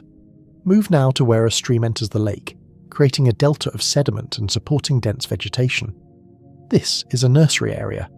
Many of the lake's fish species spawn in the streams or in the shallow vegetated waters of the delta, their young finding shelter among the plants and abundant food in the form of small invertebrates. The delta is alive with young fish, tiny individuals, some only weeks old, moving in schools through the vegetation. These juveniles face tremendous mortality. Perhaps 99% will not survive to adulthood, falling prey to predators, succumbing to disease, or simply failing to find sufficient food. But the few that survive will grow and mature, eventually reproducing themselves, passing their genes to the next generation. This high mortality of young fish is compensated by high reproduction. A single female may produce thousands or tens of thousands of eggs, accepting that most will not survive but ensuring that at least some do. This is a fundamental life history strategy: produce many offspring and invest little in each, versus produce few offspring and invest heavily in their care. Different species adopt different strategies depending on their circumstances and evolutionary history. As you explore the delta, you encounter a mammal drinking at the water's edge. A small ungulate, about the size of a modern duiker, with delicate legs and large, alert eyes. It drinks quickly, nervously, constantly scanning for danger. The lake attracts many animals, but it also attracts predators that know prey must eventually come to water. The ungulate finishes drinking and melts back into the vegetation, leaving only tracks in the mud as evidence of its visit. Moments later, you understand its nervousness. A large cat emerges from cover, a predator that was stalking the ungulate, that came within seconds of making a kill. The cat, realizing its prey has escaped, does not pursue but instead settles down to wait. Ambush predators are patient. They know another opportunity will come. The afternoon sun is warm on the lake's surface. The water temperature in the shallows must approach 80 degrees Fahrenheit. Comfortable for swimming. You wade in, feeling the transition from warm surface water to cooler water at depth, the thermocline that separates the upper mixed layer from the deeper stagnant water below. In temperate lakes, this stratification is seasonal. It develops in summer when surface water warms and breaks down in fall when surface cooling creates overturn. But in tropical lakes like this one, stratification can persist year-round, creating a permanent separation between surface and deep waters. The deep water becomes isolated, receiving no oxygen from the atmosphere, and can become anoxic, devoid of oxygen, supporting only bacteria that can live without it. You swim out into deeper water, floating on your back, watching clouds drift across the sky. The lake supports you effortlessly, its fresh water less buoyant than seawater, but still sufficient to float without effort. The sensation is peaceful, calming, your body suspended between water and air, your mind quieting as you drift. And as you float, you reflect on the lake's story. It has existed for hundreds of thousands of years, perhaps millions. In that time, it has witnessed climate changes, evolutionary radiations, the rise and fall of species. It has accumulated sediments on its bottom, layer upon layer, recording in those sediments the history of the surrounding landscape, pollen documenting vegetation changes, diatom shells recording water chemistry shifts, occasional volcanic ash layers marking distant eruptions. Far in the future, geologists will drill cores through these sediments, extracting cylinders of mud that preserve this history. They will analyze the cores, reconstruct past climates and ecosystems, use the information to understand how environments respond to change. The lake is not just a habitat for living organisms. It is a repository of information, a natural archive that will inform science millions of years after it has dried up and disappeared. As evening approaches, you swim back to shore, emerging onto the beach as the sun descends toward the horizon. The water streams from your body, evaporating in the warm air, cooling you. You find a smooth rock, warmed by the day's sun, and settle onto it to watch the sunset. The sky transforms, oranges and pinks and purples painting clouds and reflecting in the lake's calm surface. The water becomes a mirror, the colours above duplicated below, creating a visual effect that seems to suspend the landscape between two skies. The beauty is profound, moving, a reminder that natural processes create art without intention, that beauty emerges from physics and chemistry and biology without needing conscious design. And as darkness falls, as stars emerge and reflect in the still water, you feel a deep peace. The ancient lake has been here far longer than you, will remain far longer than you. Your presence is temporary, ephemeral, yet for this moment you are part of its story, connected to its waters, breathing its air, witnessing its beauty. Your breathing has synchronized with the gentle lapping of waves on shore, slow, steady, eternal. Your body is relaxed, warmed by residual heat from the sun-warmed rock, cooled by the evening breeze. Your mind is clear, empty of concern, simply present in this moment beside this ancient lake. Let the lake embrace you. Let its age, its clarity, its endemic species remind you that given time, remarkable complexity and beauty emerge, that isolation can drive innovation, that ancient places hold wisdom in their waters and their sediments. The ancient lake rests beneath the stars. The water circulates slowly, patiently, and the story continues, patient and eternal, like the accumulation of sediment, like the evolution of endemic species, like time itself. Sleep now beside ancient waters. Dream of clear depths and endemic fish. Tomorrow will bring new landscapes, but tonight there is only this. The deep peace of lakeside rest, the certainty that ancient places endure, and the knowledge that you have touched something timeless. The transformation forests, 30 million years ago. 36 million years after the extinction, the world continues its transformation. The Eocene has given way to the Oligocene epoch, marking not a catastrophic change, but a continuation of the cooling trend that began millions of years earlier. The tropical forests that once extended into high latitudes have retreated toward the equator. In their place, new forest types have emerged. Temperate forests adapted to cooler conditions with distinct seasons and periodic frost. You stand now in such a forest, in what will one day be Oregon. The trees here are a mix of familiar and strange, early relatives of modern oaks, maples and beeches, mixed with species that have no modern descendants, evolutionary experiments that will not persist into later epochs. The canopy is lower than in tropical forests, perhaps 80 feet, and more open, allowing substantial light to reach the forest floor. The most striking feature is the evidence of seasonal change. It is autumn now, and many trees are dropping their leaves, creating carpets of colour on the forest floor. Yellows from birches, oranges from maples, reds from early members of other deciduous families. This leaf fall is an adaptation to the approaching winter. By dropping leaves, trees avoid the damage that would occur when water in leaf tissues freezes, and they conserve energy during the months when photosynthesis is impossible anyway. Walk through this transforming forest now, your feet rustling through the fallen leaves. The sound is distinctive, characteristic of temperate deciduous forests in autumn. Each step releases scents, the earthy smell of decomposing leaves, the sharp aroma of crushed foliage, the musty odour of fungi breaking down wood. The fungi are everywhere, their fruiting bodies emerging from the forest floor and from dead wood. Mushrooms of many species, some tiny, others massive, some edible, others deadly poisonous. These fungi are essential to forest function. They decompose dead organic matter, recycling nutrients. They form partnerships with tree roots, trading minerals for sugars. They serve as food for animals from insects to mammals. One massive fungus catches your attention. A bracket fungus growing on a fallen log, perhaps a foot across, its surface marked with concentric rings recording years of growth. This fruiting body is only the visible part of the organism. The bulk of the fungus exists as thread-like hyphae permeating the log's interior, slowly digesting the wood, converting it from solid structure to mineral nutrients that other organisms can use. The fallen log itself is an ecosystem. Its bark provides shelter for insects and their larvae. Its rotting wood nourishes fungi and bacteria. The cavities created by decay offer homes for small mammals. The moisture it retains supports mosses and ferns.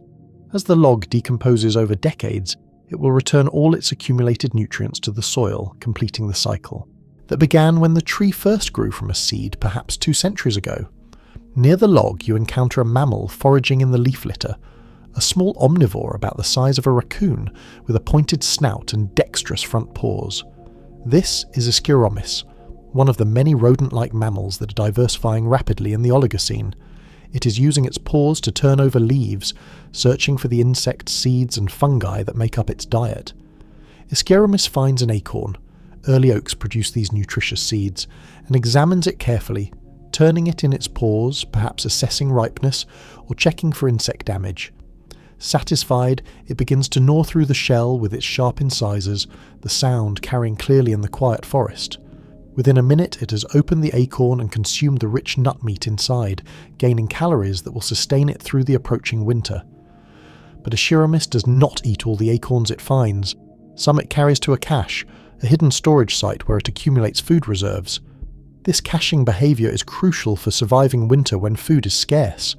The mammal will remember these cache locations and return to them when needed, though inevitably some caches will be forgotten, and those acorns may germinate in spring, growing into new oak trees. In this way, the mammal and tree are partners. The tree provides food, the mammal provides seed dispersal. As you watch Ishiramis cache its acorns, you notice other signs of winter preparation. Squirrels, true squirrels, early members of that successful family, are busy in the canopy, cutting pine cones and storing them. Birds are feeding intensely, building fat reserves for migration or for surviving the lean months ahead. Even the insects show signs of preparation. Many species are entering dormancy stages that will allow them to survive freezing temperatures. The transformation is not just seasonal, but evolutionary. The forests of the Oligocene are different from those of the Eocene in fundamental ways. The cooling climate favours different tree species, different growth strategies, different ecological relationships. The tropical species that once dominated are retreating, being replaced by temperate species better adapted to cold winters and seasonal resource availability. But evolution is not simply replacement, it is also innovation. The new temperate forests are developing characteristics never seen in tropical forests. The deciduous habit, dropping leaves seasonally, is one such innovation. Seed dormancy, allowing seeds to survive winter and germinate in spring, is another. The evolution of specialized relationships between plants and animals that cache seeds for winter food is a third. Move now to a stream cutting through the forest, its water cold and clear, fed by autumn rains and early snow from higher elevations. The stream is lined with trees that specialize in riparian habitats: willows, alders, early relatives of cottonwoods. These trees remain green longer than the upland forest, their leaves still photosynthesizing, taking advantage of every warm day before winter forces them into dormancy. Beside the stream, you find evidence of a beaver relative, not a true beaver yet, but an aquatic rodent that is evolving some beaver-like characteristics. It has been cutting small trees, gnawing through trunks with powerful incisors, probably taking branches to a lodge or dam site. The evolution of tree-cutting, dam-building beavers is one of the remarkable developments of the Oligocene and early Miocene, demonstrating how mammals are increasingly modifying their environments rather than simply adapting to them. The stream itself supports specialized organisms, cold-water fish related to modern trout. Their metabolism adapted to function in water temperatures that would slow tropical species to lethargy. Aquatic insects with antifreeze proteins in their tissues, allowing them to survive the ice formation that will occur in winter. Salamanders that will bury themselves in stream-bottom mud when surface water freezes, entering a state of near-suspended animation until spring thaw. As afternoon progresses toward evening, the temperature drops noticeably. In tropical forests, the day-night temperature difference is modest, but here in the temperate zone, autumn nights can be 30 or 40 degrees cooler than afternoons. Frost is possible on clear nights, and the organisms here must cope with this thermal variability. You find shelter in a small cave, more an overhang than a true cave, but sufficient to block wind and retain some warmth. Inside, evidence suggests animals use this site regularly. The compacted earth where they have bedded down, the scattered remains of meals, the faint smell of mammal musk. As darkness falls, the forest becomes quiet. The daytime bird calls cease. The rustling of foraging mammals diminishes. Even the insects, normally so vocal in warm weather, are silent, the cool temperatures slowing their metabolism, making activity difficult. But the forest is not silent. New sounds emerge: the hoot of an owl hunting in darkness, the distant howl of a canid, an early member of the dog family communicating with pack members, the rustle of nocturnal mammals emerging to forage during the brief hours between sunset and the coldest part of night. And above, when clouds part, the stars emerge with crystalline clarity. The autumn sky, clear and cold, offers views unavailable in humid tropical forests. The Milky Way stretches overhead, a river of light. The constellations, nearly unchanged from their positions in your own time, wheel slowly as the Earth rotates. You wrap yourself in your cloak, settling into your shelter, watching the stars through the cave mouth. The cold is not yet extreme. This is early autumn, not deep winter, but it is a reminder of the seasonal reality of temperate zones. the annual cycle of plenty and scarcity, warmth and cold, growth and dormancy, and you reflect on transformation.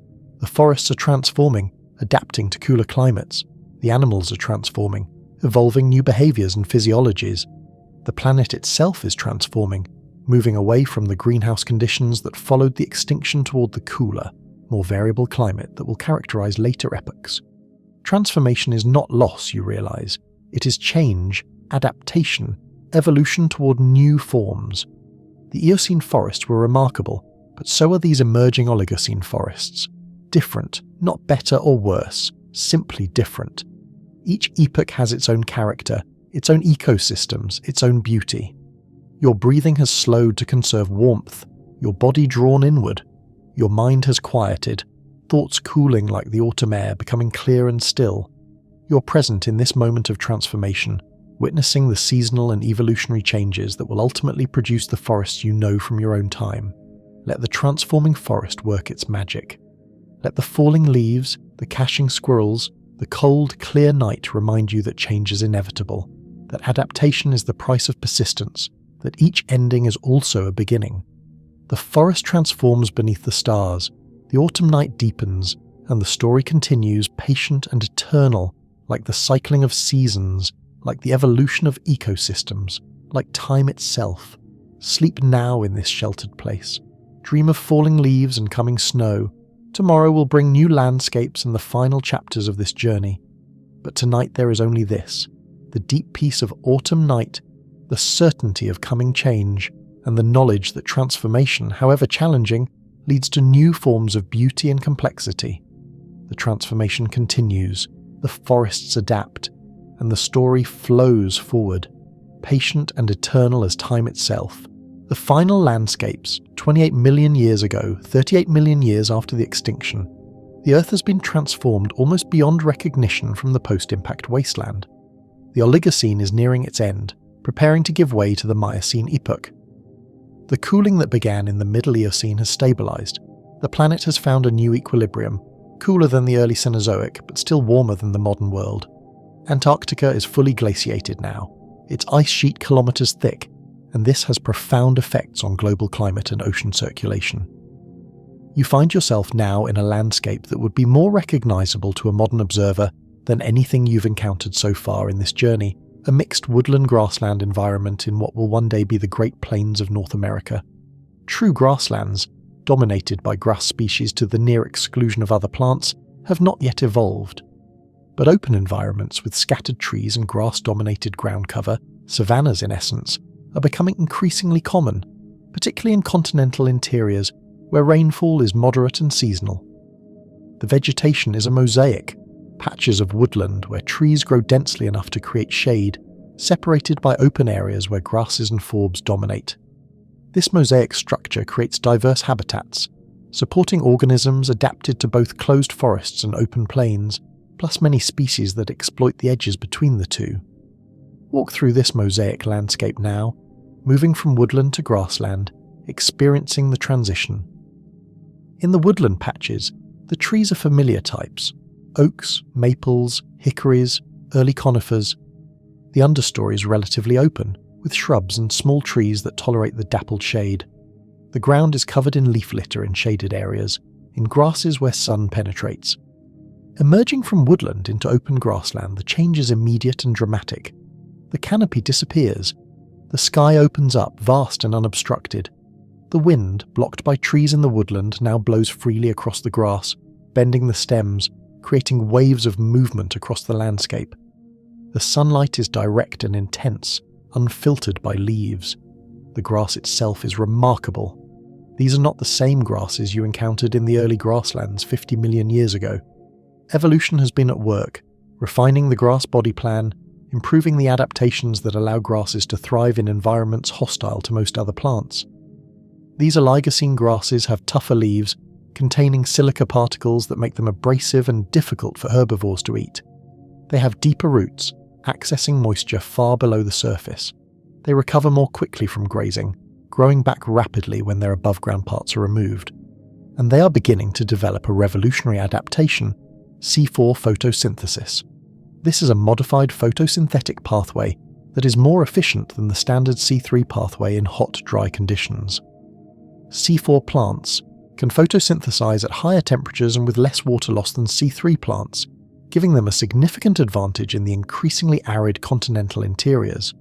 The evolution of C4 grasses, beginning in the later Oligocene and expanding through the Miocene, will transform Earth's terrestrial ecosystems, enabling grasslands to expand at the expense of forests and shrublands. The animals here are adapted to these open environments. You see a herd in the distance. Medium-sized ungulates, probably early members of the horse family, grazing on the grass and forbs.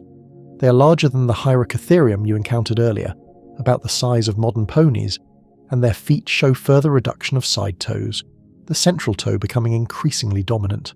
They are moving toward the single-hooved foot plan that will characterize later horses, an adaptation for efficient running on hard, open ground. The horses, though still not quite horses as we know them, are alert, constantly scanning for danger. In open environments, predators are visible from great distances, but prey also have less cover in which to hide.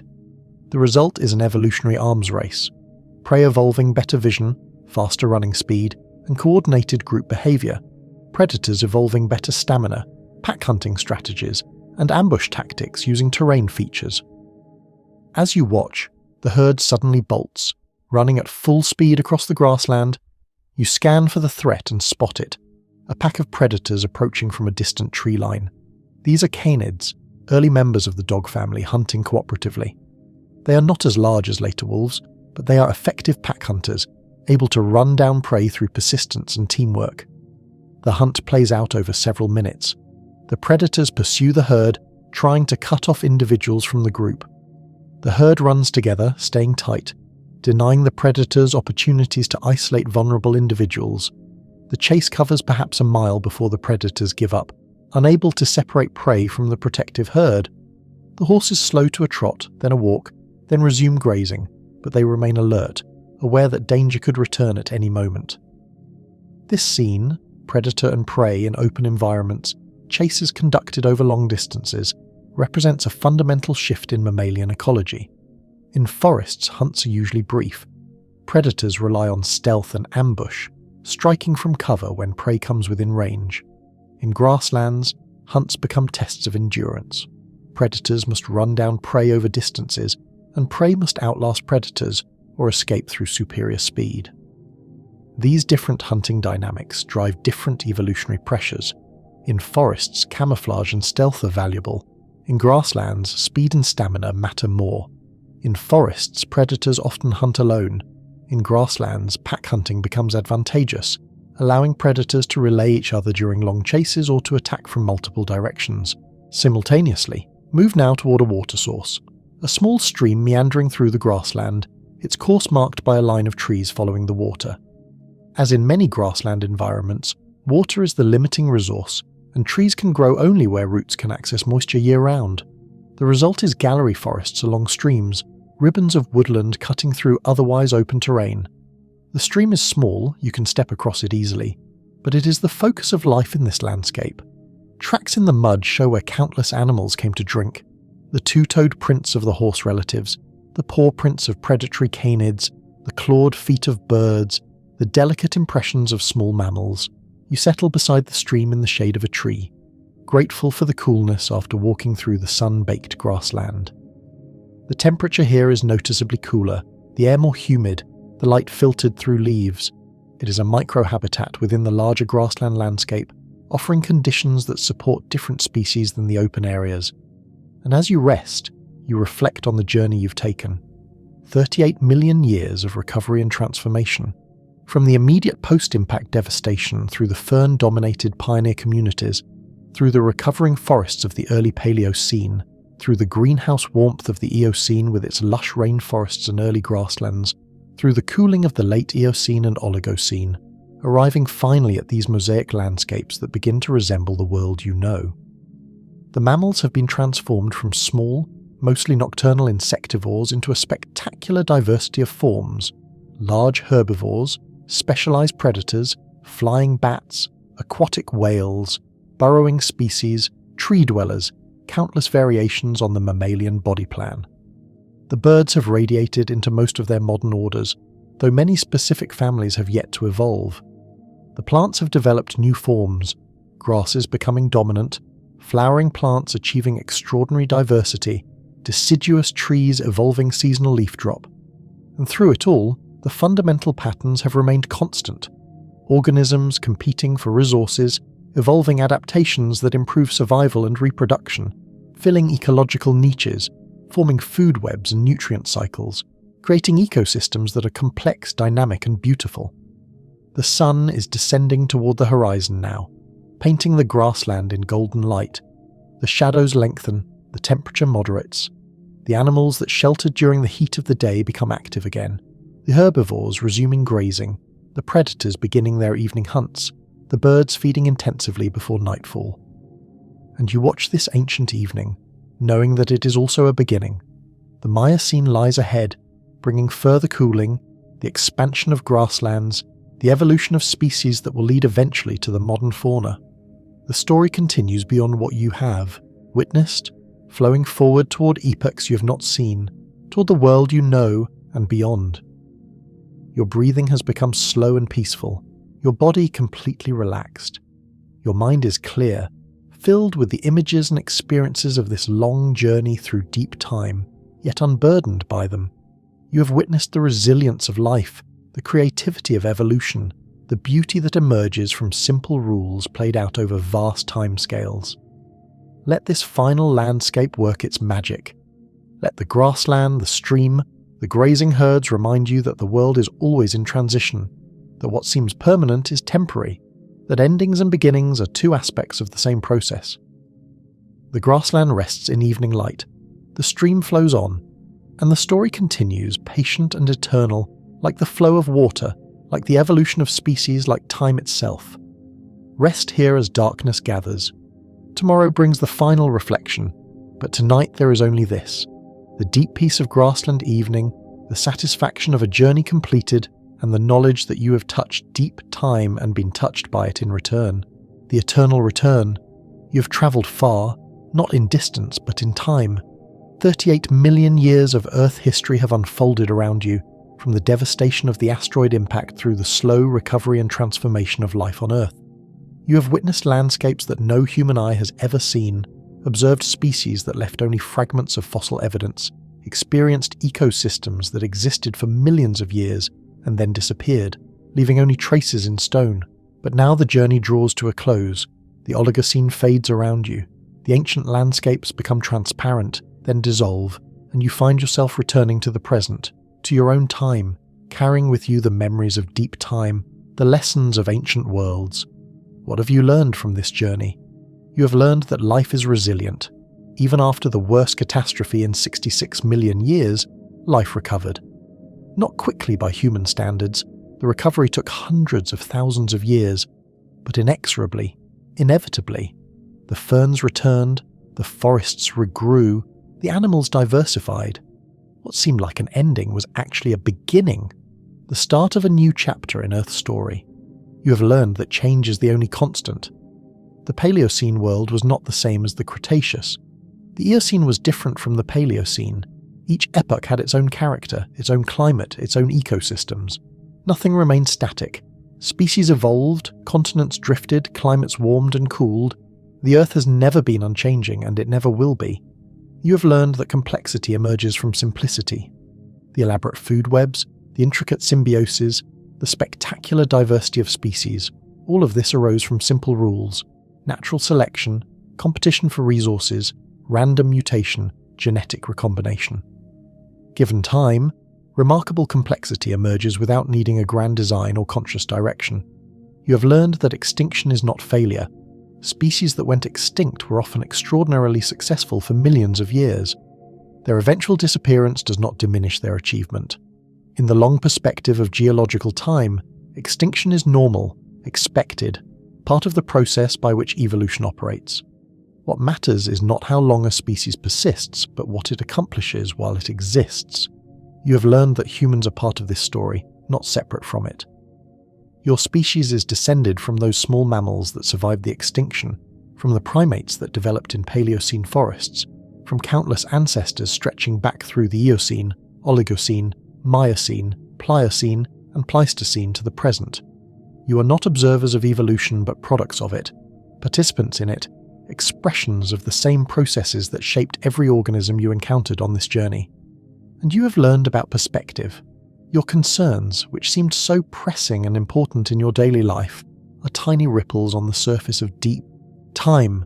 This is not to diminish them. Your concerns are real and valid, but to place them in context.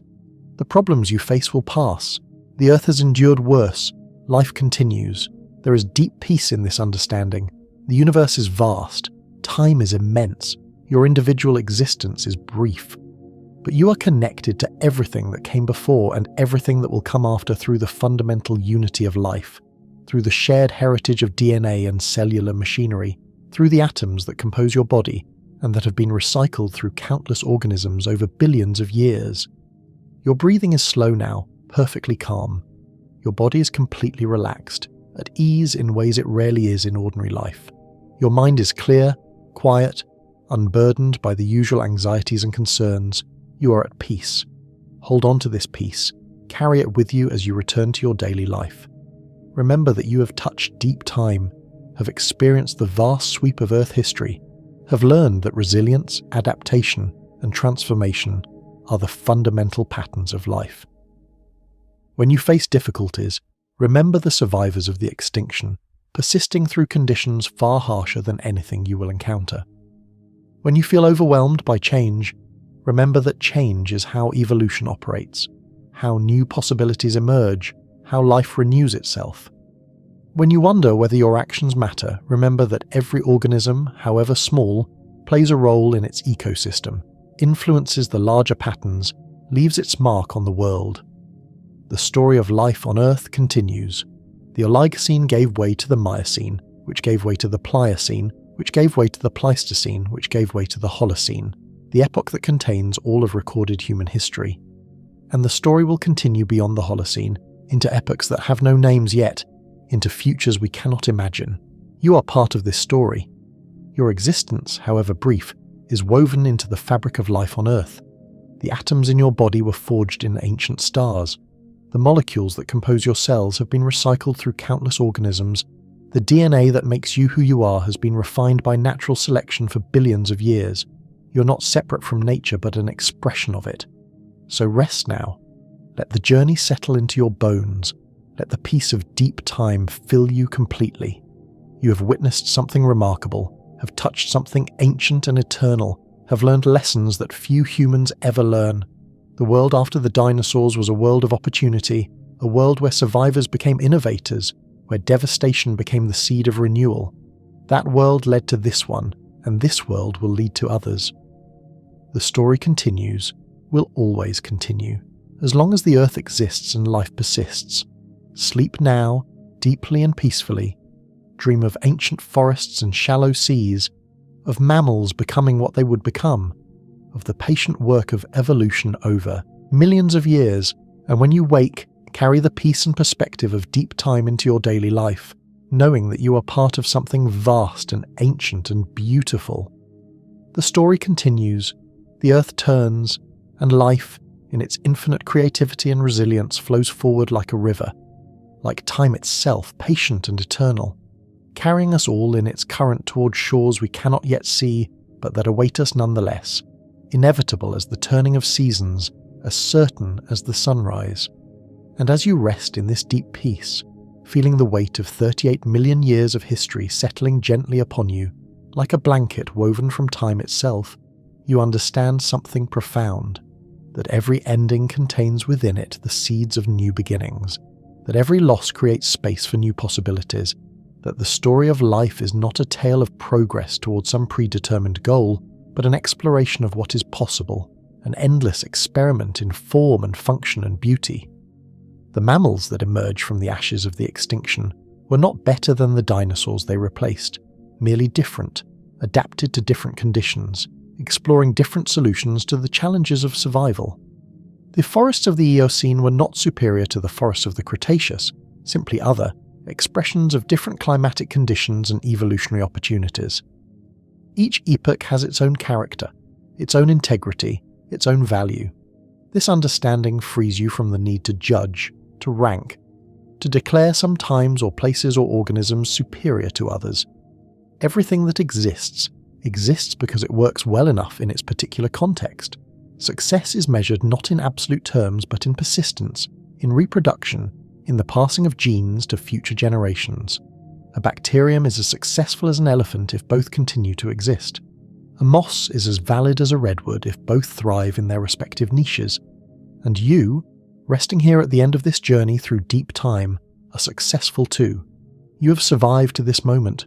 Your ancestors, stretching back through millions of years, all survived long enough to reproduce. You carry within you the genetic legacy of countless generations, the accumulated wisdom of natural selection operating over vast timescales. You are a survival machine, shaped by evolution to persist in a challenging world. But you are more than just a survival machine. You are conscious, aware, capable of contemplating your own existence and place in the universe. This consciousness, this self-awareness, is itself a product of evolution, an adaptation that emerged in primate lineages that has proven extraordinarily effective at promoting survival and reproduction. Your ability to plan, to imagine, to understand cause and effect, to learn from experience, these are evolutionary adaptations as real as the wings of birds or the echolocation of bats. And part of what makes consciousness valuable is its ability to appreciate beauty, to find meaning, to experience peace. These are not mere luxuries or distractions from survival. They are part of what makes survival worthwhile.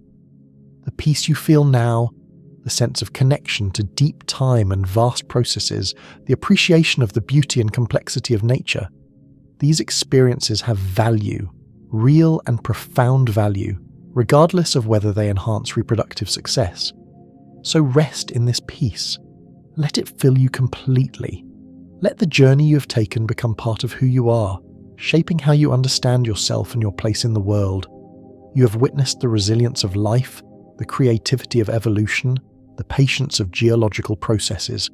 You have seen that even the worst catastrophes are temporary, that life finds ways to persist and diversify, that beauty and complexity emerge given sufficient time. Your body is completely relaxed now, every muscle at ease, every tension released. Your breathing is slow and deep, requiring no conscious effort, your body knowing exactly what to do without needing instruction. Your heart beats steadily, patiently, pumping blood through your body just as it has since before you were born, just as it will continue until your life's end. The processes that sustain you operate beneath conscious awareness, the legacy of billions of years of evolution, so refined and reliable that you need not think about them. Your mind, too, is quiet. The constant chatter of thoughts has subsided, leaving only a calm awareness. You are present in this moment, not dwelling on past or future, simply being here, now, at peace. This is a rare state in modern life where distractions and demands constantly pull attention in multiple directions. But here, now, at the end of this journey through deep time, you have found a place of stillness, a refuge from the noise and urgency of daily existence. Hold this stillness as long as you wish. There is no hurry. Time, which seemed to flow so swiftly through 38 million years of Earth history, now stretches out, each moment spacious and unhurried. You have time to rest, to integrate what you have learned, to let the experiences of this journey settle into your deeper consciousness, where they will remain, accessible when needed, informing your understanding even when not consciously recalled. And as you rest, you might reflect on the cyclical nature of existence.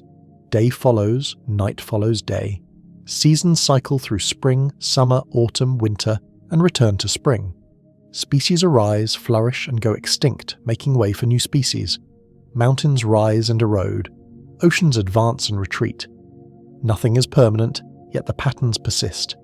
This is the eternal return, not the same events recurring exactly, but the same types of processes continuing endlessly, creating ever new variations on ancient themes.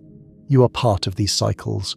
Your life follows the pattern established by countless ancestors: birth, growth, maturity, reproduction, decline, death. This is not tragic but natural, the way of all living things, and while your individual existence is temporary, you are part of something that continues. Your species, your family, the community of life on Earth. The atoms that compose your body will be recycled into other organisms. The knowledge you have gained will be passed to others. The love you have given and received will ripple outward, affecting lives you will never know about in ways you cannot predict. This is your legacy. Not immortality, but participation in something larger than yourself. Contribution to the ongoing story of life on Earth. And it is enough. More than enough. It is everything. So sleep now, deeply and peacefully, knowing that you are held in the embrace of deep time, that you are connected to all life through bonds that cannot be broken, that you are part of a story that began billions of years ago, and that will continue for billions more. The Earth turns beneath you, the stars wheel overhead, the universe expands into the darkness, and you rest at the center of it all, a conscious being in a vast cosmos, brief as a spark yet bright, temporary yet meaningful, small yet significant. The world after the dinosaurs teaches us that endings are also beginnings, that devastation contains the seeds of renewal, that life persists regardless of obstacles, that complexity and beauty emerge from simple rules given sufficient time, that nothing is permanent yet patterns endure, that each moment is unique yet part of eternal cycles, that we are simultaneously insignificant in the cosmic scale yet infinitely valuable as conscious, experiencing beings. Carry these lessons with you. Remember them when life seems difficult. Draw strength from the knowledge that your ancestors survived worse. Find peace in understanding that your concerns, however pressing, are temporary ripples on the surface of deep time.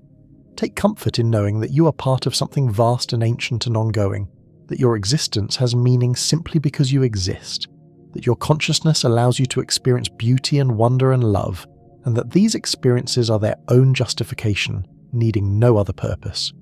The journey is complete.